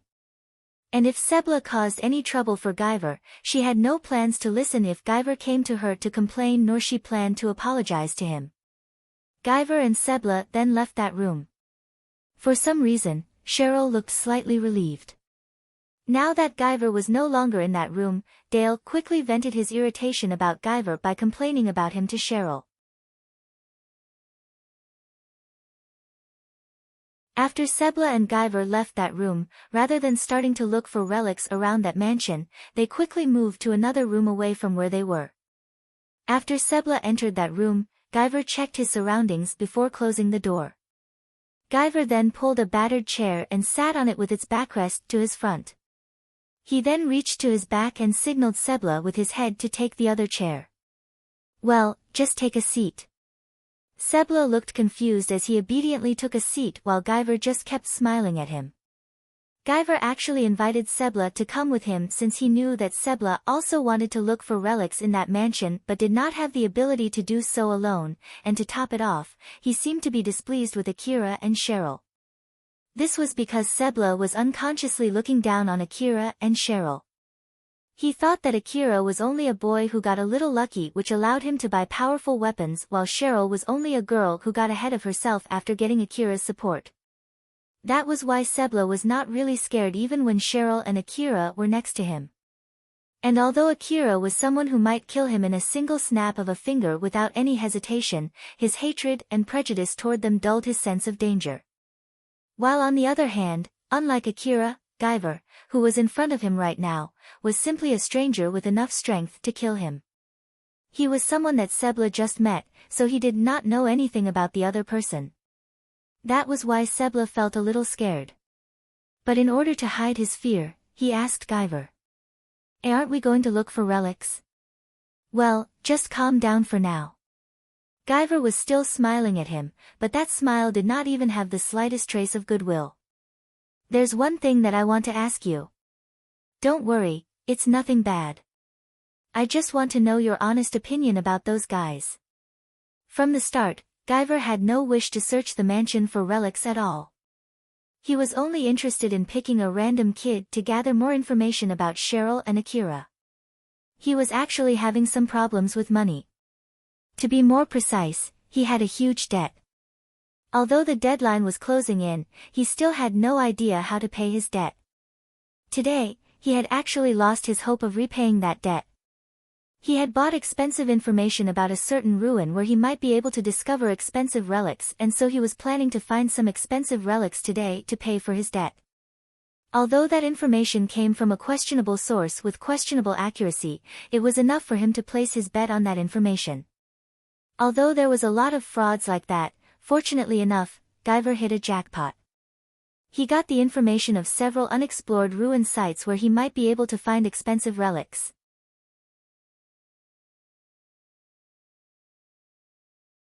Guyver was winning his gamble up to that point, but then bad things happened to him. The information that he bought did not mention anything about the monsters in that ruin. When they encountered a strong monster, they had no other choice but to run away. If it was not for the other hunters, who did not expect to find those monsters and ended up dividing the attention of those monsters, they might not have been able to escape from that ruin alive. In the end, they ended up bringing back only a small number of relics, and of course, they still had to divide those relics among themselves. Basically, it was not even close to enough for repaying his debt even if he took all of those relics for himself. Lending money to the hunters in the Eastern District was a dirty business. After all, the hunters did not have any stable income, they might even die any time without notice. And since they were armed, there were cases where they even lashed back and refused to pay their debts. So in short, any companies in the Eastern District that offered loans to those hunters had prepared themselves with enough power to forcefully collect the money that the hunters borrowed from them. Guyver was desperate for money in order to avoid getting sent to the infamous hellish workplace to return his debt. So he was now trying to get some information out of Sebla, who looked a bit scared of him. Of course, he expected to get slightly inaccurate information out of Sebla about Cheryl and Akira. But even so, it was enough to get the information that he wanted.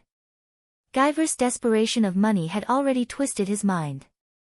Because of that, he strongly wished that the relic pile behind Akira's vehicle was filled with expensive relics.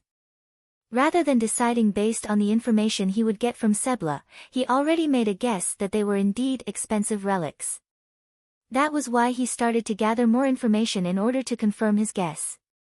Right from the start, Guyver already thought that Cheryl was on her way back from another ruin.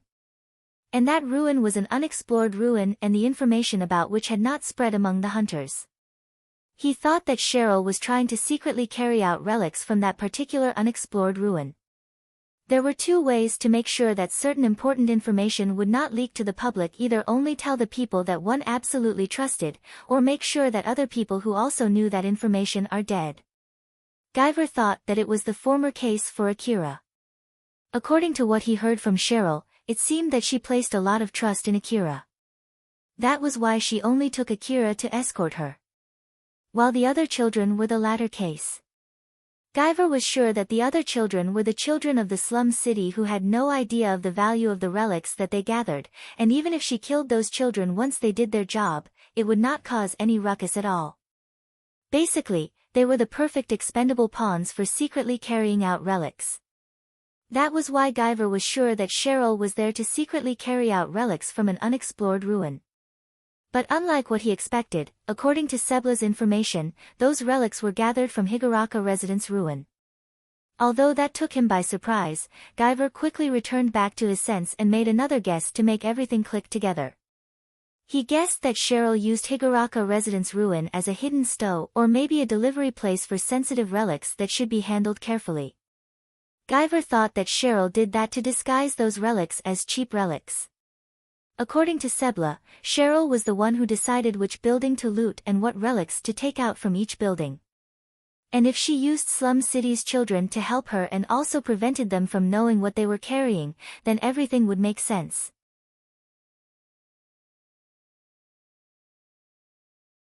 Moreover, if the relics on the cart were really cheap relics, then there was no need to even put on a camouflaging sheet on top of it.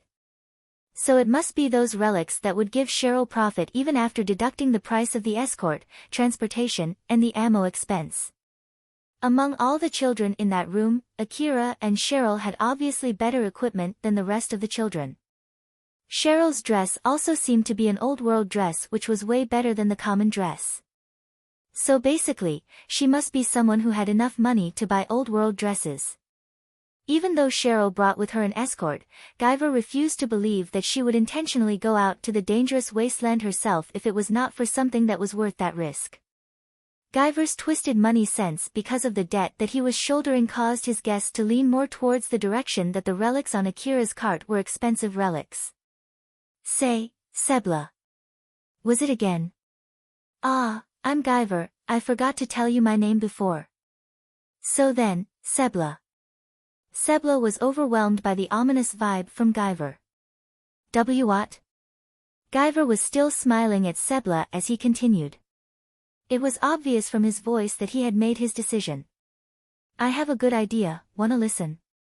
Sebla was completely drowned in Guyver's ominous aura. Nothing in particular happened as Akira continued waiting for the rain to stop. Not too far from him, Cheryl was talking with Dale and Colbert. Akira was standing there as Cheryl's bodyguard, while the children from Cheryl's gang were doing various things to pass the time. Then suddenly there was an explosion followed by gunshots. Although those sounds were drowned in the rain, the hunters inside that room quickly reacted to that faint noise. Akira quickly covered Cheryl and scanned his surroundings. While Dale and Colbert quickly went to the window to check the source of that sound. The moment Dale saw what was happening outside, he immediately shouted. Our vehicle! Dale and Colbert panicked. Akira calmly and carefully checked outside the mansion. He could see a vehicle moving away from the mansion. Akira checked that vehicle with his binocular. It was not his vehicle. It's your vehicle, huh? No one is in that vehicle, you know. Dale shouted as he was obviously shocked by that sudden turn of events. The auto-drive home function, huh? But that's impossible. It should still have enough armor plating on it. Dale's guess was correct, but it did not stop the vehicle from moving away from the mansion until it eventually vanished into the rain. Not too long after that, Guyver returned back with more stuff than when he left the room. Dale quickly ran to him. Guyver. Our vehicle's auto-drive activated and it went back to the city. In contrast to Dale, who was panicking, Guyver looked completely calm. Yeah, I know, it was the monster. Ha! A monster attacked our vehicle. Well, it's because we just left it there in the open after all. What do you mean? According to Guyver's explanation, he encountered a monster when he was passing near their vehicle. Although he was able to repel the monster back, it caused enough damage to activate the auto-drive function on their rental vehicle, and Guyver was too busy facing the monster to stop their vehicle. It seemed that the explosion and the gunshots were from him fighting that monster. Guyver unloaded the stuff that he was carrying on the floor. Fortunately, I was able to save the relics and our ammo reserve and equipments. Dale frowned, but his expression quickly turned grim. What exactly were you doing back then? If you could save all of this stuff from our vehicle, you should have had enough time to kill the monster, right? Guyver turned to Sebla and said.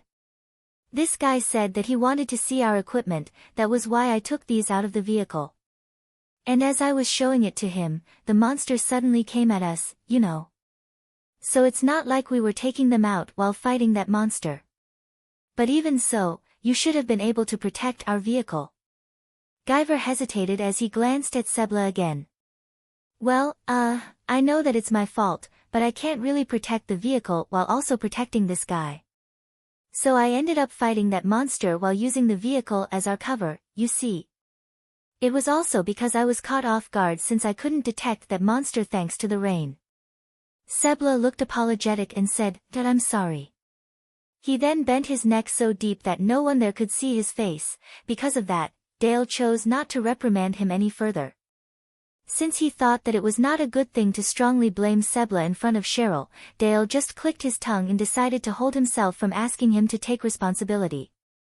But it did not change the fact that they lost their vehicle now. In that situation, in contrast to Dale, who was making a grim face, Guyver looked completely calm. It caused Dale to become even more annoyed. That you look pretty calm there, you know? How can you stay calm like that? We just lost our only means to return back home, you know? Guyver smiled lightly and said in a relaxed tone as if he was trying to calm Dale down. Just calm down. It's true that we lost our vehicle. But fortunately, there's still one vehicle left in this place, remember? Guyver then turned to Cheryl. Dale and Colbert followed suit and looked at Cheryl too. Cheryl's expression stiffened. Dale then apologetically asked her. Well, that's how it is. So can you please give us a ride back to the city? Guyver too smiled and asked Cheryl. You'll basically get 3 more hunters to escort you for free, so I think it's not a bad proposal, right? We can even drive the car for you if you want. It's hard to fight monsters while driving the vehicle for your hunter there, right? That was not a bad offer for Cheryl, but she then glanced at Akira to check with him. Being the escort was Akira's job. If Akira seemed to have any objections, Cheryl would have to come up with some kind of explanation to reject that offer. Akira did not change his expression as he carefully said to Cheryl. We don't have much choice, let's give them a ride. Cheryl then lightly bowed to Dale and his friends. Very well, Dale-san, Guyver-san, Colbert-san, we'll be counting on you on our way back. Just leave it to us. Dale confidently replied as the representative of that team. Akira kept his eyes on Dale and his friends. To be honest, he was against giving them a ride back to the city. Although it was true that they would have more hunters to help in case they had to fight monsters, it would also increase the unpredictable factors that he would have to handle. But with that being said, if Akira declined that offer and left them in the wasteland, they might even start a fight.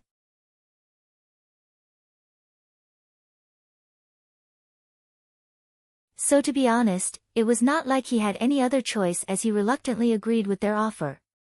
Alpha, what do you think? You definitely need to keep your eyes on them. Thought so. Akira also figured that all of his good predictions would betray him and any of his bad premonitions would come into reality. Which in that case, he had to prepare himself to face it. If he knew that his bad premonitions were accurate, then he could reduce the possible loss by getting himself ready to brace for it. If he did that, he would not sustain much damage even if it really happened. That was what Akira was telling himself in order to sustain his mental stability. In the middle of the rain outside the mansion, there was a vehicle that was traversing the wasteland without any driver inside it. It was Dale's vehicle. A part of its armor plating was crumbling down. Because of that, the control unit installed in that vehicle judged that the vehicle would be destroyed at this rate. As such, the auto-drive function inside it activated and drove the vehicle back to the city on autopilot. The display of that vehicle's control unit was showing the reason as to why the auto-drive function was activated. It based its results on the findings of the diagnostic device installed in the control unit of that vehicle. It was saying that the auto-drive function was activated because of the damage caused by gunshots or explosion. The scanning device installed in that vehicle did not detect any monsters around when that happened. The display was also showing a warning that shooting at the unit might cause a misunderstanding, in which case the evaluation of the customer might be lowered because of that. The vehicle kept on heading towards the Kagomayama city while displaying that message which no one read. It had been quite a while since Guyver returned back. Dale was checking the stuff that Guyver retrieved before their vehicle left. After checking the relics, he proceeded to check the equipment and the ammo reserves. His face suddenly turned grim. Hey! The decoy device is not here, nor the ammo. The decoy device referred to any type of device that could be used to attract monsters' attention. There were a lot of ways to use them in the ruin. They could be used to gather monsters in one place and then take them out all together in one go, or they could be used to sneak from the monsters as they gathered in a certain place. These devices used all kinds of means like sound, heat, smell, light, or vibration to attract monsters. Of course, if they were not careful when using the decoy devices, the hunters could end up attracting powerful monsters from the deeper part of the ruin. There were various ways to activate them. Some of them could be activated using remote activation, or time set, or even by sensor trigger. Some of them could even be launched like a projectile. These decoy devices were of course much more expensive than a normal bullet. And the decoy devices that they lost were all owned by Dale. So no wonder his face turned grim. But then Guyver answered apathetically. They're not there. They should be still in that vehicle then. You didn't take them out of the vehicle. It's not like I took all the equipment out from the vehicle. I only picked out the equipments that boy wanted to see, damn it. Those are expensive, you know. Dale was extremely frustrated. If he knew this would happen, he would have used all the decoy devices when he escaped from that ruin. Even in the middle of that rain, they should at least still have some effects.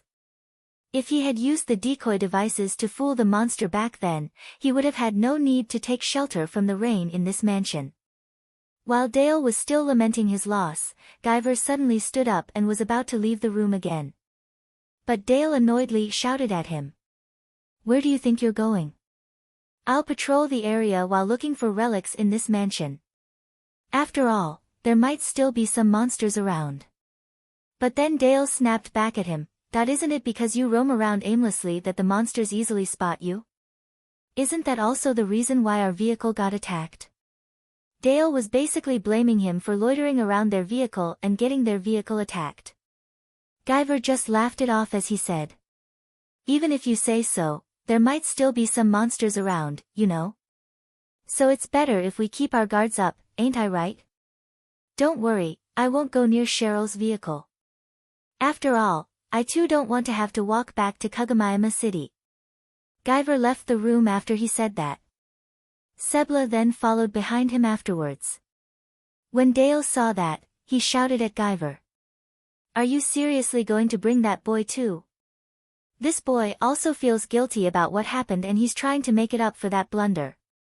So just let him do it, will you? You just stay here and protect Cheryl and the other children. If you don't do at least that much, I feel like they won't give us a ride back home after all. Later then. Guyver then left that room together with Sebla. Akira kept looking at the door through which Guyver and Sebla exited the room. His bad feeling would not go away. Alpha, can you check what that Guyver guy is doing from here? Unfortunately, they are outside my detection range. The rain really reduced my detection range after all. I might be overthinking this, but in case if they mess with our vehicle, would you be able to tell from here? If that's the case, then there's no need to worry. I'm connected to the control unit in your vehicle. Although I set the detection range to the minimum to conserve the energy, it would leave a record if anyone tries to approach it. You can look at that record from your information terminal, although, you won't get the latest record unless you're within the data transfer range. Then it should be fine, huh? Are you suspicious of them? Yeah, I have a bad feeling about them. I always have a good sense when it comes to dangerous things, you see. There were times when I was saved thanks to that. Well, it's not like everything will be fine as long as I don't have any bad feelings, so I can't completely put my guard down too, that I see. Alpha thought that since Akira could connect to the old world domain, he might have been receiving some kind of information without him even realizing it. He then might have been analyzing and interpreting that information unconsciously and mistook it as his intuition. After all, if he could come up with something without any basis, that would be easily interpreted as an intuition. Although it looked like Alpha was smiling like usual, she was telling herself that she needed to be careful about that. Akira noticed that Alpha was staring at him. So he tilted his head and asked her. What's wrong? I was just thinking that you are being a bit too paranoid. It's true that it's a good thing to be careful of any possibilities, but it's impossible to consider all kinds of possibilities in the first place, not to mention that it would be highly ineffective too. You can just leave that kind of things to me, I have confidence in my calculation ability after all. Well, that's true, I'll be counting on you then. Just leave it to me. Alpha smiled invincibly but gently to Akira.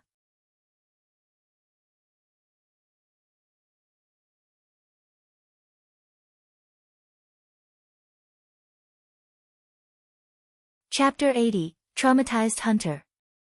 A few minutes passed by since Guyver and Sebla went out of the room.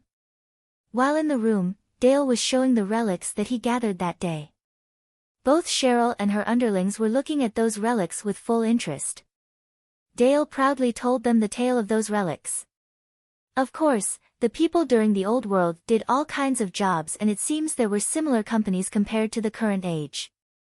It's still unclear whether they had those companies since they were also human like us, or it is because the people of this era are imitating the old world people. Well, putting that aside, take a look at this relic. This is a Yasunabashi Corp logo. There were bad and good companies among the old world companies. Yasunabashi was one of those good old world companies, so people are willing to buy their products at a good price. If these people are not being careful, they would buy anything at a good price as long as it has this logo. Because of that, some bad hunters make counterfeits by affixing forged logo of Yasunabashi Corp onto some random garbage that they find. And it's not rare for relics exchange centers to get fooled by that. But of course, the relics exchange centers that properly examine the relics can quickly identify these fakes. I heard that it's easy to identify fake relics since this logo is printed with some kind of advanced old world technology. After they discovered that, some hunters who got lucky and found an old world printing machine started using that machine to print this logo.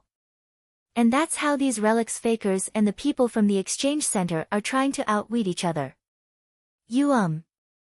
Cheryl suddenly interrupted Dale, who was enjoying himself. I'm really thankful for giving us all of this information, but are you sure it's okay to share this info?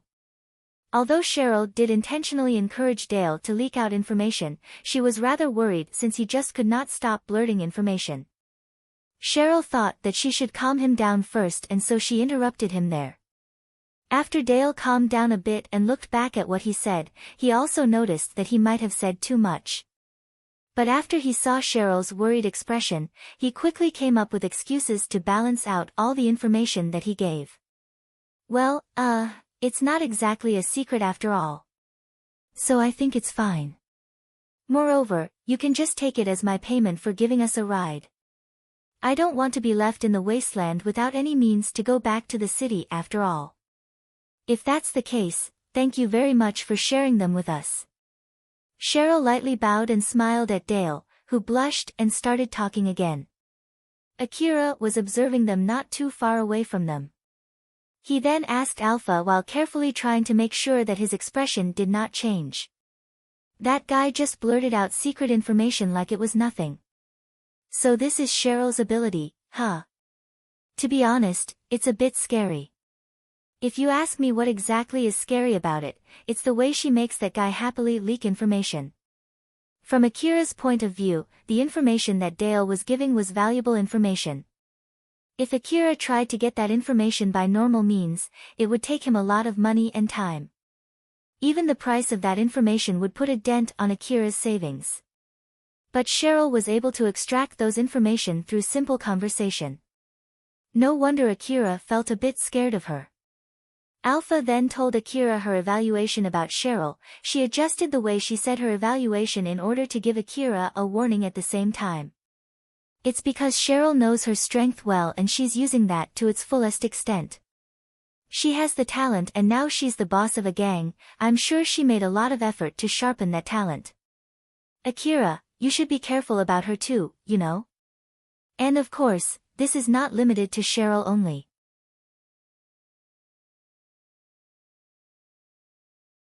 As you get stronger, more people will try to approach you to get some benefits out of you. It's fine if they'll also give some kind of benefits for you too, but I'm sure a lot of them are only going to leech off of you. Akira then tried to objectively evaluate himself. I understand. I'll be fine, maybe. As long as they don't try to bait me with good food like those meals from that restaurant. There was an occasion in the past when Shirori invited Akira for a meal in a high-class restaurant. After having experienced the level of meal that completely destroyed Akira's view of food, he was not sure if he could keep his brain straight if he was baited with that kind of food. When something like that happens, he would have no other choice but hope that Alpha would stop him. Alpha smiled and said, "It seems that there's a need for you to earn enough money to go to that restaurant from time to time, huh?" That's very true. Akira sounded a bit optimistic when he said that. Suddenly Alpha's expression stiffened. Akira, who noticed that, quickly got his guard up. Akira, carefully peek out the window with your aiming device. Is it a monster? That's what exactly you're going to confirm. There's some noise triggered within my detection range. If it's not from a monster, then let's just forget about it. The current Alpha was almost fully reliant on Akira's information-gathering device to gather information. Because of the rain, Alpha's detection range was greatly reduced, so in order to check more thoroughly, Akira had to do it himself using his aiming device. Akira readied his rifle next to the window and peeked outside through the aiming device. He followed Alpha's instructions to adjust the direction he was checking, and so he quickly found the source of the noise. That thing, huh? That's pretty big. Akira spotted a monster away from the mansion. It was obvious from the first glance that it was a carnivorous monster. Its fur that was drenched in rain looked heavy for some reason. That monster was sniffing around as if it was looking for something, but it did not seem that it had noticed Akira. It doesn't seem like it's heading this way. Right? It seems that it's looking for something around that area though. I wonder if there's anything there. Although that monster had not noticed Akira yet, it also would not move away from the mansion. It kept on loitering around in the same area. It's keeping a distance that's bothering me. Is it a form of bullying or something? I don't remember doing anything bad to that monster though. Although they had to be careful with that monster, it was not like that monster was coming at him either. After Alpha said that implicitly, Akira calmed down a bit and replied with a light joke. Dale and Colbert were also watching the outside through the other windows.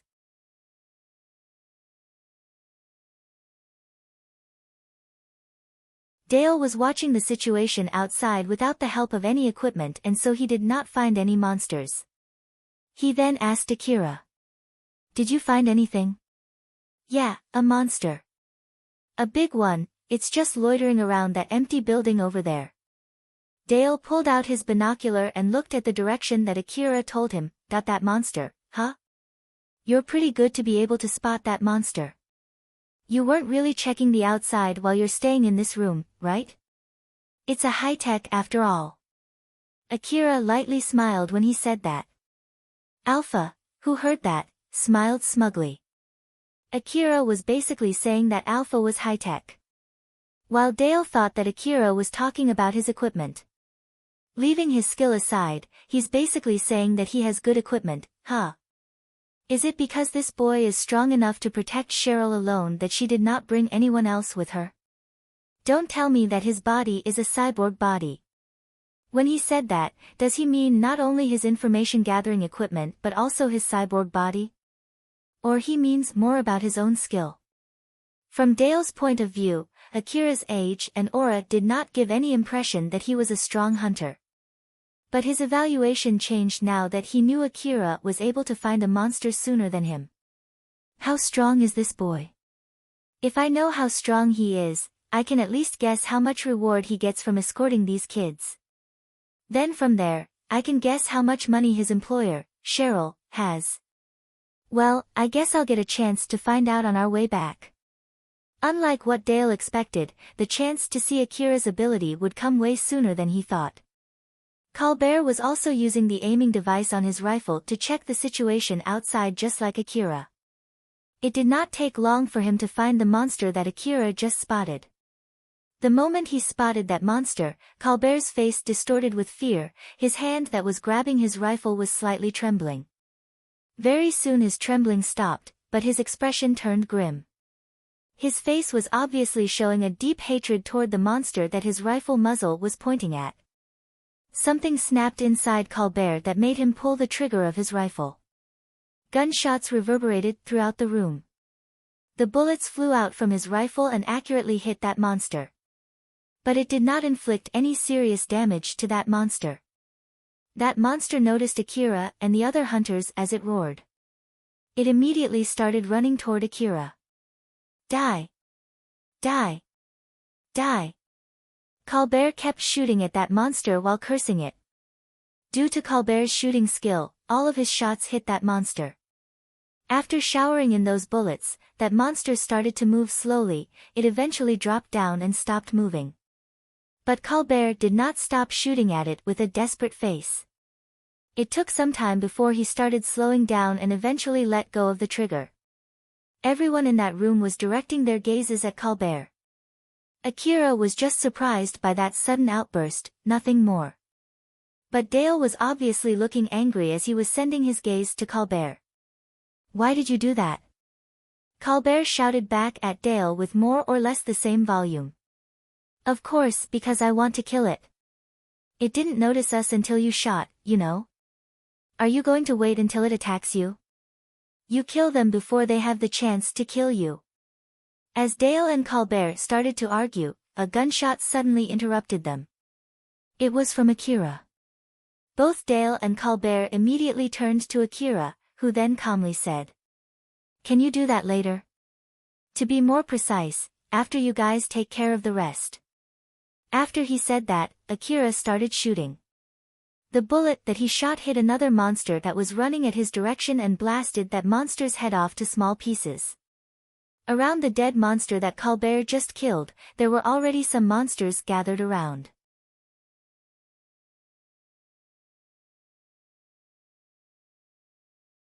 Those monsters quickly noticed Akira and the other hunters as they rushed toward the mansion.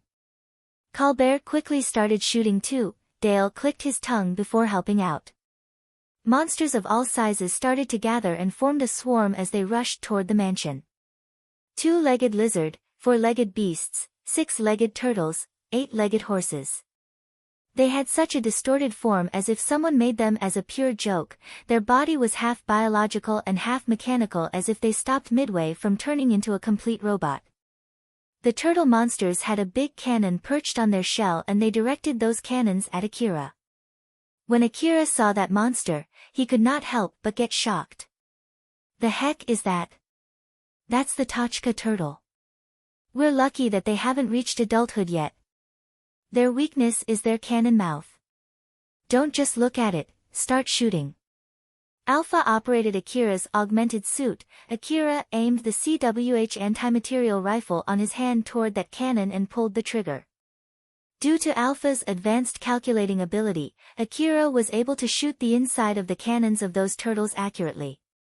Those bullets then hit the ammo reserve inside those cannons and set the gunpowder within them to explode, taking out the Tachka turtle and the other monsters around it. As Akira saw the Tachka turtle explode into small pieces of flesh, he praised Alpha. That was nice, but still, to think that there's a dangerous monster like that in this place. Was this place always this dangerous before? Did this place really change that much just because that greedy crocodile got killed? Moreover, why are so many monsters gathering like this? Are they looking for a place to take shelter from the rain too? Akira's questions were understandable. Alpha did not see that coming. Or to be more precise, Alpha thought that the possibility of such a thing to happen was negligible. After all, if she had known that this would happen, she would have not recommended Akira to take shelter in that mansion. But leaving Alpha aside, Akira was not in a position to think about that. Alpha then told Akira to keep his focus on shooting the monsters. Let's put that aside for later. You'll have a lot of time to think about that question after you survive this swarm. That's true. Akira quickly took his aim at the next monster and pulled the trigger. The piercing bullet pierced through the trunk of an 8-legged horse as it fell down to the ground. The other monsters behind it then just trampled over its body and killed it. Akira and the other hunters had the upper hand there. Akira had the support from Alpha. While Dale and Colbert had brought with themselves pretty powerful equipment since they were planning to go to an unexplored ruin that day.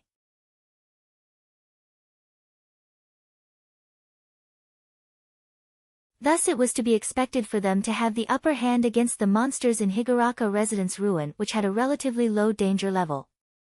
They were able to clean up the monsters without any problem, including those monsters that normally should not be roaming around Higuraka Residence Ruin. Every time they spotted a strong-looking monster, they would focus their firepower and quickly take it out, and if the relatively weak monsters got close to them, Akira would quickly scatter them using his DVTS minigun. As his minigun spewed countless bullets at those monsters, due to Alpha's support, all of those bullets were able to find their targets. Of course, it was impossible for all of them to hit the monsters' weak points. But it was enough to deal severe damage to them. The minigun quickly turned those monsters into a mixed mess of flesh and mechanical parts. Dale saw that and was honestly amazed. So strong. Although we're facing this many monsters, he doesn't panic at all and calmly takes them out. His shooting skill is also amazing. It seems that he even knows the weak points of these monsters too. He only used one bullet to kill the Tachka turtles. It's obvious that he's not shooting these monsters randomly, he's carefully picking out which monster he has to kill first. He's really good. Since Colbert was screaming on top of his lungs while shooting at those monsters, from Dale's point of view, Akira looked ever so calm as he was shooting at those monsters without saying anything. Akira's shooting performance was due to Alpha's support. The reason why he looked so calm was simply because he had fought a bigger swarm in the past. It also showed Akira's trust in Alpha's support.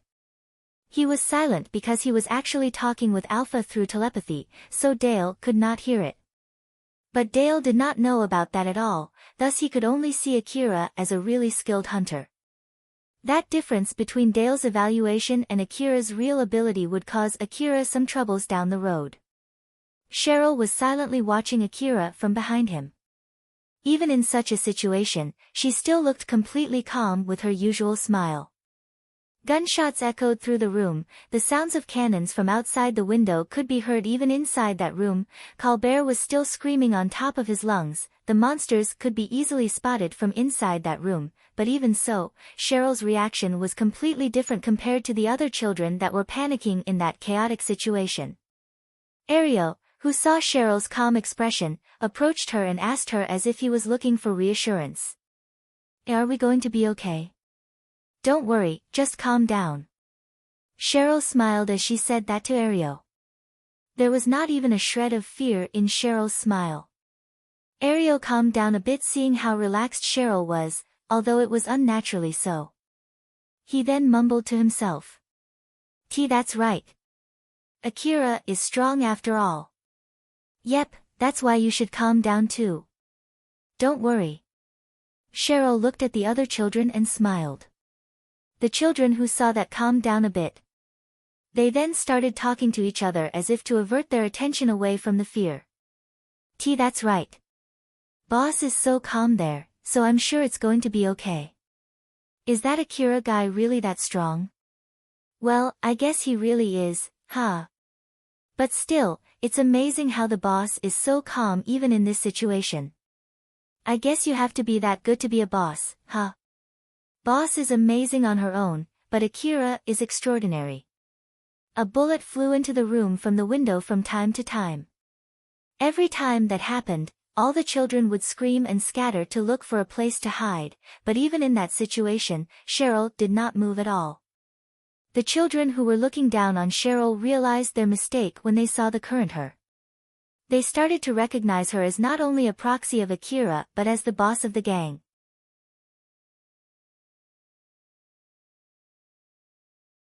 The reason why Cheryl was unnaturally calm was because of her trust in Akira and also because a part of her had actually already given up.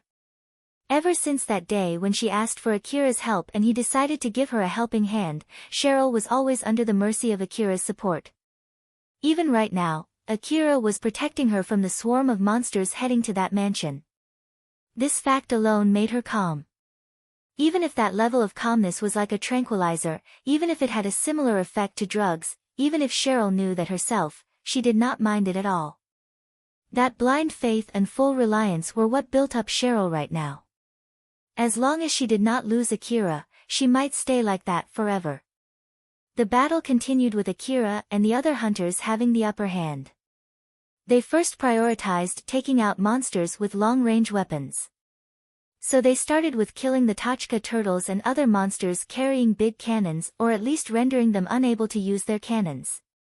When they shot the head of the two-legged lizard that had its arms turned into guns, the lizard that had lost its control unit would lose control and shoot the other monsters around it. Their next priority was the monsters with weapons and other monsters that looked dangerous. These monsters mechanically, or more like instinctively, ignored the difference between their fighting power as they rushed toward Akira and the other hunters. The overwhelming number of monsters in that swarm was crushed under the rain of bullets. The already dead monsters in the front were being pushed and trampled from behind by the other monsters, thus turning them into unrecognizable minced meat. After they finished most of those monsters, the rest of the mechanical monsters that recognized the difference in their fighting ability started to retreat while the biological monsters that started to feel fear also left the place. The rain had stopped by then and there were no longer monsters detected around the mansion. Akira's battle eventually came to an end.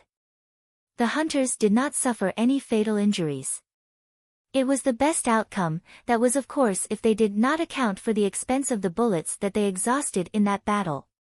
After Akira finished that fight, Alpha smiled and showed her appreciation to him. You did well. You were able to keep calm when facing such a level of a swarm, that was well executed. It's smaller than the swarm that I've faced in the past after all. Not to mention, I have better equipment compared to back then. So I guess this is to be expected. Since you can say that out normally now, it shows that you've grown. And I'm glad to hear that. Akira looked pretty happy since Alpha praised him. Alpha made sure to note that reaction from him. Dale sighed, slowly sensing that the battle had ended.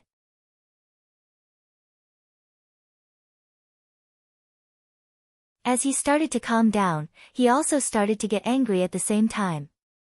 He then turned to the source of his anger. Colbert. This is your fault.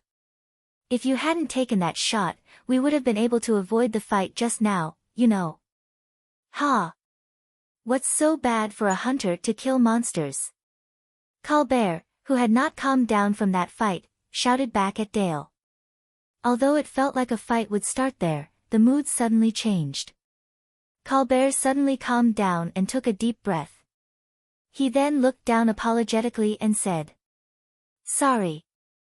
I caused you trouble there." Seeing how Colbert suddenly calmed down and honestly apologized as if he was a completely different person, Dale was so surprised that his anger immediately faded away, that I was scared. Really scared. That's why I took that shot before I even realized it. Colbert told the others the reason why he suddenly shot at that monster. Akira found something weird as he asked Colbert. Scared? Of that monster? Well, it did look like a big monster, but at that range and with your shooting skill, I don't think there was anything for you to be scared about. Unlike Akira, who was relying on Alpha's support, Colbert was able to shoot at that monster accurately with his own skill. Even after that, he was able to perform in that fight without slowing the others down. So Akira thought that as long as he had that skill, there should be nothing to worry about. Colbert glanced at Akira and started telling him the reason, that I almost got killed by a monster in the past, you see. Although I was able to survive it, I lost both of my arms. I sometimes still get nightmares from that time. Colbert looked at both of his arms with a distorted expression. Akira sounded sorry as he asked him. Those arms, are they prosthetics? My left arm is prosthetic, but for my right arm, I took a regeneration treatment to regrow it. To be honest, I want to regrow both my arms, but I don't have enough money. And with the maintenance that I should pay for the prosthetic, I just can't gather enough money. So, that monster looked just like the monsters that ate my arms, you see. Akira had an experience when he stuck his arm into a monster's mouth and shot his rifle from inside the monster. If he was late even by a few seconds, his arms would have been eaten by that monster. Bad things could happen to anyone. Akira felt a bit scared when he imagined it. He sympathized with Colbert, who went through that firsthand. Colbert took a deep breath and bowed, that I'm really sorry. Even after Dale calmed down and Colbert honestly apologized for what he did, Dale still could not lower his fist. Akira was in a good mood after getting praised by Alpha. He was also feeling sorry for Colbert. So he thought that he had to come up with something to change the subject. Well, with that many monsters that we defeated, there should no longer be any of them left around. Not to mention that we got to kill monsters that might attack us on our way back in an advantageous situation. It's not really that bad. The rain has stopped too, so let's get ourselves ready to head back. Dale at least tried to confirm something with Akira. Guyver and that boy from your envoy haven't returned yet though. Call them and tell them to get back as soon as possible. I'm sorry, but I prioritize Cheryl's safety. There's a good chance that all of those corpses outside might attract other monsters after all. So I have no plans to wait for them in case we can't contact them nor to go out and look for them. If you want to stay here to wait for them, you can go ahead and do that. After I escort Cheryl and the other children to the city, I can return here again. Dale pulled out his information terminal and called Guyver. Although he still could not connect to the city's network, with the rain in that area stopped, he should be able to at least reach Guyver's information terminal if they were still inside the mansion.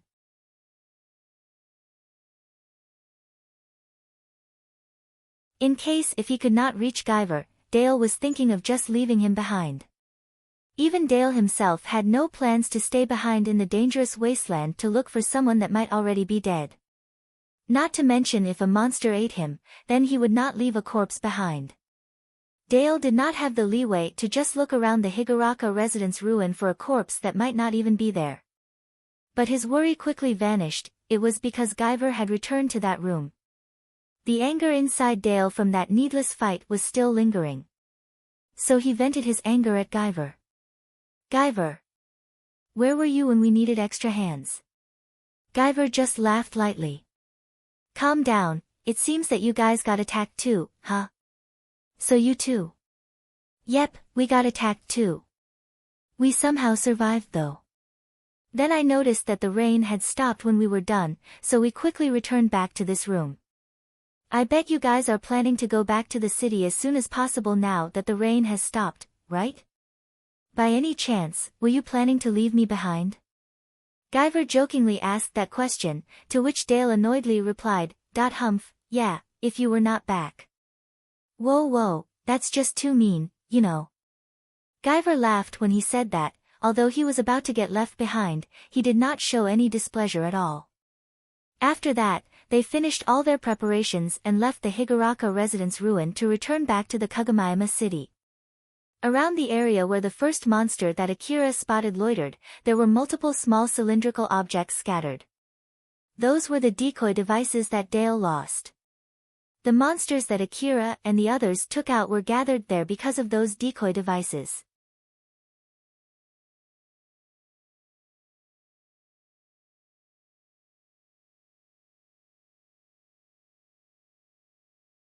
Chapter 81, The Result of Wrong Information. Guyver was sitting on the driving seat with Akira next to him, while Colbert and Dale were sitting on the back seat. As not to get in the way in case of a fight, Cheryl was sent to the cart together with the rest of her gang.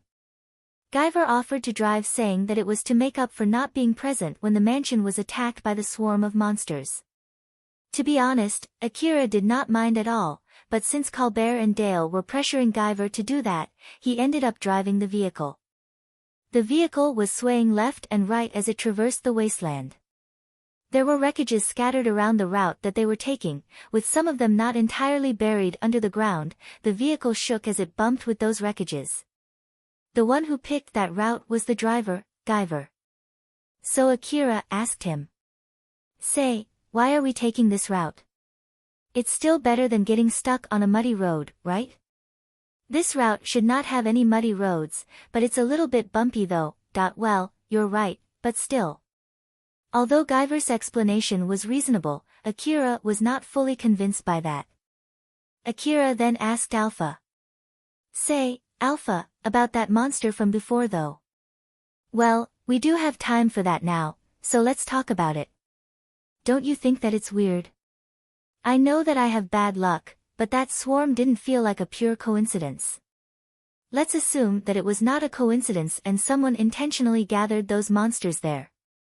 There are only two possible ways of doing that: either that person runs around the wasteland to attract those monsters or by using a decoy device."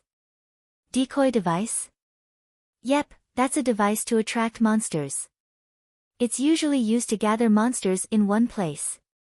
Akira then turned to Dale and the others and asked them, "Say, did you guys bring decoy devices with you?" Dale, who did bring some before, answered that question. "I did, but I don't have it right now." "Why do you ask?" "Ah, about that swarm of monsters, huh? So you did have them." "I left them in our vehicle. So I lost them when our vehicle went back to the city on autopilot." "Well, even if I did have some back then, it was not a situation where you would use the decoy device, right?" Yeah, you're right. Wait for a sec. It's possible that they got activated when our vehicle was attacked by the monster. It then might have dropped some of those devices on its way back to the city and attracted all the monsters around the route that it took to the city into that mansion. If that's the case, then there's nothing strange about the number of monsters that ended up coming there. No, that shouldn't be possible. No matter how unlucky we are, that's just too unlucky. It's not like anyone in this place has that level of bad luck, right?" Dale laughed after he said that. Akira just kept his face looking out to the wasteland without saying anything. It was because he knew the answer to that question. He might be the unlucky person that Dale was talking about. Seeing how Akira was keeping silent, Alpha smiled teasingly at him. When Akira noticed it, he annoyedly jabbed at her. What? Don't be angry. Even if that's true, you did survive, right? And that's all that matters. So in short, it was not that big of a trouble for the current you. You really got stronger, don't you think so too? Yeah, I'll leave it like that. Akira was just sitting there looking out to the wasteland without saying anything. Guyver, who was beside him, was also driving without saying anything. Although Dale found that sudden silence a bit weird, he just decided to ignore it. Just like when he was leaving for the wasteland, Akira fixed his CWH anti-material rifle and DVTS minigun back on his vehicle. At the moment, he only had his AAH assault rifle and A2D assault rifle with him. Guyver glanced at Akira's equipment.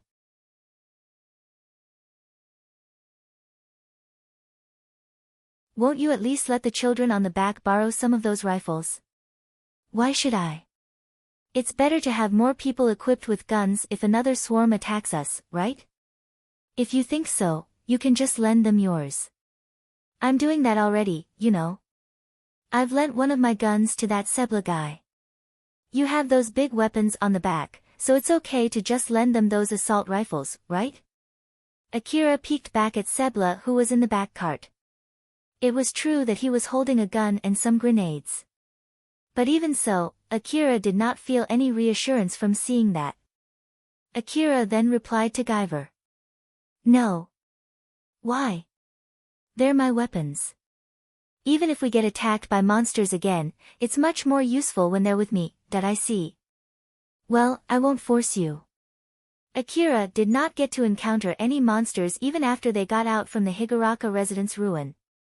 He prayed that nothing would happen until they reached the city. But it was quickly proven that his prayer would not come true. Akira, it's a monster, that I guess it won't go that easy, huh? Akira turned to the direction where Alpha was pointing. He quickly spotted a monster running toward the vehicle. It was obvious from their distance that the monster was a carnivorous monster. It's closer than I thought. Blame the rain, there's still some effect left from the rain, so it's like we're still in a colorless mist. That's why I was late detecting that monster.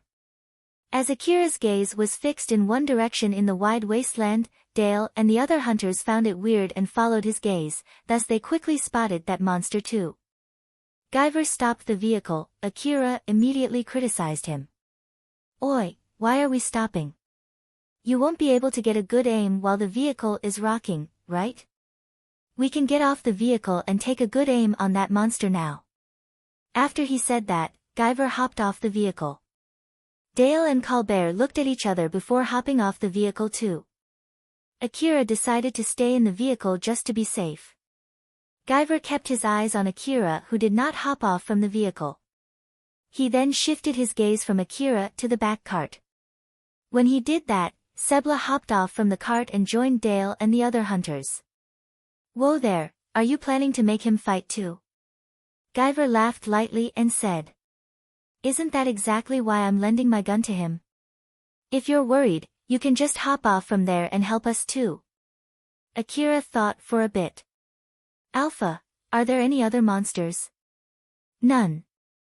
I'll let you know when I find any. Akira then hopped off from the vehicle.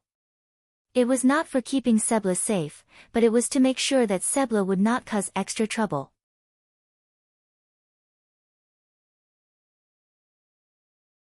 It was also to help take out that monster and get back to the vehicle as soon as possible. There were 4 hunters against 1 monster.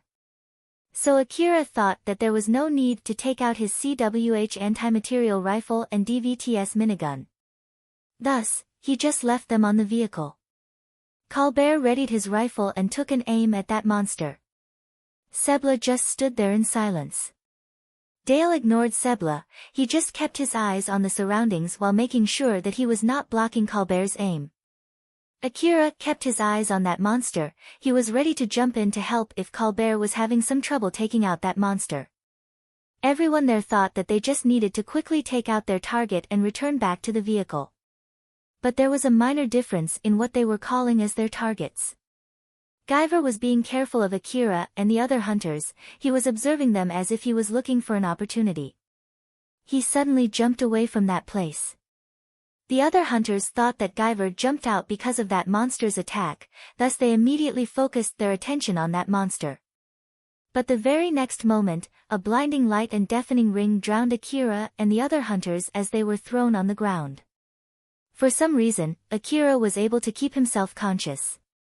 But because of that light and that loud ringing, he was severely dazed, thus preventing him from making any swift reaction.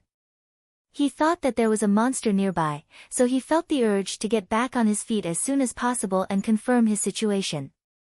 Although he knew that well, he just could not do that. What was that? Alpha? Akira. Get up. Quickly. Alpha shouted at him. Akira understood that it meant he was in a deadly situation. In that case, he had to get on his feet as fast as he could. He did not care about the reason, for now, he just had to get on his feet. Akira understood very well that following Alpha's instructions as fast as he could was the best possible choice to fix his situation. So, Akira, who was lying face down on the ground, slowly pulled himself back up. He was trying to get on his feet while still severely dazed. But in that situation, when he was still so dizzy, it would be almost impossible to make any quick maneuvers. He was still swaying left and right as he pushed his body against the ground, got on his knee, and looked up. The moment he did that, he saw Guyver in front of him with the muzzle of his rifle pointing at him. Guyver's finger moved ever so slowly as he was pulling the trigger. He was staring at Akira full of killing intent. Akira was able to see even the slightest change in Guyver's expression. Akira could clearly feel his time perception stretched out as the passage of time from his point of view considerably slowed down. Move away from there. Akira did not wait for Alpha's instruction as he quickly leapt away from that spot. Guyver pulled the trigger, his rifle spewed out countless bullets that just sliced through the air right where Akira was just a moment ago and hit the wreckage on their trajectories. The bullets made rattling sounds as they hit those wreckages. Akira instinctively scanned the area for his rifle as he leapt from that spot. He was in perfect sync with the movements of his augmented suit that was controlled by Alpha. Thanks to that, Akira was able to quickly reach out and grab his rifle. He then got on his feet, aimed at Guyver, and pulled the trigger. But because he was still severely dazed, he was not able to hit Guyver at all. But even so, Guyver was taken aback by that swift move. He quickly jumped to the nearest wreckage and hid behind it. Akira's face turned grim. His consciousness was still not fully recovered yet. In the middle of that hazy situation, Akira asked for Alpha's help. Alpha, I'm sorry but I can't get a good aim, can you help me with that? I'm already doing it.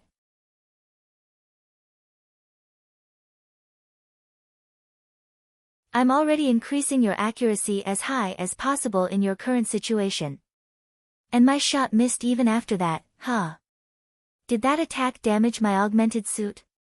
That's not the problem. Although I'm controlling your augmented suit right now, I'm controlling it through your body. So if you lose your consciousness or have a hazy mind, my support will also get diminished. That's why you missed your shots, I understand. I just need to recover. The medicine, where did I put my medicine? Did I leave it on the vehicle? Or is it inside my rucksack? Where did I drop it? Where is it? Akira's still dazed mind started to veer off into something unnecessary, thus Alpha quickly straightened that up.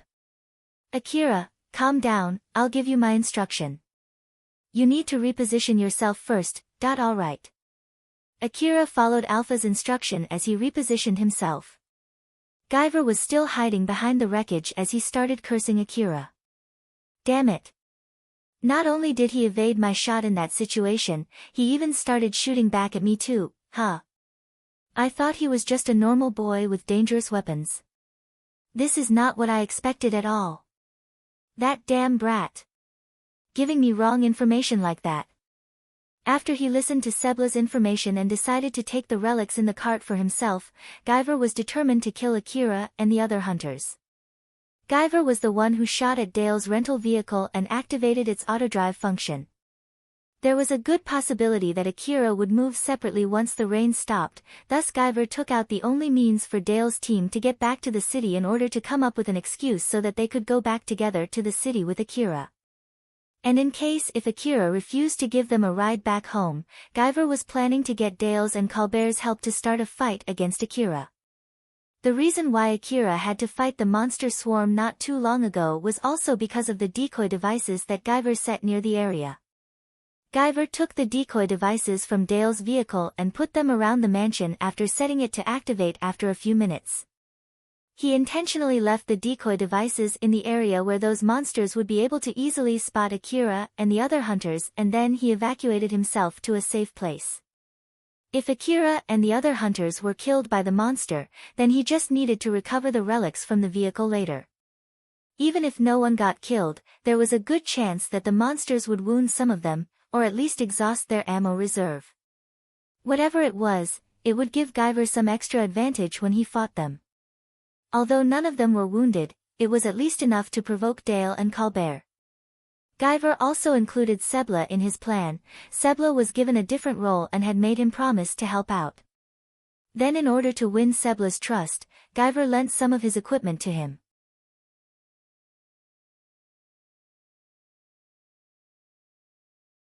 Guyver had mixed a remote detonation stun grenade among all of those equipment that he lent to Sebla. Of course, he did not tell Sebla about that. The reason why Guyver offered to drive the vehicle himself was so that he could select a situation where he would have the upper hand when he fought Akira and the other hunters.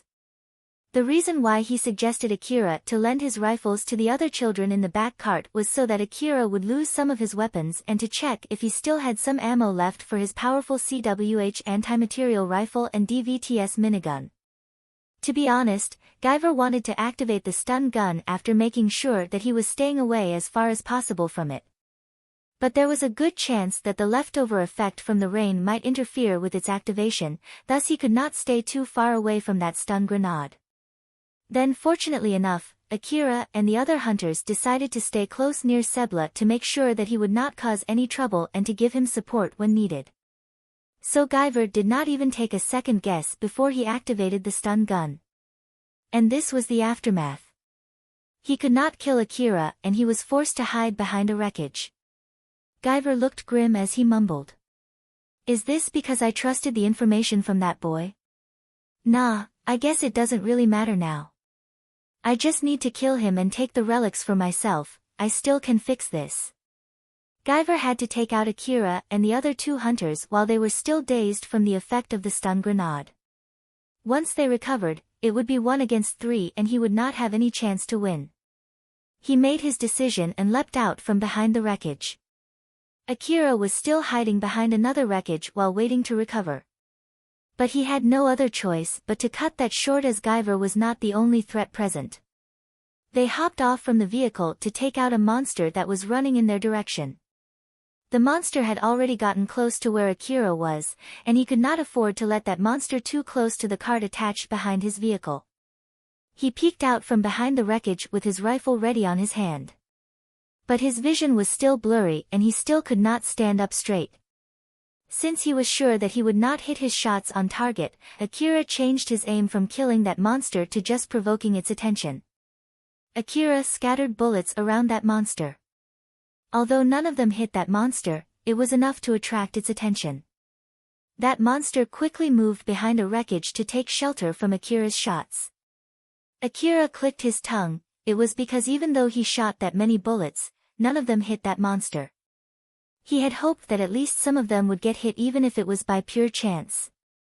With his luck, he might miss some of his shots even if he took a careful aim, but it was strange that he would not get a hit even if he scattered a lot of bullets at his target. Moreover, although that monster was not strong enough to charge at Akira while eating those bullets, it was also not that weak to just run away after such provocation.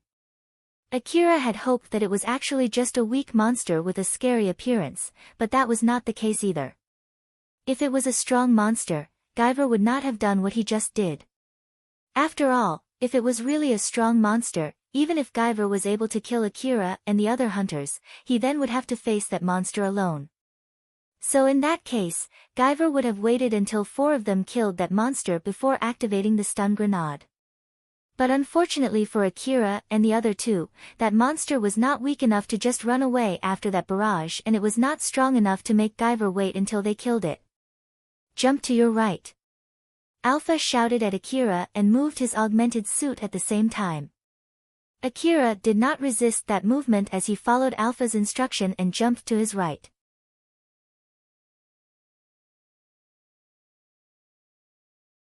The moment he did that, a bullet passed through beside him.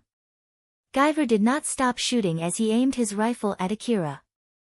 Although Akira was still a bit dazed, he was able to quickly roll over and evade those shots thanks to his augmented suit. Guyver looked completely desperate. He never thought that Akira would be able to evade it. According to his experience, he should have been able to fatally wound Akira with that shot. Guyver's face twisted with terror, but he quickly overrode it with irritation and anger. He even evaded that. I'm shooting from his flank, you know. Did he foresee that I'll do that? That's just impossible. Even if he somehow noticed my position from his information-gathering device or something and predicted my shooting trajectory, there was no way he could measure my timing too. That must be just a pure coincidence. Akira started shooting back while peeking out from behind wreckage. Although he was aiming at where Guyver was, the bullets just flew randomly around the target without hitting their real target. As such, they were only enough to prevent Guyver from returning shots. Guyver noticed Akira's inaccurate shooting and said to himself, "Look at his shots, he doesn't know my position for sure and he's not in a condition where he can aim properly. His previous evasion must have been just a pure coincidence, that boy is still dazed from the stun grenade." Guyver was mostly saying that to reassure himself. But his brave front was quickly cracked. But he got up sooner than Dale and Colbert. It must be just a pure chance too.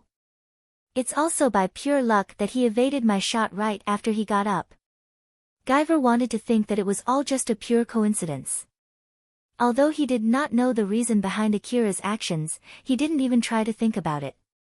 It was basically the limit of his ability as a hunter. Akira got back to hiding behind wreckage and tried to recover. Although he was slowly recovering, it would still take a few minutes before he could get back to fighting normally. "Akira, over there." Alpha pointed her finger at something. Akira immediately turned to the direction that she was pointing and saw Dale and Colbert slowly getting back on their feet. Seeing that, Akira immediately shouted at them. "Guyver is trying to kill us. And the monster is also somewhere nearby.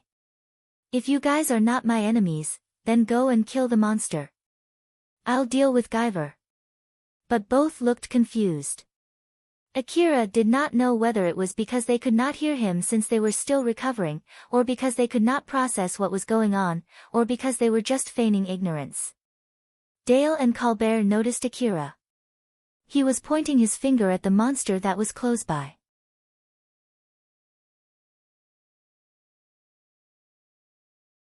Colbert, who saw that, quickly pointed his rifle at that direction and carefully checked the area for that monster. Dale quickly followed suit.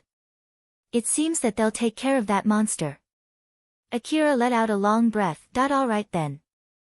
It seems that I don't need to fight those guys. This is getting better. So then, where's the other guy?" "He's over there." Alpha pointed in another direction and Akira's gaze quickly turned there. Thanks to his enhanced view due to Alpha's support, Akira was able to see Guyver's body outlined in red behind a wreckage. This reminds me of how nice this function is. "How exactly are you doing this?" "It's by using my advanced calculation ability to analyze all the information I gather around you. Right now, I focus on analyzing the data especially around that guy."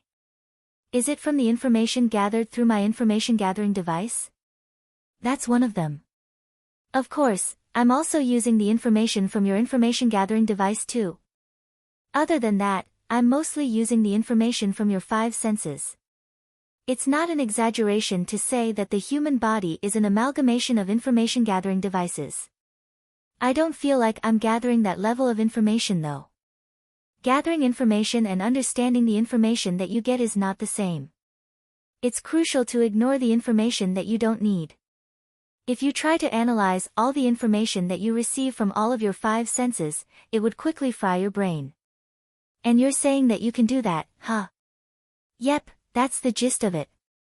But for some reason, there are sometimes people who could unconsciously pick out important information from other unimportant information and analyze them. These people usually have sharp intuition. I guess it's because they have a lot of chances where they can unintentionally hone that ability. Intuition, huh? I guess it's the same as that bad feeling that I sometimes get from time to time, huh? I had a lot of opportunities to hone my intuition after all. Akira remembered his past and realized it.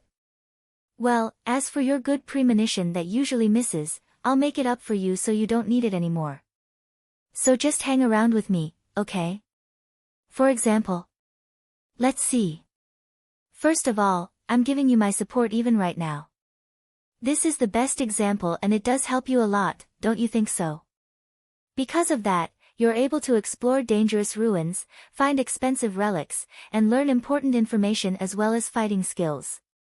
Well, you're right about that. Thanks. Other than that, you're able to monopolize this beautiful body created through an advanced calculation, right? Isn't that just wonderful? Right? Alpha took a pose as if she was showing her body to Akira. Akira glanced at her, his face was saying that he had no comments at all. Yeah. Akira stuttered as if he was evading that question. His answer was directed both to Alpha and to himself. Wait there, that was a rather vague reaction. Is there anything that you don't like about my body? Not really, it's just your imagination. Akira was obviously playing dumb there. Those words were both for teasing Alpha as well as to dodge from having to seriously answer that question. Alpha smiled at Akira, it seemed that she had returned to her usual self. Now then, since it seems that you've recovered enough to do some silly talk like this. How about we go and start our counterattack? Yeah, I'm more or less already recovered. Let's go.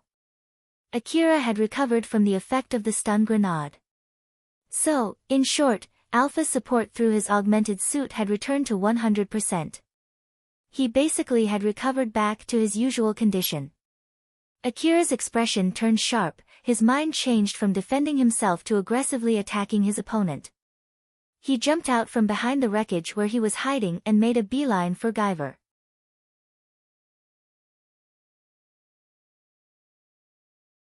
If Guyver came out and aimed at him, it would have been very dangerous. But thanks to Alpha's support, Akira could clearly see where Guyver was hiding. Although he had the choice of waiting for Guyver to peek out from behind the wreckage and snipe him the moment he did that, Akira thought that the other two might have some problem dealing with the monster behind him. Not to mention, the monster might attack Cheryl and her gang too. As such, Akira decided to quickly take out Guyver and go back to protect Cheryl and her gang. Guyver was hiding behind a half-destroyed wall. In order to shoot him, Akira had to take a big detour and shoot him from the side or from above. Akira thought so as he asked Alpha while still running. Alpha, which route should I take?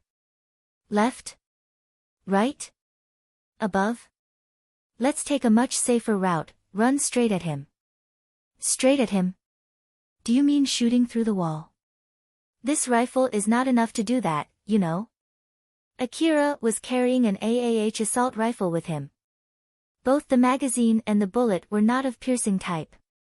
As long as he did not have the CWH anti-material rifle that he had left in the vehicle, it would be impossible to shoot Guyver through that wall. It's no problem. Alpha just said that and smiled. Guyver was able to notice Akira, who was approaching him, both from Akira's footsteps and the signal detected from his cheap information-gathering device. His face distorted with fear as he readied his gun and looked left and right. His brave front had already completely crumbled down since his position was swapped from the hunter to the hunted. Where is he coming from? Which direction?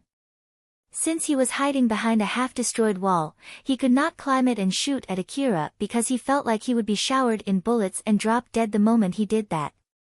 He could feel that Akira was already right on the other side of that wall. With his augmented suit, it was not impossible for Akira to jump over. Guyver thought that Akira would do that, thus he readied his gun and shifted his focus to above him, waiting for Akira to show himself. Guyver's attention was completely focused on watching above him. He was ready to shoot anything that flew over him. But the next moment, the wall in front of him suddenly crumbled down. After Akira arrived next to that wall, he mustered all the power of his augmented suit to deliver a destructive kick on that wall. With the help of Alpha's support, the leg part of Akira's augmented suit turned hard the moment his kick touched that wall, thus increasing the destructive power of his kick. That powerful kick was enough to destroy the wall that was already withered because of the harsh environment in the wasteland. The wall crumbled down on top of Guyver, thus making him lose balance.